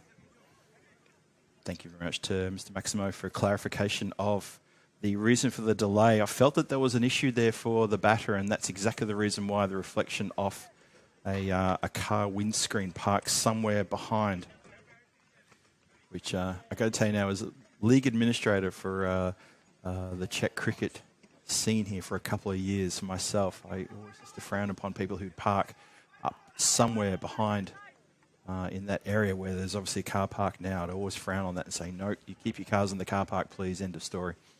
And, you know, not everyone listened to that. Anyway, we continue. Third over starts. Nicely worked off the hip. Straight to the player, though, just get a single there. How many overs? 2? No. 24 for no loss. Belavan's still out there. Srinivasana's still out there as well. No wicket taken yet by the Spartans.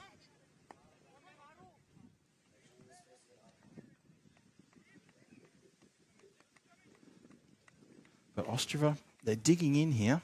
They're not being too... They're going for the loose deliveries, but they're not being too overly ambitious with the singles. That could come undone.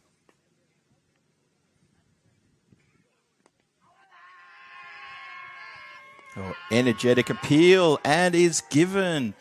Well, a very emphatic, energetic appeal there. Watch this one more time. Pitches. Good ball. You can see legs stumped there. Did it pitch outside the line?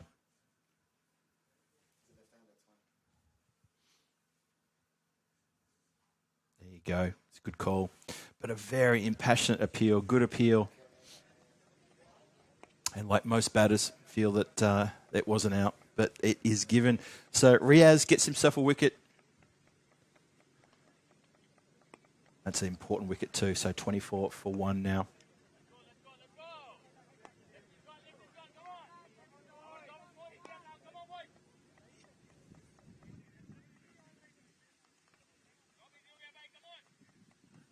So Srinivasan has a chat with Arasan. Two of these two together need to make sure that they don't lose another wicket like what happened to Ostrava in the previous game, where they were losing one wicket after another in quick succession.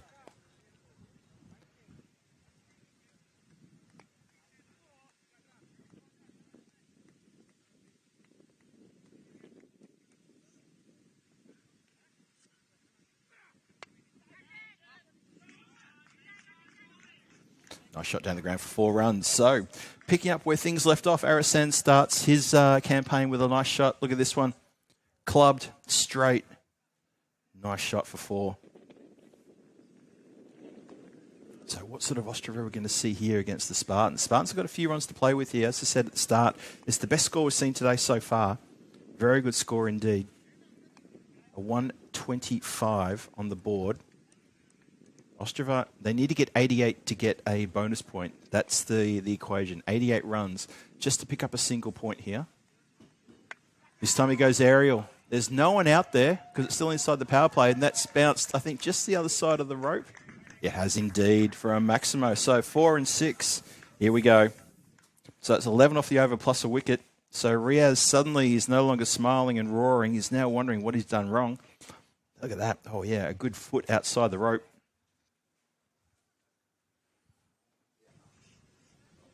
So Arasan doing well here. It's a slower delivery, takes a bit of pace off. The only person who didn't appeal was the bowler. I think he felt that there was something not quite right there. So that's a fair indication. Got a funny feeling maybe there's just a slight little tickle on that.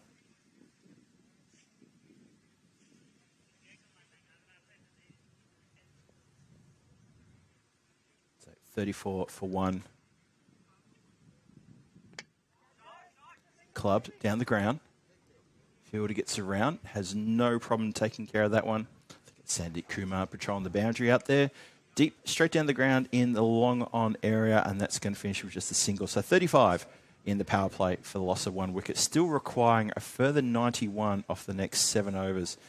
So they're leaving themselves with a bit of work to do, but going along nicely, just lost the 1 wicket. They need to be going at 13s. And remember that magic score I mentioned a few moments ago, 88 for the bonus point. If Spartans can keep them to 87 or below, then they'll get all 4 points here. And for Ostrava, if they can get above 88, then suddenly they can count themselves in for getting a point.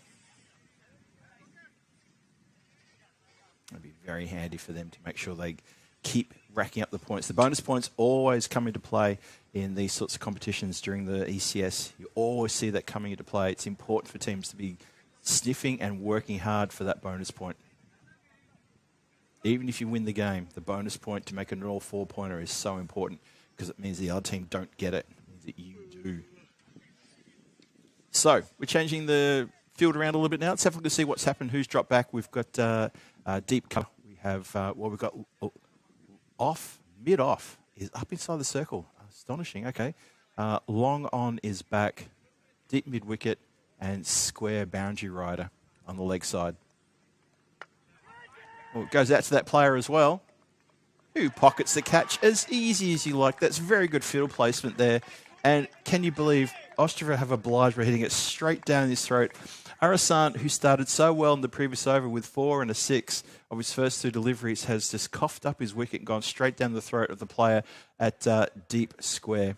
Straight down his throat. Just had to trot in a few steps and took a comfortable catch. Second wicket falls at a vital time.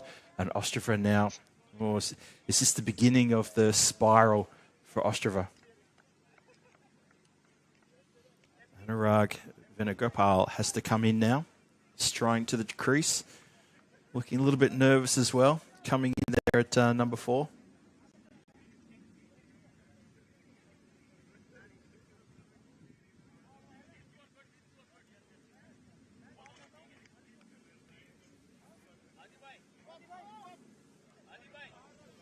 That's a real body blow to Ostrava, though, to lose the batter who came in and hit 2 boundaries, clean as you like, off the first couple of deliveries, and then just doesn't back it up with anything positive.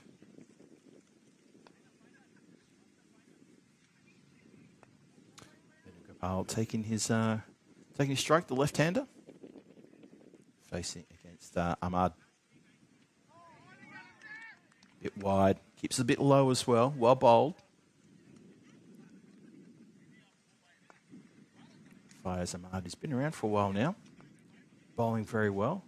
Pushing. Okay, now he's pushing his mid-off back and he's brought the leg side deep fielder up as well. Well, backs away and exposes all the stumps. Lucky to get away with that as the ball sort of cuts into him. So deep cover, deep mid-wicket. He goes down on his moneymaker as he tries to spin this round the corner. It goes to cow corner.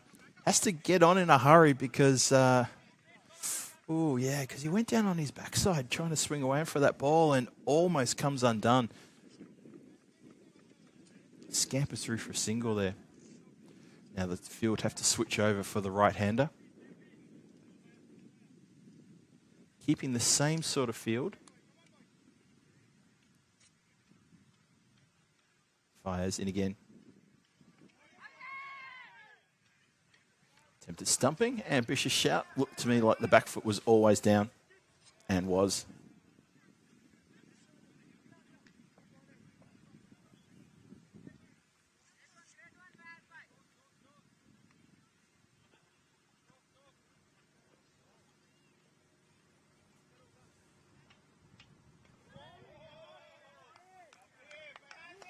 Finishes well, does Fires with an exceptionally good over. Really well bowled from Fires. He goes for just the one, picks up a wicket as well. So that's 1 over, 1 run, 1 wicket from that man. Well done indeed. The 4th over is done. 36 for 2 on the board. It's 6 overs to go, but it's 90 runs required. They need a bit of a minor miracle here to Ostrava to try to get themselves, get their noses back into the competition. You just kind of feel that this is slipping away from them ever so gradually. Just a little bit of slow motion.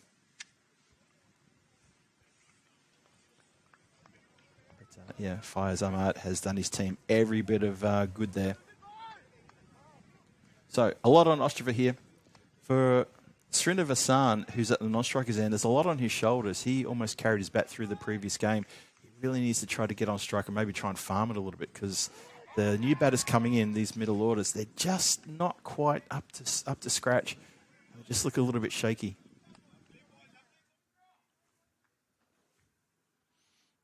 That almost kisses the off stump on the way through. That's about as close a shave as you can possibly get.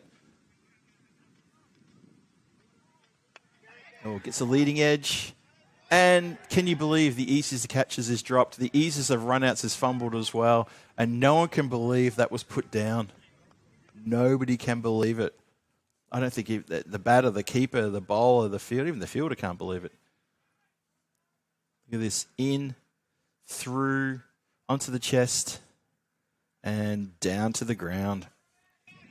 I guess the only positive there is he recovered quickly to get the ball back. Could have affected a run out, but the keeper wasn't in position because he was still standing there gobsmacked that that dolly was dropped. It happens.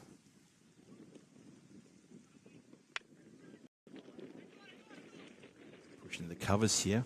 Well, the cover fielder, he sort of stopped running after it and then realised there was trouble. That's a direct hit. That could be trouble. And Given thought that was trouble. That was such a good throw. That was it Riaz who threw that one in from the... probably about 3/4 way to the boundary. A really, really good throw as well. So, Riaz Ahmad from downtown throws down the stumps at the striker's end. And the umpire, Farouk, took a moment just to collect himself. And from here, I thought, well, I just had a feeling that was going to be gone. And it was gone. Look how far out he is. Running straight down the pitch like that. He was gone by a couple of metres in the end. Keeper knew it. Everybody knew it. Good throw. Such a good throw. Good judge from the keeper as well, not to try to get in front of the stumps and collect the ball. He sort of he held back, saw it was going to hit, and that was it. Third wicket falls at a really, really devastating time for Ostrava. 38 for 3 now, halfway through the fifth. And you get the feeling that their losing streak here in ECS is going to continue. And that's not good for them. Ostrava, though, after today, they'll come back tomorrow. They've got 3 opportunities tomorrow with 3 matches to try to correct that. And then they'll be back later on in the week. I think maybe on Wednesday. I think possibly they'll get Tuesday off. I'll have to double check that.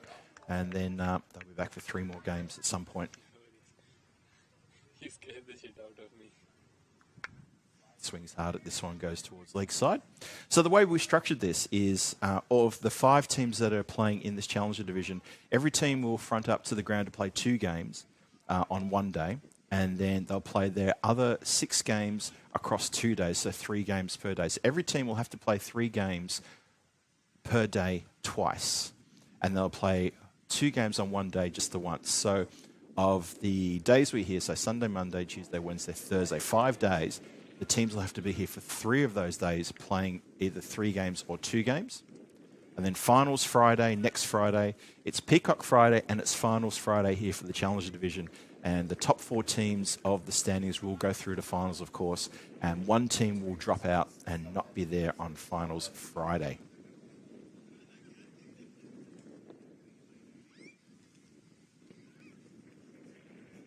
And then the finals, well, we'll talk about the finals in a moment. Down leg side for a wide. And the finals will take the usual structure we do for ECS, which is we play an eliminator, and then we play qualifier 1, qualifier 2, and a final. So 3rd versus 4th in eliminator, 1st versus 2nd in qualifier 1, and then the winner of eliminator takes on the loser of the qualifier to meet the winner of qualifier 1 in the final. But we'll talk more about finals when we get towards the back end of next week. We start to understand how the standings are turning up. That's really nicely played, actually. Really well played. Stand and deliver sort of stuff. Picked the gap really well. It was right in his hitting arc too. And he's collected that one very nicely indeed. 4 runs. Dave B suggesting no golden ball. I would say you're onto something there, Dave. It has been 151 games since a golden ball. It was 152. It's 149 plus the game number we're on. So it must be 152 matches to golden ball. Yeah, it looks like it's not going to be this one. Could be the next one. You never know. Spartans, they're going to take on Moravian Cricket Club in the next match after this one. That starts at 1/2 the hour, so still a good 39 minutes away.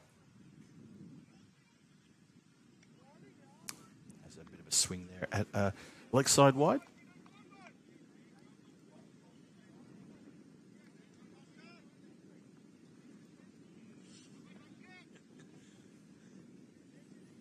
44 for 3. Sorry, 45 for 3 now with that wide. Shouts to catch it. And catch it is what he does. Spartans are very happy indeed. I think Ostrava started cheering, thinking it was going to go for 6. So the Spartans just turned up the volume on the catch and said, well done. Well, that was very well held. Is that Sandeep Kumar out there who's taken another catch? But that is really positive stuff. So Spartans are marching on the way here. Ostrava crumbling under pressure. 45 for 4.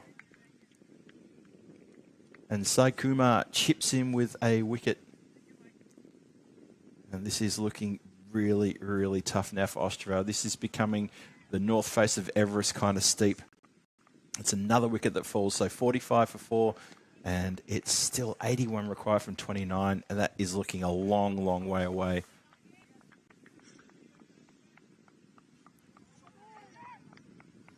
So Ostrava, they've probably made...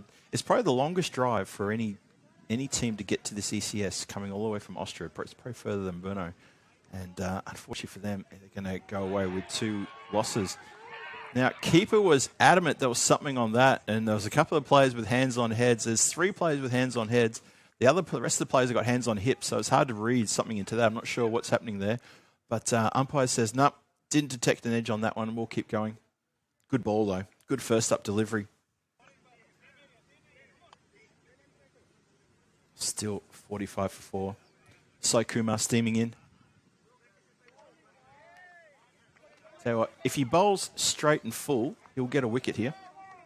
That's all he has to do. Straight and full, maybe towards the base of stumps, Yorker length, he'll get a wicket. Have a look at that. The distribution of runs, 97% of the runs all hit in front of the wicket. They're going for the big swings towards either through the covers or to cow corner. Up in the air and over the top. So there's one that gets connected beautifully, middled. And the 50 up as well. So 51 for 4. Still 2 balls to come in the 6th. One more time. It's pretty wide. Outside off. It's in a real great spot to be struck as well. Picked up nicely.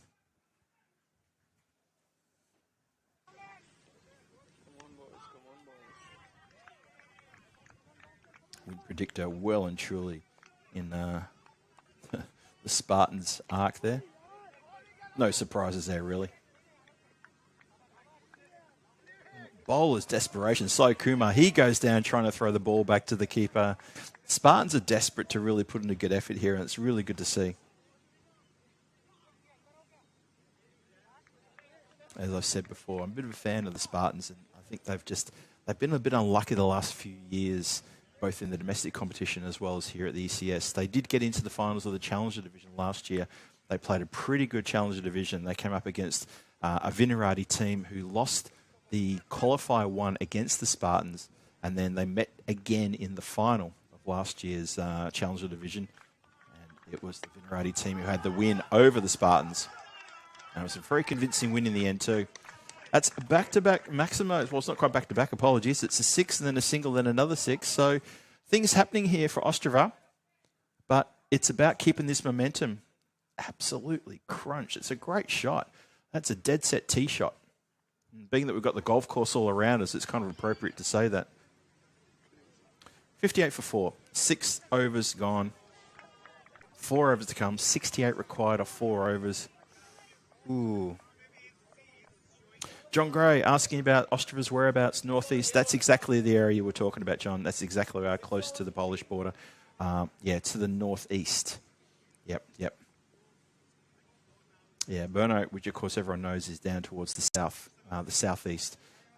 It's a much easier drive in from there. It's pretty much motorway all the way connecting Brno to Prague. But Ostrava, it's a little bit more tricky and just a little bit less. How would you say this? Less helping the drivers coming in from that part of Czech Republic. Pushed away from the bowler. Just going to be a single there. Turning the strike over to Venugopal.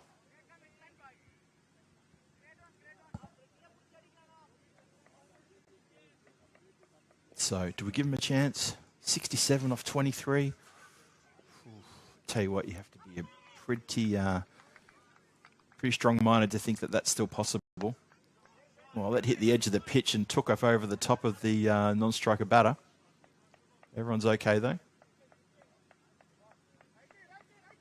Yeah, singles aren't going to help. They need boundaries. They need them in a hurry. I mean, they need to go with basically 3 runs per ball, which is really, really tough. That run rate required now at 18. It's almost to the point of no return.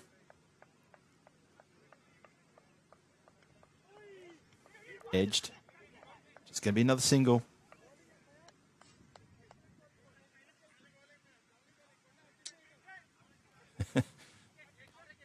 Dave, are you giving instructions where Ostrava is and you're saying, no, Ostrava's not in the northeast? I want to check your Google Maps on that one. Up in the air and... Oh, that's a terrific... I think that's a good save. I think for mine, that is actually a really good save. Hopefully it didn't stick in the hand for too long. We'll probably have to check the replay on that one. But I think he's come down okay.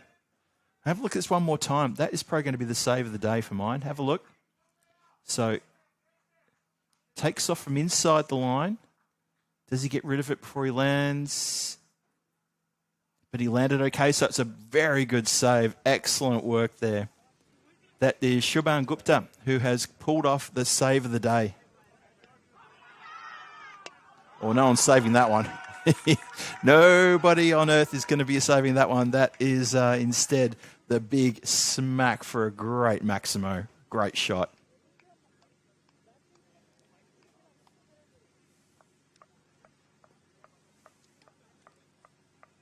So misses out on the previous one and then gets the next one. So Kumar manages to get the 6 where it was Venugopal who was spoiled. Literally inches inside the boundary rope. Just push out in the covers for a single there. So yeah, just to be clear on everyone there, yeah, Ostrava is out towards the northeast and Brno is down in the southeast in Moravia. Basically, if you drive from Prague, you head towards Slovakia, you go through Brno. You continue on through Slovakia towards Hungary, and I've done that trip many, many times, both by bus, car, and also by train. Lovely part of the world, Moravia, too. Anyone who's visiting Czech Republic, make sure you put a couple of days aside to head down to Brno and go and enjoy Moravia. Go to the wineries, go and enjoy yourself out there. It's a wonderful part of Czech Republic. I highly recommend it. Get yourself into a couple of wineries there are quite well equipped to put you up for accommodation, which you'll definitely need if you're going to try some of the wines. I can tell you that from experience. That's a story for another time, though.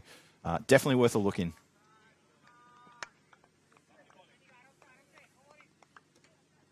Just in singles at the moment, though. So we start the 8th, and it's now 56 off 17. Still feel this is a difficult proposition.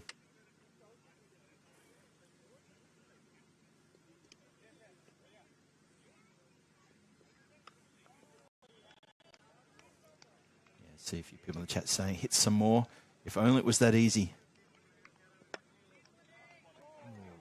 Collects the fingertips of Riaz on the way through. Yeah, that's going to smart. He's got his hand. He's given it a fair old ring. That's his bowling hand too. That's the kind of thing can really, really hurt. Hope he's all right. 71 for 4. 55 from 16 required. Still feels like a bridge too far, unless they can pull out a couple of big hits in these next few balls. Well, that's gone skyward. And steps over the rope for a 6. Oh, that's just a lack of awareness. Oh, and the throw back has actually just missed the umpire, and it's hit the player. Now the fielder is apologising, but that's... needs to be a little bit more careful now. I think that was that Swaroop who's out there who's put that one down. I think it was. He's filthy with himself for taking that step backwards, but yeah, you don't throw the ball back like that and just miss the umpire. Anyway, we continue. This also goes skyward. Shouts to catch it. It's going to land safe. It does. They protect the boundary. They do not protect the boundary, so it's 6 and 4. So Ostrava with a bit of a rush of blood here. Kumar getting stuck into the batting here. So It's gone 12 off the over so far. He's just swinging for luck. But neither two of these fielders could prevent the ball from going across the boundary rope. That's not good.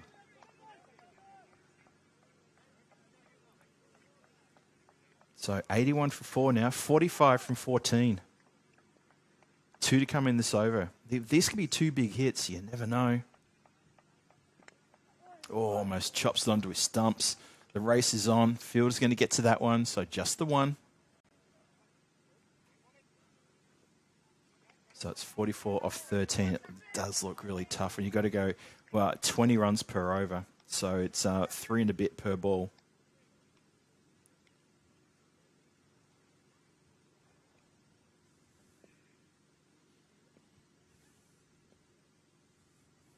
$82 for 4, plus this to finish the over if they can. Are they going to turn for 2? They're not. Just the one. Thought they might try and scarper through for maybe another one, but no, just the one. 83 on the board for loss of 4 wickets. So 43 off 12. You still get the feeling that could be tough. If they can get a magical over here, then hey, anything's possible. But then they would need 2 magicals, potentially 2 magicals in a row. I don't think Ostrava have scored that many runs in a single over yet. And I get the feeling, just get the feeling that they're going to extend their losing streak. They came into today with a losing streak of 11 on the trot here in European Cricket Series competition, T10. And it looks like they're going to increase that by another 2. So they're up to 12 against Moravian Cricket Club in the previous game. And this will put them up to 13 in a row. Good first up delivery there, good pace. But there's one thing that Mr. Maximo Vinny said to us a few moments ago too, well, just before we came back on air for the run chase. He said, look, you know, streaks, doesn't matter if it's a winning streak or losing streak, they're there to be broken. It's absolutely true.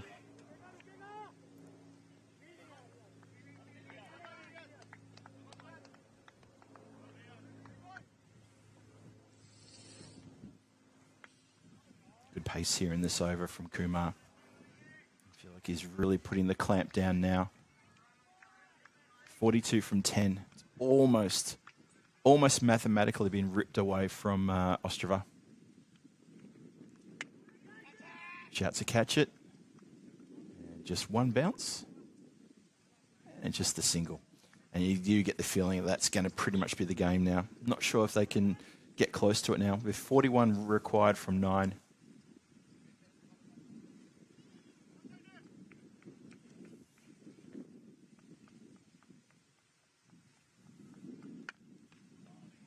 Down the ground one more time. Fielder comes back into play. Is that Swaroop again, who almost took out the umpire in the opposition batter with a wild throw back into towards the bowler's end after spilling, well, not spilling a catch, took the catch and took a foot backwards over the boundary rope in the last over, which turned into a 6. Good over this. Good over for the Spartans. Just doing it in singles is not going to be enough. And this game has been ripped away now from Ostrava.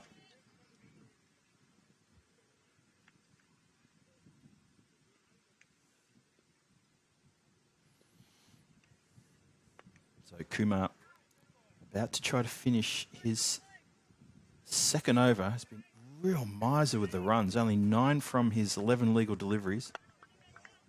That's been carved out to the boundary. So he coughs up a boundary with the last ball of his over. Of his spell. So 91 for 4. And to me, that's left way too many runs for Ostrava in the last over to get. And they would need, well,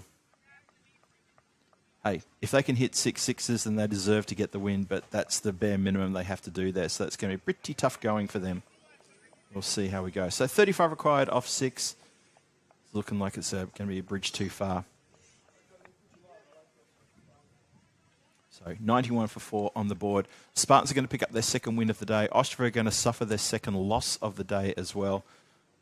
I know we have a saying in sport about the game's not over until somebody sings a song, but I kind of feel this is already gone with 1 over to go, needing 35 runs.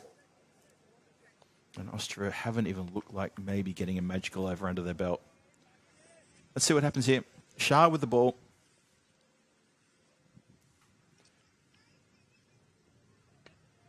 Puts this one really slow. It's in the air for a long time. It's a lot of hang time. That's going to go all the way. Okay, well, there's one.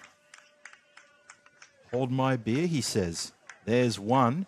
Need 5 more of those.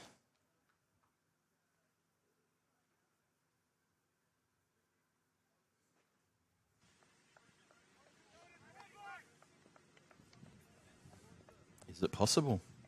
97 for 4 on the board. Oh, this is a flat 6. Well, there you go. There's 2. 100 up as well. 103 for 4 on the board. They have picked themselves up a bonus point, in case you were wondering. The eagle-eyed people out there would remember that I said 88 for a bonus point, which has been scored. So 2 Maximos to start the over. They need 6 of them. So there you go. 23 off 4. Well, this has got to go over across the boundary as well. Oh, that's 3 and 3. Well, someone needs to get across to Richard Shah and have a bit of a word here and say, just make sure they don't hit another 6, mate. That's 3 in 3. Wow, nice striking this one. Kumar has raced to 48 from nowhere. Could he hit another one? Shah in again. Hold your breath, folks. Oh, there we go. Normal service resumes as the stumps are hit, the wicket's taken, and Shah turns around to these counterparts and says, sorry, guys, always had this in the bag. Always was taking control of this. Hits the stumps, and he's knocked Ostrava back on their moneymaker, and they won't bounce back from this one. So 3 Maximos in a row, and he fires back with a delivery straight on the stumps. It was a slightly slower delivery, and unfortunately for Kumar, he swung and missed. His innings is done. But what a rush of blood there from Anil Kumar at the end there. 3 sixes, and suddenly there was a few people just asking questions. So 109 for 5. 2 deliveries to come. 17 required off 2. And barring any crazy 5 wides or anything silly like that, you'd think that the Spartans should bank themselves 3 points here in this game. Ostrava picked up a bonus point, so they'll take a point away from this competition. Vijay Kumar facing. He also goes down the ground. He's going to get 1 for his trouble. And that's it. So 16 off the last ball, obviously not doable. 110 on the board for the loss of 5 wickets. Ostrava just got bogged down there around the middle overs and just couldn't find any rhythm and routine. And unfortunately, their top order also failed as well, just getting out to pretty straightforward deliveries. Last ball, the innings coming up. And it's a wicket. Just to put paid to that. So it is expensive over. It's 19 off the over, but it's 2 wickets as well. And you know what? That's all that's required from the Spartans to make sure they get the win. Havlicks one more time. Cuts in. And that's middle and leg halfway up, pinged backwards there. Had to go for the big swing. What else are you going to do? So Spartans, well played to them. They do get the win. And it's a very good win as well. So Ostrava go for their 2nd loss of the day. So their streak of losses, unfortunately for them, does extend to 13. And let's bring you back into the commentary area here for a bit of a wrap-up of that match number 3. Good to see you back again. Phil G here for the European Cricket Network saying welcome back. Look, well done to the Prague Spartans. To Ostrava, unfortunately, bad luck for them. They're going to finish their day now. They're going to come back tomorrow. They've got 3 games tomorrow, so look forward to getting them back here again. See if they can break that losing streak as well. So fingers crossed for them. They're a plucky side, and you can see little sparks of some good action from them in the bowling and the batting. You know, just need to tie up in the fielding and maybe just show a bit more awareness when it comes to these sort of like basics. They've got a fair way to go, but they're a great team. They're a fun bunch of guys as well. So, you know what? Tune in tomorrow when they're back, and that's going to be really important to see how they bounce back from these 2 losses today. For the Spartans, they've only got a few minutes to celebrate this win, and then they've got to face the Moravian Cricket Club for the 2nd time today in the next match coming up. MCC have had a nice little break. They're going to be coming across the next few minutes as well to take their position in the dugout area and getting ready to get set for that one. But look, in the end, it's a good, comfortable win to the Spartans, despite 3 Maximos in that last over, and a few of us sort of thought, hang on, what's going on here? But all normal service resumed, and the Spartans get a good win. So anyway, that's it for here for now. Join us at hour. That's not too far away. A bit of a break here for some afternoon tea. Grab yourself a cup of coffee if you want one. But join me back here in about 18 or say 17 minutes time, we'll bring you to match number 4, the final match here in day number 1 in this Challenger division. It's going to be Moravian Cricket Club take on the Spartans, and it's the reverse match of what happened this morning. Let's see what happens. Looking forward to that one. Hope you are as well. I'll see you back here shortly.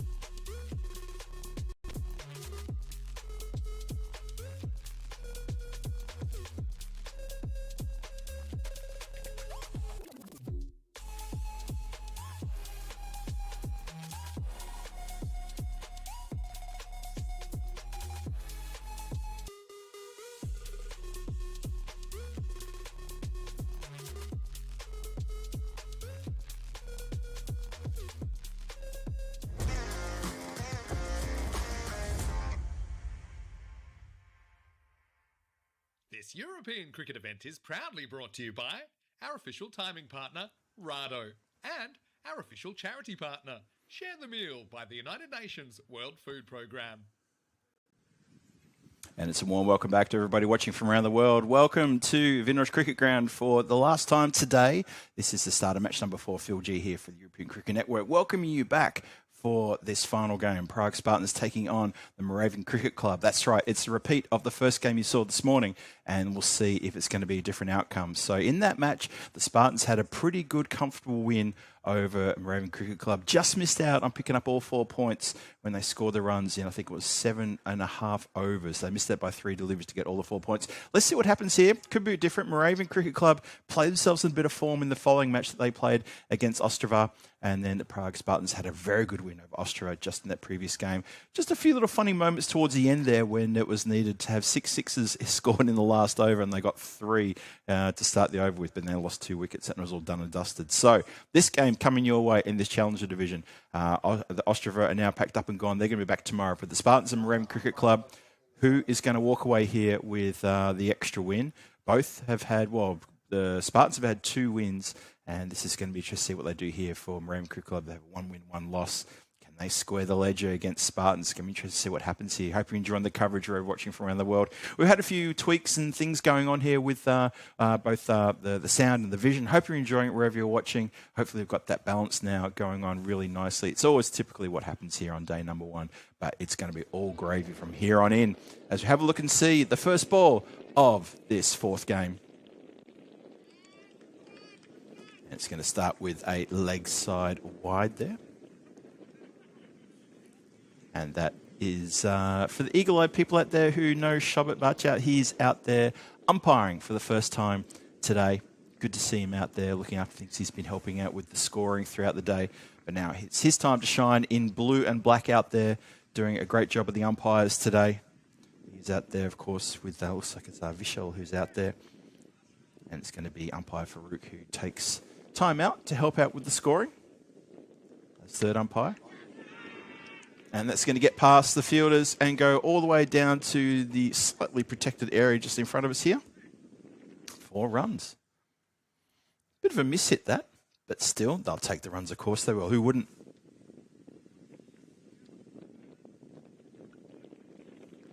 Dave B, I know you got my back, and it's always appreciated too.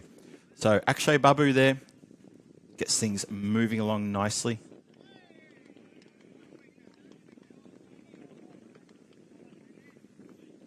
So what sort of score can Moravia post? In case you missed it, and thanks to Rado for providing all the coin toss information here, Moravian Cricket Club won the toss having a bat first, and that is in contrast to this morning when they didn't win the toss, but they were made to bat first. So they want to bat here late in the day.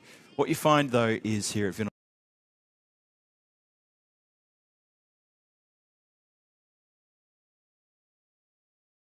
the way of things, just to have that early morning dew sort of come off the ground, and conditions a little bit tough for batters in that first game of the day. Right in the middle of summer, though, when it's very warm temperatures and warm overnight, you'll find that might change a little bit. During springtime and getting towards the end of summer, you'll find that is the way the coin toss often goes.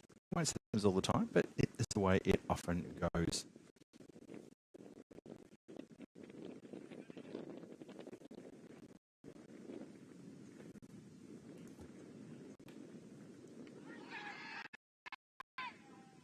Was there, Shobit Bhatia umpire there saying no. Shobit's well known around in these parts. He plays for Vinarati, obviously a good friend of mine. Does some wonderful stuff here for Czech cricket as well. Dave asking about a 5-run penalty? No, not that I've seen, Dave. There was 5 wides though off the first delivery. Maybe that's what you were seeing. Wide indicated there.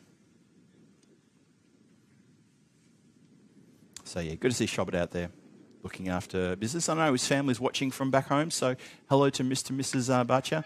Oh, a red-hot chance, smashed into the covers, and Riaz Ahmed can't hold on to a screamer there. He's skipping around the ground, giving that hand a real ring. That has canted into his left hand. I think it's hit him in the digits, and he's in a little bit of strife. His teammates getting over to check him out as well. It's the end of the over, 12 off the first over. just keep an eye on Riaz Ahmad. He's in a bit of strife. He's now sitting down on the ground, and I reckon umpires probably need to get over and make sure he's okay, because that looked like it really stung. May need some spray, may need something even more than that. Yeah, I just keep an eye on the umpires. I think Vishal's going to wander over. Umpire Vishal's just going to go over and have a look and see if he's all right. That looked very painful indeed, really, really painful. He's getting a bit of attention there now, getting the magic spray, which is just, well, I'm not going to give you the recipe. That would be, I'm sure there's a law preventing me from doing that. I was going to say just pressurised water and air, but I'm sure it's more than that. I'm sure it is. Maybe a little bit of bourbon in there or something like that. Who knows? Who knows? It's like the KFC 11 herbs and spices. No one knows really what's in it, but it's something good. It hit his left hand, so it's not his bowling hand. He's a right arm bowler, and having said that, I think he's actually going to take the pill to bowl the next over. So this will be interesting. Watch and see if there's any caught and bowled opportunities to his left hand side, whether he shies away or not. I'm opting he's going to shy away. So, 12 off the first over.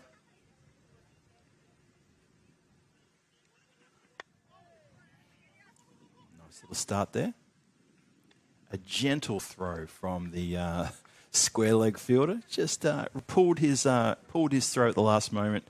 Realised he didn't have to throw any stumps down. They were home well and truly. So, Riaz Ahmad, having taken that nasty blow to the left hand, although the fingers, he's got a little bit of the magic spray, and now he's pumped up and ready to go. Bowling now with his opposite hand, as he always does.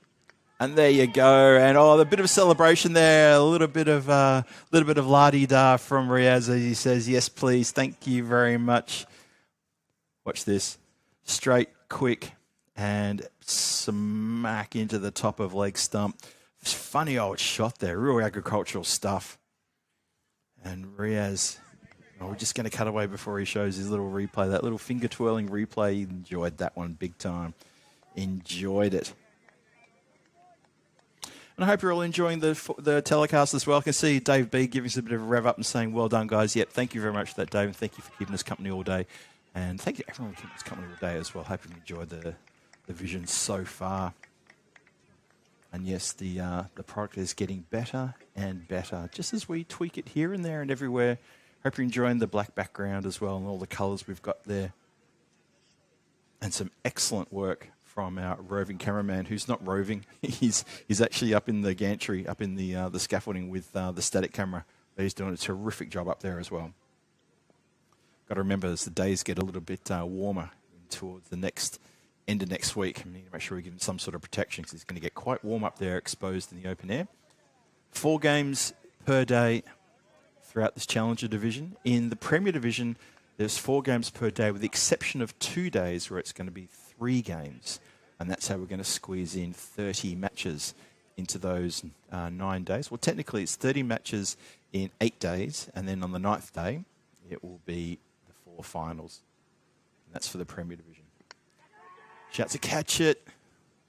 Fielder opts to play the protector and manages to make sure nothing gets across the boundary rope there. So well done. Good play from him.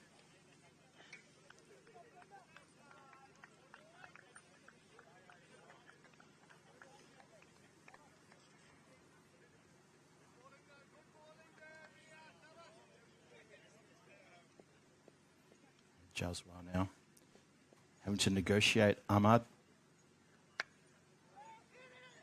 And dots up.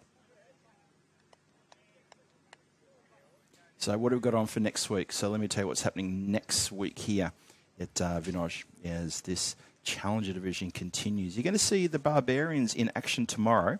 That's something worth looking forward to. Barbarians got knocked out of the Premier division from last year when they came away winless. Can you believe that? 5 games, 5 losses. Astonishing stuff from the Barbarians. Haven't had a good run of it lately, the Barbarians. Just had a bit of a lean patch, both domestically and also for ECS action. So the Barbarians in action tomorrow. Ostrava are back as well. Ostrava got 3 games. Barbarians got 3 games. And Moravian Cricket Club will play 2 games tomorrow. So that's going to be the the way we're going to run things tomorrow. So 4 games again tomorrow starting at 9:30 local time. Check your guides to find out the start time, but same as it was today.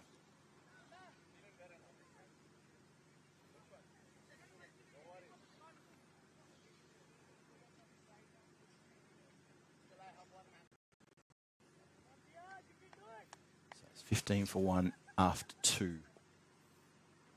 After that wicket fell, bit of a stuttering sort of moment there. That finds leg side. Raya Pro begins his bowling effort here. Starts with a bit of a loosener. So however, for not the first or second time, is asking why they not show the squad. And we've tried to explain to her a few times, Shohei Roof, that the squad is available on the website. So please check the website and please read the comments in the chat. And Dave has very kindly put you where you need to go to find the squads. Thank you very much for that, Dave. And thank you, Vinny, for giving the exact email, the exact website to find the squads. All the squad information is right there at your fingertips. Just need to click on that link provided by Mr. Maximo and you will find all the information you need. Hit down the ground, nicely stopped, puts out the hand and does very well to stop that getting past. Good work.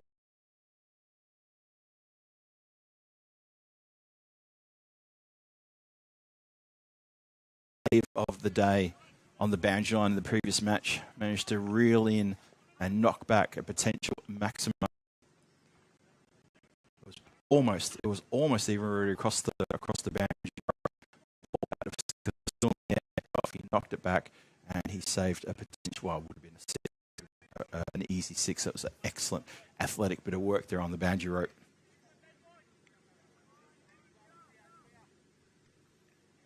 So Sohail Roof, we're talking to you. If you click on that link that Mr. Maximo has given you, it will take you straight to the squads. That's all the information you need. That's a cracking good shot. That's going to hit the helmet on the other side of the boundary rope. Don't know why there's a helmet sitting there, but it was right in the right spot as well. So there you go. Maybe it's for the Gophers who are hiding under there, I'm not sure.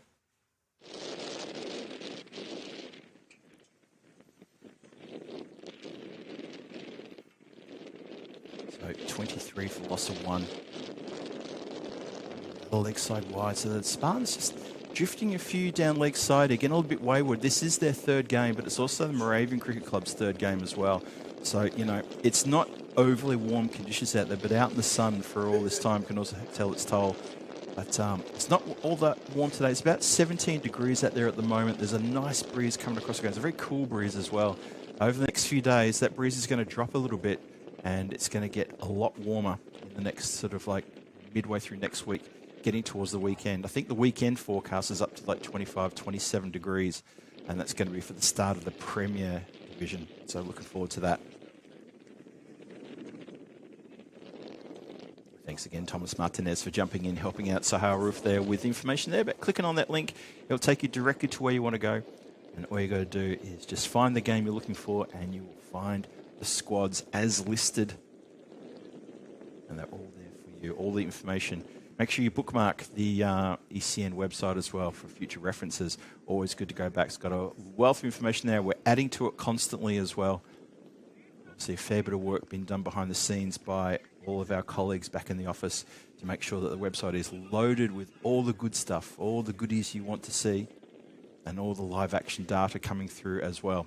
So I would recommend that you bookmark that. Come back to it anytime. You're very welcome. 26 for 1, getting towards the end of the power play now.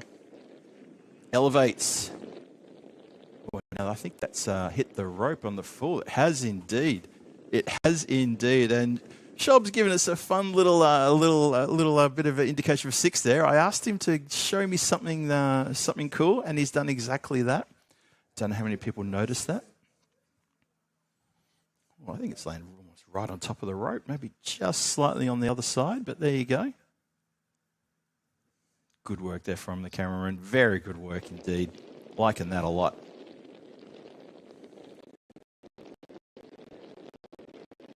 And standing up over shot indicates power play is dusted. Of course, there's 32 on the power play. A terrific second over there Ahmad, but a couple of expensive overs as well. It looks like we're going to slow things down a little bit now. Not a bad idea, to be perfectly honest, from the skipper. Going to look to bring on Fayez Ahmad. Let's see what he can do here. Ooh, tell you what, that could have almost been chopped straight back onto the stumps. It's just missed by probably about 6 or 7 inches, not by much at all. It's a cracking delivery. Good start.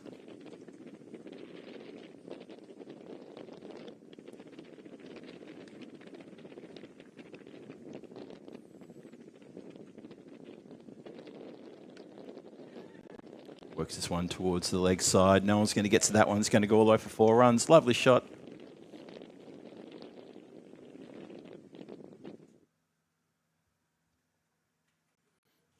Good flight. Have a look at them in the replay. Really good flight. He's taken that really nicely off the pad. He's middled that one straight off the pads. Good shot.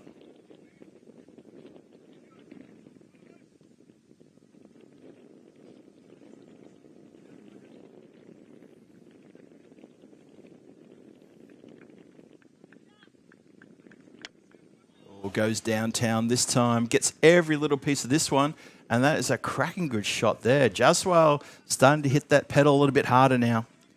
He's getting some very good momentum. Look at this, cracking strike. Real textbook hit towards deep mid-wicket. Goes a bit straighter than deep mid-wicket, but it goes all the way. Nice shot.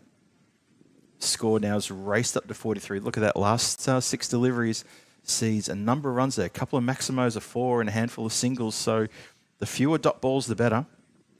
I don't want to overstate the obvious here, but that's exactly how it works. Bowler in again. This time punch down the ground. And that's going to be fielded not quite cleanly, but not going to be any buzzers, no overthrows there, just the single. Score up to 44 for 1. 2 to come. Oh, gives it really good flight. The question's asked. Deraj would desperately love to pick up a stumping here. He's tried a couple of times, and he hasn't had any success yet with the stumping, but you just feel he'll get one. Square leg runs in to reset the stumps as Ismail swings but doesn't stray outside of his crease. Ooh, that was quite high. Square leg's not moved. Well, now there's celebration aplenty, and it's given out. Well, the batter was a little bit unsure. I think he was hoping for the call to be said too high because he's not a very tall person, is Ismail. Have a look at this one. Look how high that is from side on. I'm not sure about that. That's quite a high delivery. Unfortunately, we don't have the luxury of a side on replay, and I think the batter was pretty confident that was going to be called a no ball, which is why he was a bit reluctant to walk off, but the catch goes straight into the hands and it's well taken. And umpire says, nope, that's it, you're out. So yeah, without the luxury of a side on, it was very hard to give like a real confirmation of how high that was. But I tell you now, Ismail, he's not a tall chap. He's probably about my height, to be honest. Anyway, it's in the book as a wicket, 44 for 2. 4 overs gone. Yeah, I see the chat asking the same question about that one. Yep, no, I was asking that as well.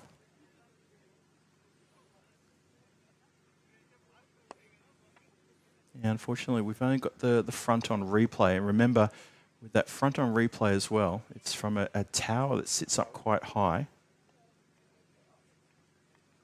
But the umpire's call is the umpire's call, and that's what we abide by because we like to follow rules here in cricket.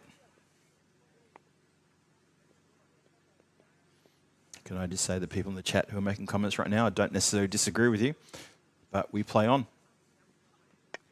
Elevated and plucked out of the air with one hand, as casual as you like. I've seen 6-year-olds picking apples out of trees as simple as that. That is one of the craziest catches I've seen.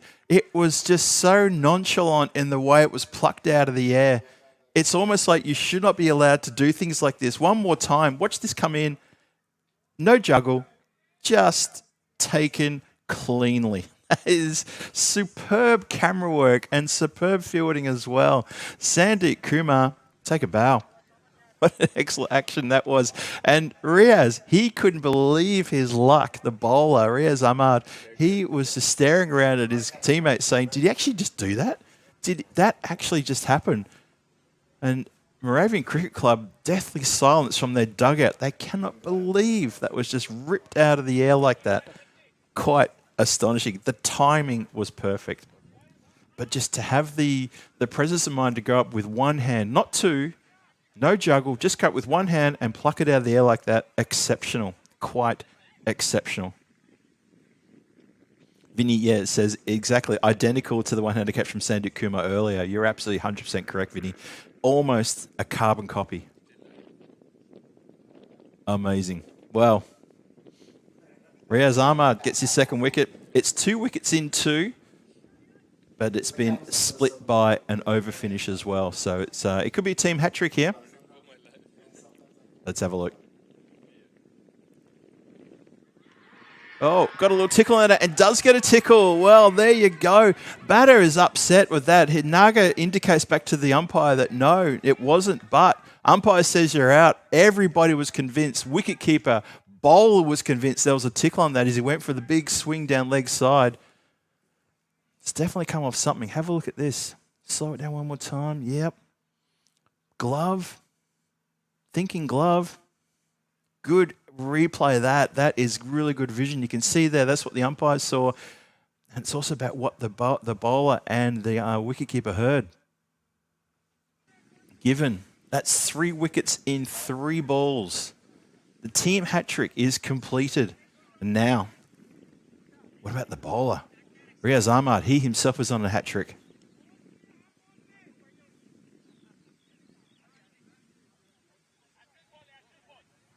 Well, suddenly, Moravian Cricket Club, who won't go along too badly now, are in all sorts of strife.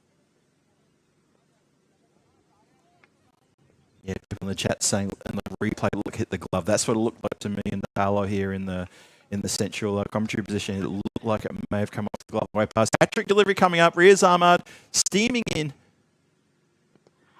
Oh, it's on. It's going to hit. They're appealing. They're appealing. It's been given. Oh, boy. Barchev raises the finger. Ahmad gets himself a hat-trick. Whoa, that's a proper get-around here. The Spartans are chasing after Riaz. It's 3 in 3 for Riaz. It's 4 in 4 for the Spartans. How about that? They're tearing the absolute guts out of the Moravian Cricket Club here. And MCC, a little bit shell-shocked. You can understand why. A 4th wicket to fall like that. It was full. It was straight. Have a look at this. Oh, where does it pitch? Pitch is in line. Could ask the question, maybe it could have been drifting down the leg, but umpire Butcher sees it just once. He doesn't get the benefit of a replay. And he agreed and he said, yes, I'll give that. I've seen enough. Thought about it. And that is hat-trick for Riaz Ahmad. Congratulations to him. He goes into the good book. And I guarantee you right now, I'm sure Vinny's typing away furiously, that Riaz Ahmad picks up a wicket and goes into our Hall of Fame records with the first hat-trick of this ECS. How about that? It took only 4 matches. And that's going to get through. It's going to go to the boundary for 4 runs. Good comeback there from the batter to get bat on ball. That's Pillai there who smacks this one to the ground. Nicely done.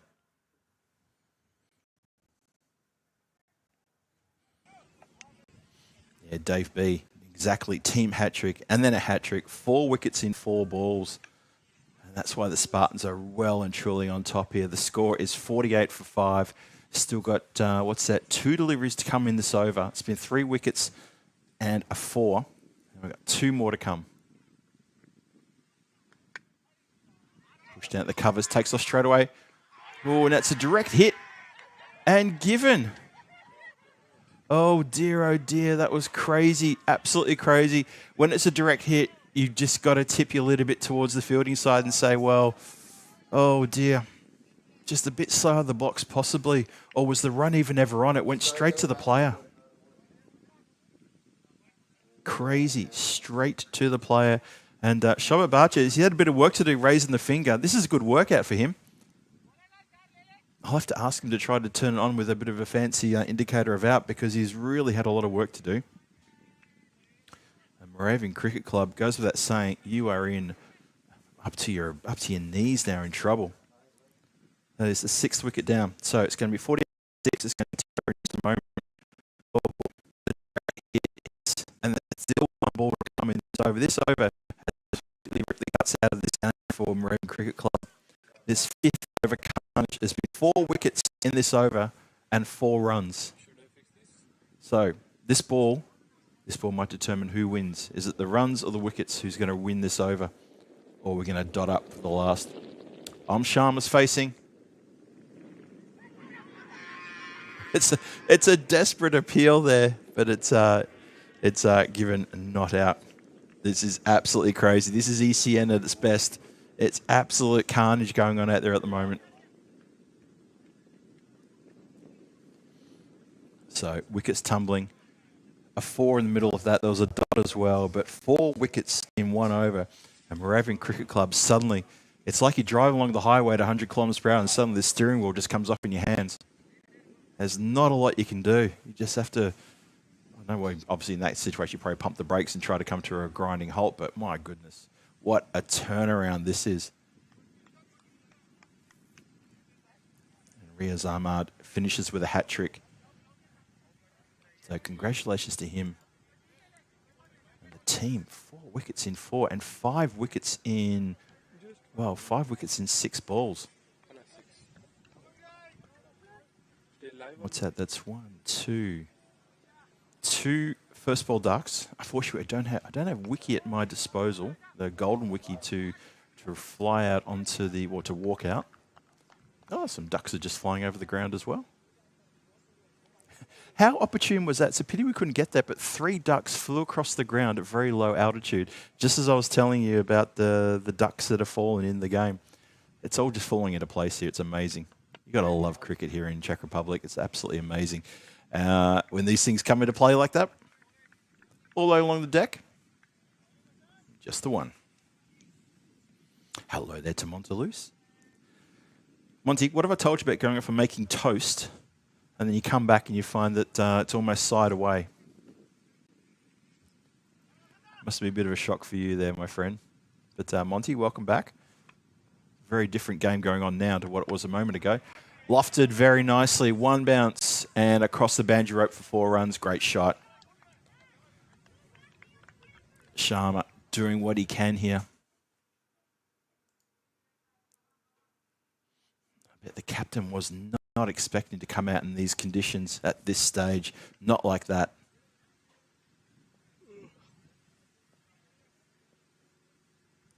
It's a bit quicker and a bit shorter. Manages to get a little bit of something. An inside edge, it just gets past the gloves. It's going to run all the way too, and that goes for 4 runs. So a little bit cheeky, maybe a little bit lucky as well. Look at this, just hits it down into the ground just in front of the wicketkeeper, and it goes straight past. Keeper was unsighted there, but it got chopped down on, and no way anyone's getting to that.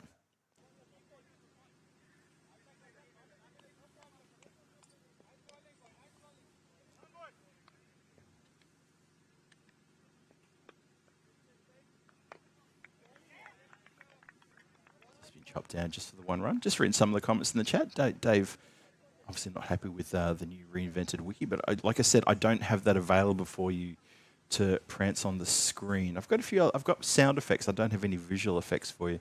So I'll try to remember to hit some of the sound effects in just a moment. I'm sort of a little bit of ways from the board in order to maybe watch what the action is. Chases a wide one. Dots up there. 6 overs gone, 58 for 6 on the board. MCC in all sorts of strife.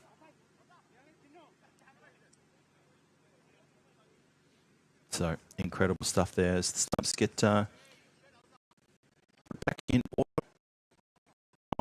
Captain for that there at the moment. He and Vanish need to do a fair bit of work here to get the score up to something respectable that the bowlers can work with when it's their opportunity. But there's only 4 overs to go in this innings. So there's not a lot of time to do something.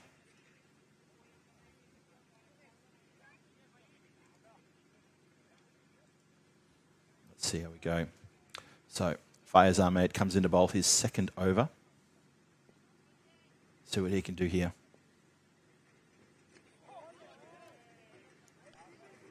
Diraj once again takes the bails off the stumps and hits the stumps to the ground. That foot well and truly back. I'm telling you now, he's searching for that stumping. He'll get one. I'm sure he'll get one in this series. I'm not sure he'll get one today, but he'll get one in this series. You just get the feeling. He's pretty sharp behind the stumps. Just waiting for square leg to get back to his position, the umpire. And he's back there now. Fires continues. Pushes that one through a bit quicker. It's just pushed gently towards backward point for a single. Score is just ticking upwards ever so slightly, now up to 59 for 6. Pictures and voice breaking up. Oh, we don't have anything at our end, I don't believe.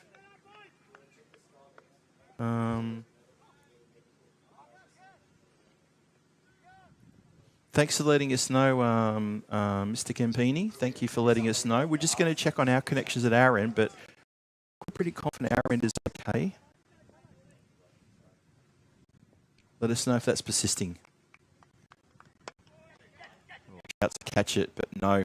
Just waits back on that one. Does Shubham Gupta try to chase in, try to run in hard to try to connect there with that one, but protects the boundary line instead, and probably a fair enough call as well. Benish now facing. He's only faced a few deliveries.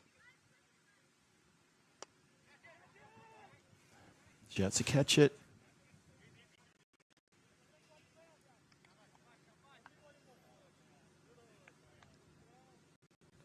So, the chat can let us know if that's still causing problems.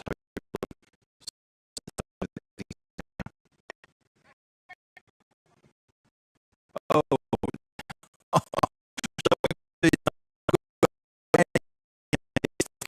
Across the boundary line for 4 runs. Doesn't protect the boundary as a cloud comes overhead. Watch this. That's missed his. I was right behind him in line of where the ball was hit to the field. I'm in direct line, and that has missed his knee by about 2 inches. Oh dear.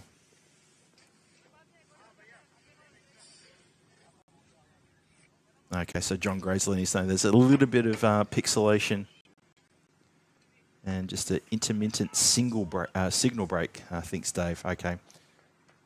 Main camera has some interruption blips at times. Thank you guys for the feedback on these things.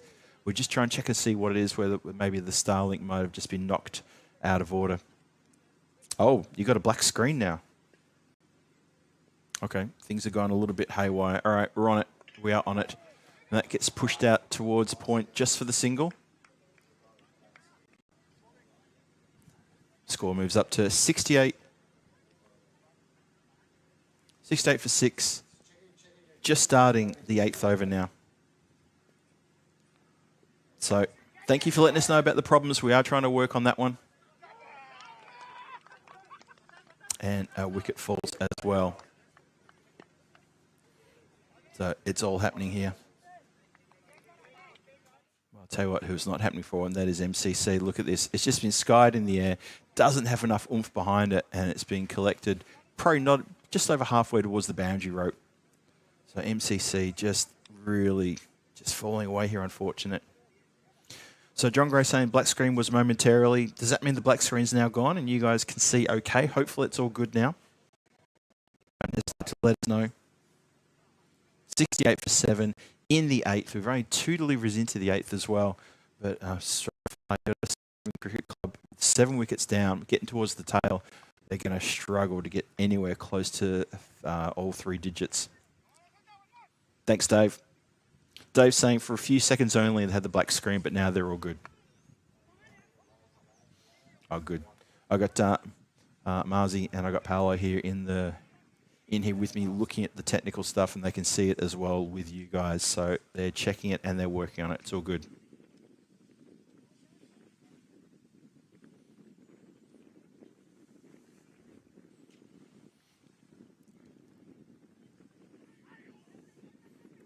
Goes down leg side. Fancy footwork there. There was a little tick on that one. Says umpire Vishal. He's giving that as runs. So a little bit of something. Thank you, John Gray, for your feedback. Much appreciated. And thanks, everyone, for keeping us up to date there, what's happening. Obviously, we see things a little differently to how it is on the stream sometimes, especially with the new equipment we've got as well. So thank you very much and really appreciate that.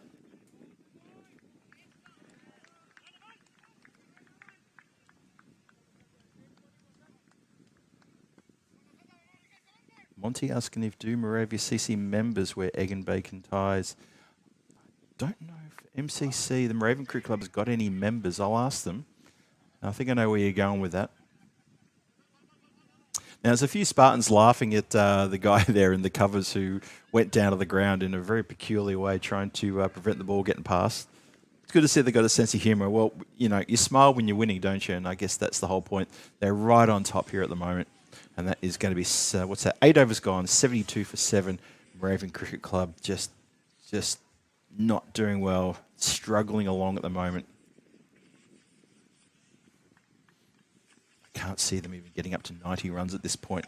But you never know. They've got 2 overs to try to make some inroads here. 2 overs, 12 deliveries to basically all or nothing here. Need to put on some sort of big score here.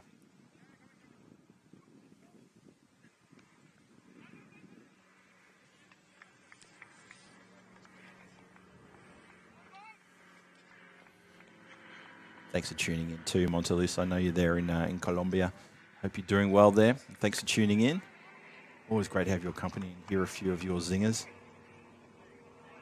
Shy at the stumps results in the ball not being released. And fair enough too.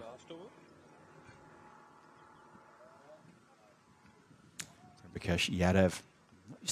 Not used to seeing him bat that often for MCC. Let's see how he goes.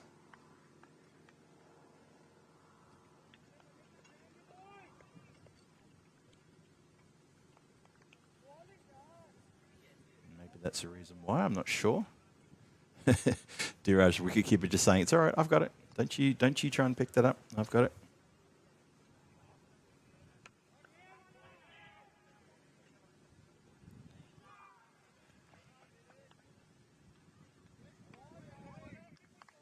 Just steps it a little bit back towards the leg side when the ball was going well outside the off stump. The wrong way to be going. I'm sure batting coaches around the world will be saying, get your feet into the line of the ball. We need to follow the ball.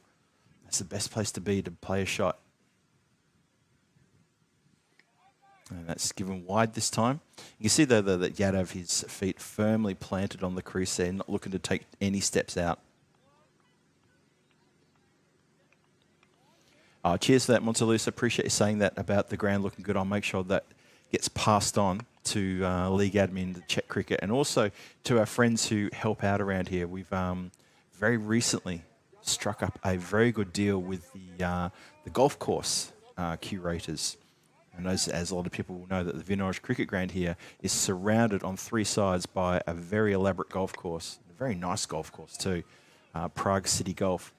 And ever since the new owners took custody of the facility about 2 years ago, they have been like one of our best friends, really have. And they understand the importance of the partnership between the cricket community and the golfing community. And they've been wonderful supporters of us, helping us out with the ground curation. And also, you notice how the ground is looking very proper with like the lines. That's down to the ground staff from the golf course. They've purposely mowed the grass so it actually has that appearance of those lines that you see in places such as Lord's. So we're very proud of what they've done. We're so happy with them as well. And they've done a cracking good job.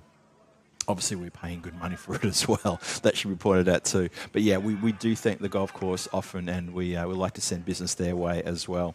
And we often pop up there for a few refreshments as well during the day whenever we can, and even at the end of the day. So, yeah, they do good by us. We try to do good by them. But thanks for that, Monty. I'll pass it on. 77 for 7 after 9 overs. So, last over coming up.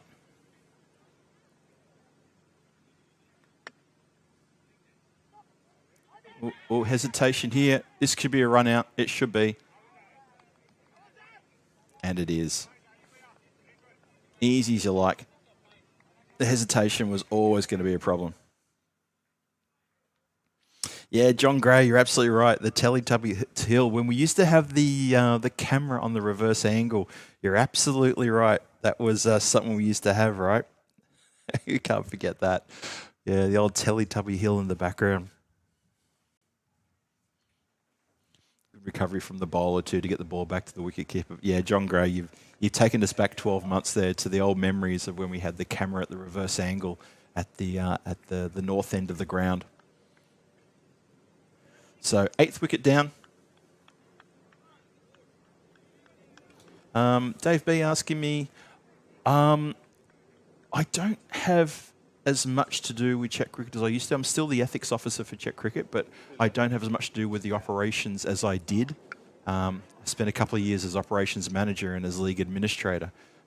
And I sort of help out now sort of more, how can you put that? When I would say consultancy, and that's not quite right. But if, occasionally I'll get a few sort of queries about bits and pieces, things like that. But I don't have much to do with the golf club. That's more Mike, our chairman, who has a fair bit to do with the club. Nice shot. Oh, the attempted paddle back, trying to save the boundary there, and it doesn't work. You can see what it's trying to do here. Didn't want to take full possession of it because it was running pretty hard. Have a look at this one more time. Gets an edge, flies away, goes very quickly too. It was always running towards the boundary line, so didn't want to take it in his hands, just manages to not even get a knock on it and hit it back in. But Dave, good question. Thanks for asking that too. Not as much, but I still have a bit to do with Czech cricket. I like to be involved. Make sure I can keep up to date on what's happening when I'm not doing work for ECN, which, as everybody knows, this year is just dried up a little bit for me, but that's okay. Portugal, got to commentate one of my favourite grounds in the world, and that's the Centrum Cricket Ground. And of course, any cricket here in my backyard in Prague, I'm going to be part of the action as well. But I've said it before that people like Venkatesh Magasharam and myself, he and I spent probably about 2.5 years being the curators for the ground here, and there's enough blood, sweat and tears from us in that pitch out there in the centre to call it a relative. It's been a labour of love from both of us over that time, 2022, 23 and 24. It was a real hard task there. Well, the underarm just misses. They're going to go for another one, and this time the run out takes place. So why not? It was the last ball of the innings. You might as well go for it. So they do pick up one, but they run out off the attempted second run here. Watch this one more time. Basically goes nowhere. The kick to the stumps probably should have had it, but this is where the run out does actually happen. Boom, done.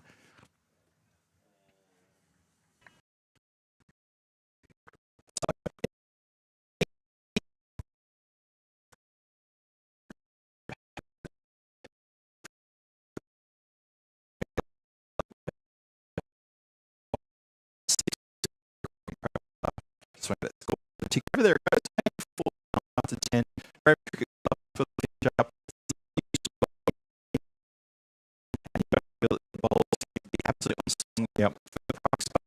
They're walking off the field in a huddle. You can see them there in the centre of your picture. They're going to feel very, very confident in what they've got there. They're chasing a score of 85. They chased down 86 this morning very easily as well. So we're going to see what's going to happen when we come back for the run chase very, very soon. This is Phil G for the European Cricket Network saying, don't go too far. Run chase coming your way in 10 minutes' time. We'll see you back here shortly.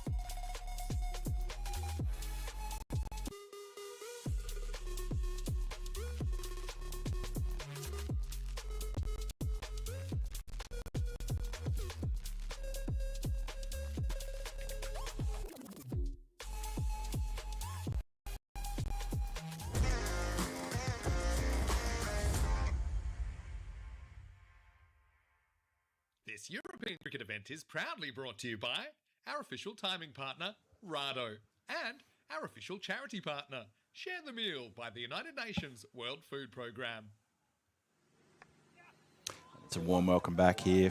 For the final time here on day number 1, it's time for the run chasing match number 4, Prague Spartans and Moravian Cricket Club going head-to-head for the second time here today. After Moravian Cricket Club won the toss, they bat first, only amass 84 for 9 in their 10. Real tough going for them. At one point, there were 6 deliveries where there were 5 wickets in 6 deliveries, including a team hat-trick and, well, actually team double hat-trick because it was 4 wickets in 4 deliveries. And, of course, the Riaz Ahmad, who got 3 of those in a row, so he himself got a personal hat-trick as well. And it was absolute carnage, and they never really recovered, did the Moravian Cricket Club. And that's why the Prague Spartans need only 85 off the next 10 overs. Sort of feel that that is going to put them well and truly into the box seat. Will it be an easy chase, or will this be a low-scoring thriller? We're going to find out very shortly as the cloud cover just increased a little bit here. Looks a little bit murky at the ground, but still very good seeing conditions. It's nice and cool. There's a breeze coming across the ground as well, and it's looking pretty good out there in the middle. Phil G here for the European Cricket Network, taking you through the final innings here today. Umpire Shabat Barcha at the standing umpire's end. Turns and says, let's go. Let's start this defence. Starts off with a wide delivery there as Nagda just pushes that one a little bit too wide, looking for a bit of extra pace, a little bit of extra oomph.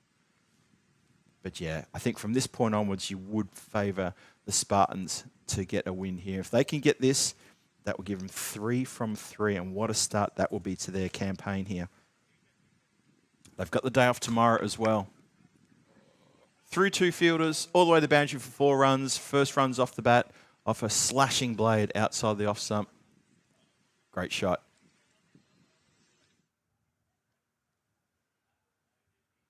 Not a lot of noise from the dugout.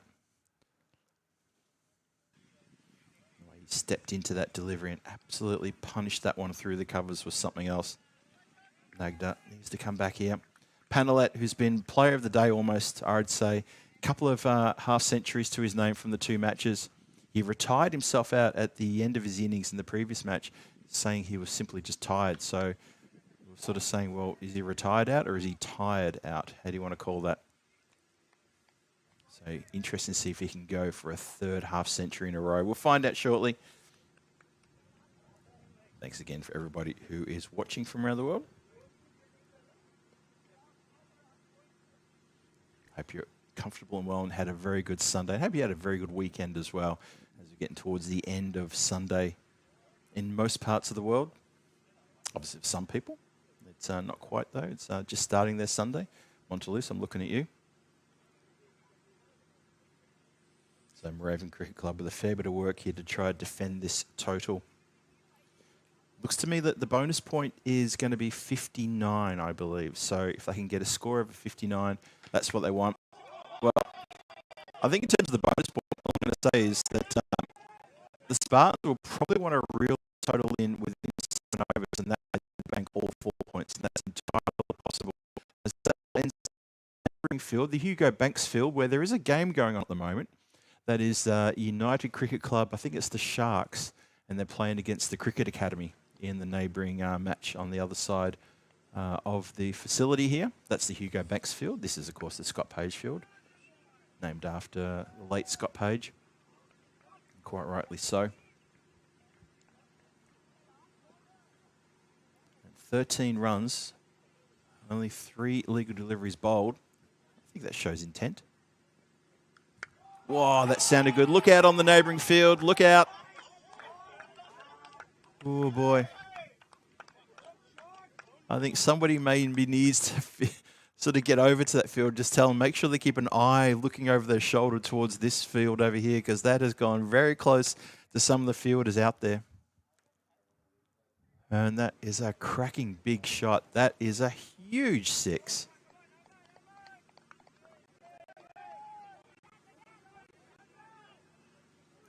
I think a few people are saying exactly what I'm just saying there about, should we get someone out who can keep an eye on that field? We'd have to see one on the neighbouring field getting in a bit of strike there. That was pretty high up on the bat. It's got a very thick edge and run away for 4 runs. And that is a big, big, big hit. Look at this. That flies away. It does get across the rope. Look at this. It bounces on the other side of the rope for another Maximo. Oh, boy. That's gone a long way back. 25 for no loss. 5 deliveries gone. The strike rate. So the run rate is at 30. Kumar is having an absolute field day here. Obviously, he's got a dinner appointment somewhere in the local village. He wants to get to that in a hurry. He swings this away, this time for 4 runs towards the leg side. That's a cracking good shot as well. 29 off the over. Goes magical. Almost goes even better than that, but that is quite something else. Supercomputer is still giving Raven Cricket Club a 3% chance of picking up wickets and tying down the Spartans. They've got 29. They're a third of the way to picking up the win here, and they still need 56 or 54. I mean, imagine that. Your run rate required is almost at parity, almost at a runner ball. Spartans here are really sending a message to the rest of the competition in this Challenger division. They're saying, we want the win here. I really feel that when it's the Barbarians taking on the Spartans, it's going to see some very competitive cricket. This is in the air, and the catch is nicely taken. So there's the breakthrough that's needed and wanted. And it is Panelet who doesn't get himself a third half century. He skies one a little bit, just a little bit relaxed there on that shot. And he doesn't get enough on that whatsoever. It's a pretty straightforward catch, which is taken comfortably. First wicket falls at the start, at the start of the second. But that first over, 29 off it, incredible stuff as far as Ahmad comes out to take his place. But that man Panelet, he's had a good day today. He's hit a couple of half centuries in the previous matches, so I guess you could forgive him for maybe being a little bit sort of, cooked. He's been busy, he's scored runs. He's probably the biggest run scorer here today. And I'm sure even with that innings only being a handful of runs, he'll still end up being the biggest run scorer here today.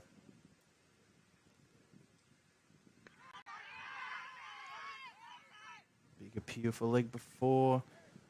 Not given. Umpire has a good long look at that one.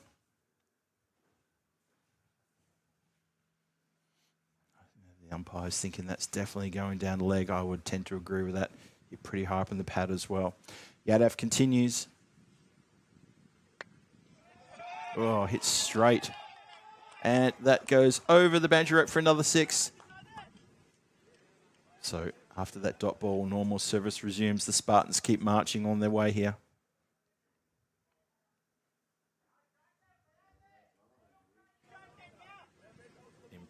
Impressive stuff here. 35 for the loss of 1 wicket. Only halfway through the second. Yadav gets a wicket on his first ball, dots up, and then gets taken down the ground for 6.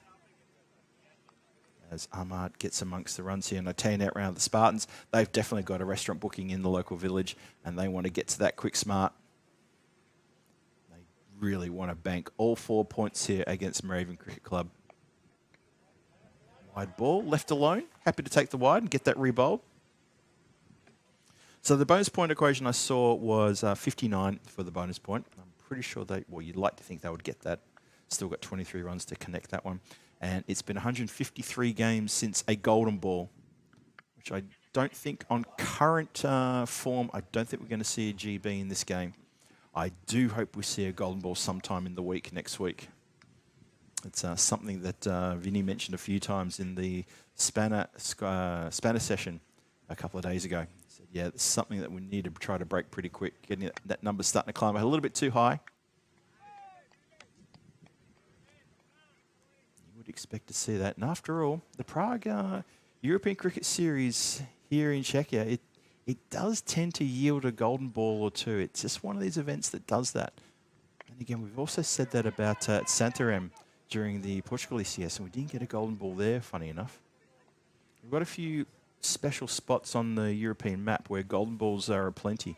Obviously, Khartoum is one of the big ones. Another one is Marsa over there in Malta. We've got a lot of golden balls there. We'll see.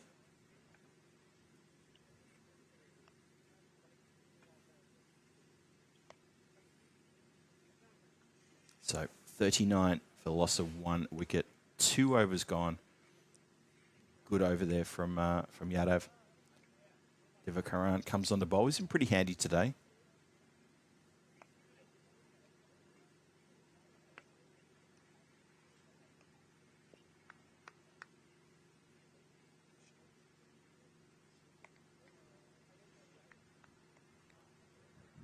So field is just resetting everyone here. What are they going to do? I think there's debate about who they want to push out. That's what the thing is.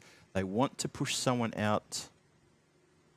Okay, so wicketkeeper's saying come in, the bowler's saying go out. They finally get someone back there. So it's a third is placed very, very much on a 45.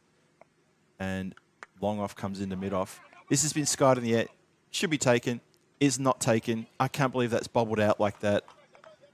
That was probably, it had a lot more hang on the previous that fell, but that should have been gobbled up. Have a look at this replay one more. I had to wait for a while to get time to show the replay. Apologies for that. But yeah.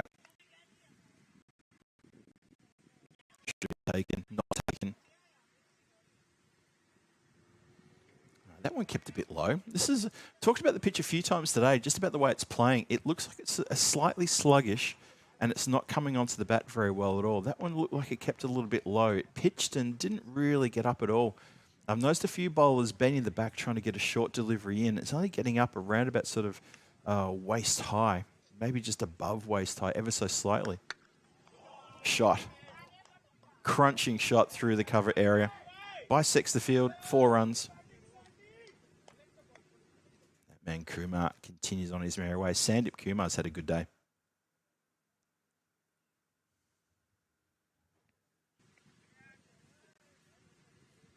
44 for 1, halfway through the third. 41 now required off 45. So they've got over half the runs required. Goes that this time towards the leg side. Slight fumble. Can't prevent 2. In the end, a pretty easy 2. So Moravian Cricket Club, they'll have to lick their wounds, go away and say, well, we picked up the 1 win against Ostrava. We've got to get back tomorrow, play Ostrava for the 2nd time, and then we've got to play the Prague Barbarians. The Barbarians, it's going to really test them tomorrow, the Barbarians, and they've got 3 games on. This is hit up in the air. It's going to go over the head of the fielder, backpedaling only just, goes to ground, and he goes to ground at the wrong time. Has he stopped the ball? Well, the ball pulled up, I think, just inside the rope there. Just keep an eye on the field. He's sort of holding his shoulder. Oh, he's okay. No, he's all right. I thought he was holding his shoulder a little bit gingerly there, but no, he's okay.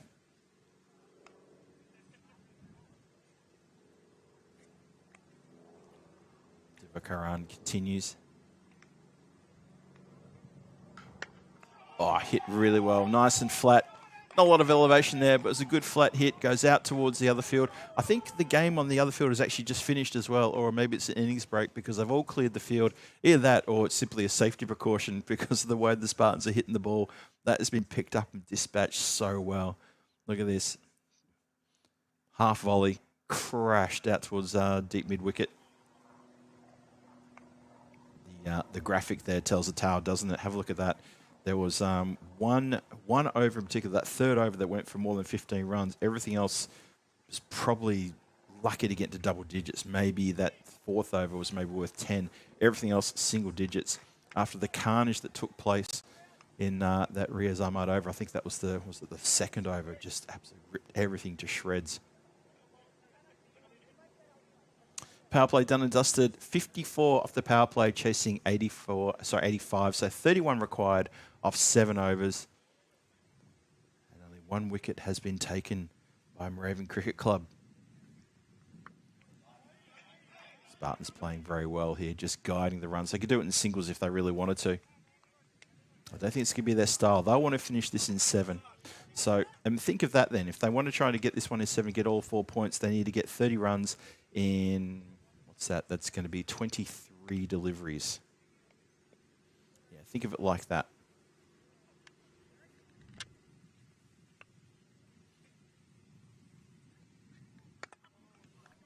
Goes leg side here now. No one there at mid-wicket. Everybody's sitting back on the boundary rope. Well, they don't have a lot of runs to play with. And I guess this is the conundrum for the, not just the bowler, but also the captain is, how do you set a field when they only need a handful of runs, they could do it by singles if they really wanted to. It's 29 off 40 for the win. 29 off even less just for the 4 points. Elevated. Tries to take the catch. Very good effort, though, in the end. Lost sight of it, I think, just at the last moment. Goes to ground. And so does the ball.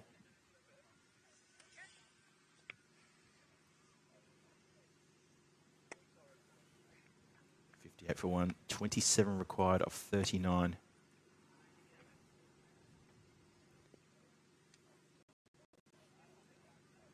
I think it's well and truly time to start the car. I'm pretty sure it was time to start the car when they lost 4 wickets in 4 balls. They were bad club. They were in all sorts of trouble after that.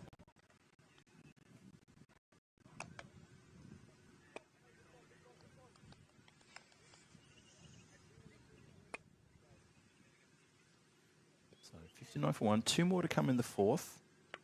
26 off 38 is what's being asked here. If they can get 26 off 20, then they get all 4 points. 3 points, Phil, what are you talking about? All 4 points, which is a very, very possible target. Better bowling here, though. Ismail's done really well in this over. He's only gone for, he's been very miserly, only gone for 6 runs in this over. Hasn't been taken to the boundary rope yet. Let's see if I've put a bit of a commentator's curse on him. Cracking delivery. I reckon the batter might have felt that as well. Clever bit of bowling, that one. Ends up being 6 off the over, so well bowled to Ismail. And it's 60 for 1 after 4. Have a look at the ground there, looking fantastic. I mentioned before about the work that the golf course curators have done since we've managed to organise a bit of a partnership with them. They have made the ground look absolutely lovely. The stripes reminiscent of what you might see maybe at Lord's. Looking fantastic from that vantage shot there. It's a very good view there. Nice that we've got the scaffolding here too. So thanks to Prakash, Mike and all the local Czech cricket guys for getting everything organised for the ECS. They love having the European Cricket Network here in Prague. And I know that the local players obviously love coming to play in this competition. They love a bit of T10. They like to see themselves on camera as well, who doesn't? Haven't had too many aeroplanes today, funny enough. Maybe it's been a bit more windy out there than I thought, but yeah, I expected a bit more low-flying aircraft. I'm sure we'll get some during the week. Rocks back, punches that one out of the ground. Big, big 6.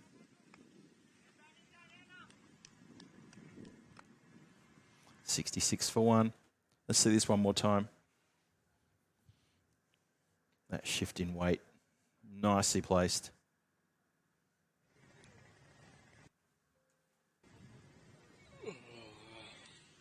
So only 19 runs required now. Only 19.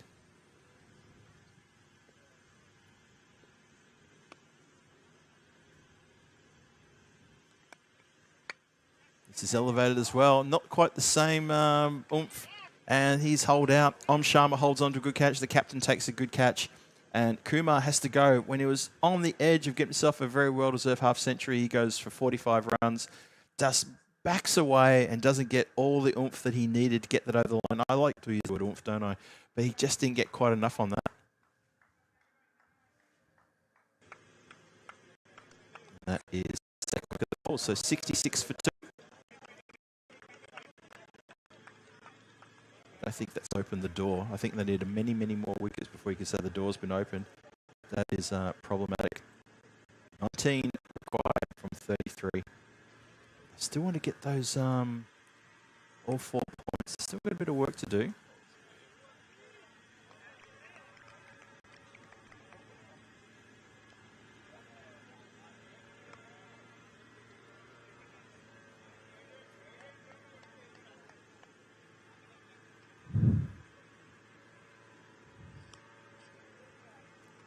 Just getting set here. And good to go now. Goes to chase a wide one there. Misses completely.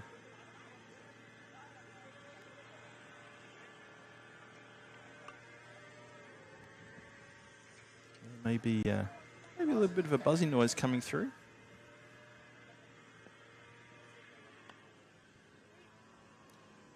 Until he's saying good innings, Kumar. It was a good innings, wasn't it? It was a very good innings.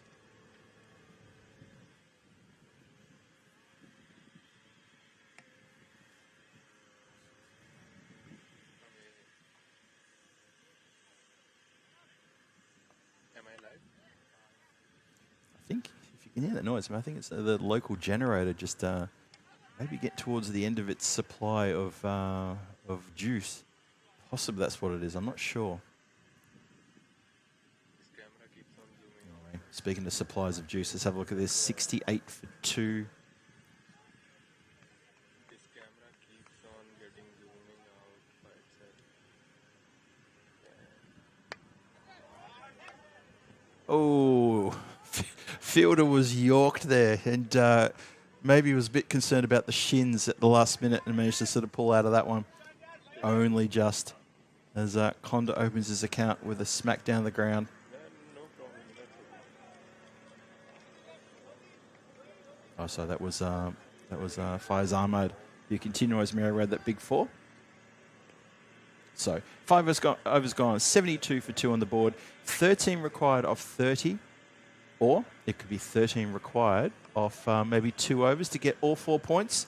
That's what's required. Another dog walker there in the background walking along the boundary, well, not the boundary, but on the boundary between this field and the neighbouring potato field. Actually, I wonder what they're growing this year. They always alternate.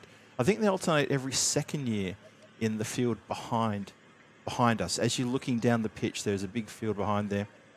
Oh, there's the lovely scenic panoramic shot of the hills in the background. And one of those hills is apparently where the Czech Republic, or Czechoslovakia, was actually born, you could say.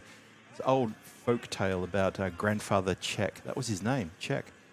And that's where he resided, just in those hills that you saw in the background there. So, 3 for 2, 12.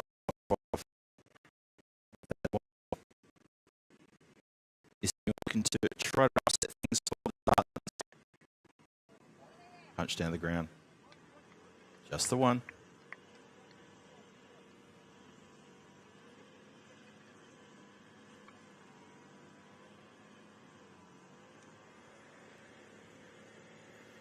Ahmad, he's going to want to be there at the end. He's done pretty well for the 17.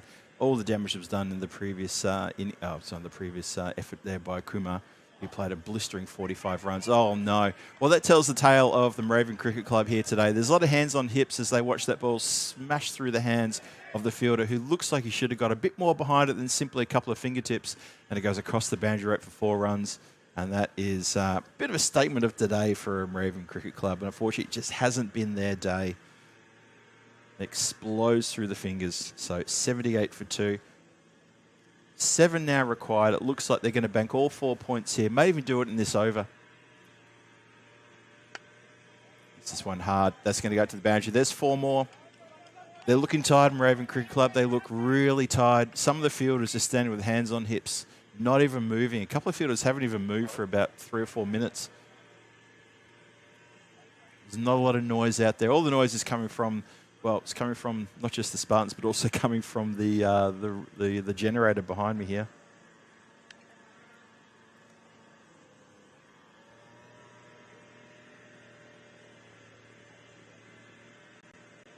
Sloppy is the word that Palan Campini uses. Not far off there. 3 required now. 1 hit away from a 4-point win here for Spartans. Just pushes this one up in the air. Could have easily gone straight down the throat of extra cover. As it is, they take a single. It went straight to the fielder, but couldn't stop the run from happening. 2 runs required for the win. Just 2 away.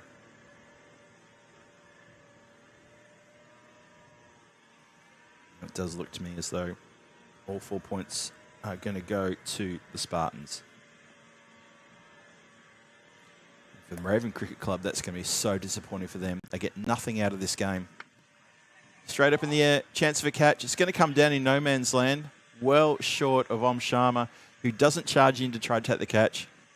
Fair enough too. I think he had to do a lot more work to try to get in for that one. It's just a single. Scores are level. They've got 25 deliveries to try to change that from being level. Not sure everybody realises that. No one's moved in to try to save some runs. and they're going to take the single. And as long as he's home, well, they've asked the question for the run out. I don't think it was given out. So that should be the game, set and match. And it's all 4 points to the Spartans. All 4 points to the Spartans. That's very well done for them.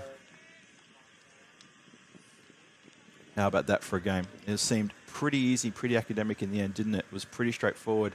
So there we go. There we have it. I'm going to invite you back into the commentary area for the last time today. Thank you for joining us, everybody. Wonderful to have your company once again for the last time today. And look, congratulations to the Spartans. They make it 3 from 3. And from Raven Cricket Club, you need to go away and have a think about it. They've got to come back tomorrow. They've got to bounce back tomorrow because they've got 3 games again tomorrow, I believe. And no, sorry, they've got 2 games tomorrow. Apologies, 2 games tomorrow because it's the Barbarians tomorrow and it's Ostrava tomorrow for 3 games apiece. Raven Cricket Club got to come back for 2, but they leave here 1 and 2. 1 win, 2 losses. Ostrava, of course, as you know, they've already left the ground. They're going to be back tomorrow for 3 games, but they are zip and 2. Spartans sitting pretty on top of the table after day number 1 with 3. That was exceptionally impressive with the ball and with the bat. They demolished them. Ball. You take 5 wickets in 6 balls at the very sort of early start of the inning. That just is what happens, unfortunately, for them. So that's where we are. So that's it for us on day number 1. Hope you've had a good time today here on this wonderful Sunday here. Thank you very much for joining us, and I hope we can see you back here tomorrow. Remember, the Challenger Division is going to run right through to Friday. I'll be back here tomorrow, and it's the first game tomorrow is going to be the Barbarians, and they're taking on, I believe, Ostrava for the first game tomorrow morning. So join me here from 9:30 local time tomorrow morning, and we're going to be looking forward to that one. I'm looking forward to your company again tomorrow. Try and get a few special guests in, maybe to stand with me and maybe chat with me about what's going on in Czech cricket. But we'll see what we can do. Maybe get Vinny on for maybe a few moments as well. I know you all miss him. I know you all do. Alrighty, so that's it for me. So on behalf of all the crew here, Paolo, and also to Amazi as well, and to Vinny, thank you for all the help here today, and also all the volunteers at the ground. To the umpires, sterling job for the umpires today as well, and to the players and everyone, thank you very much. And on behalf of ECN, guys, I'll see you tomorrow. Phil G signing off from Vinro's Cricket Ground. We'll see you tomorrow.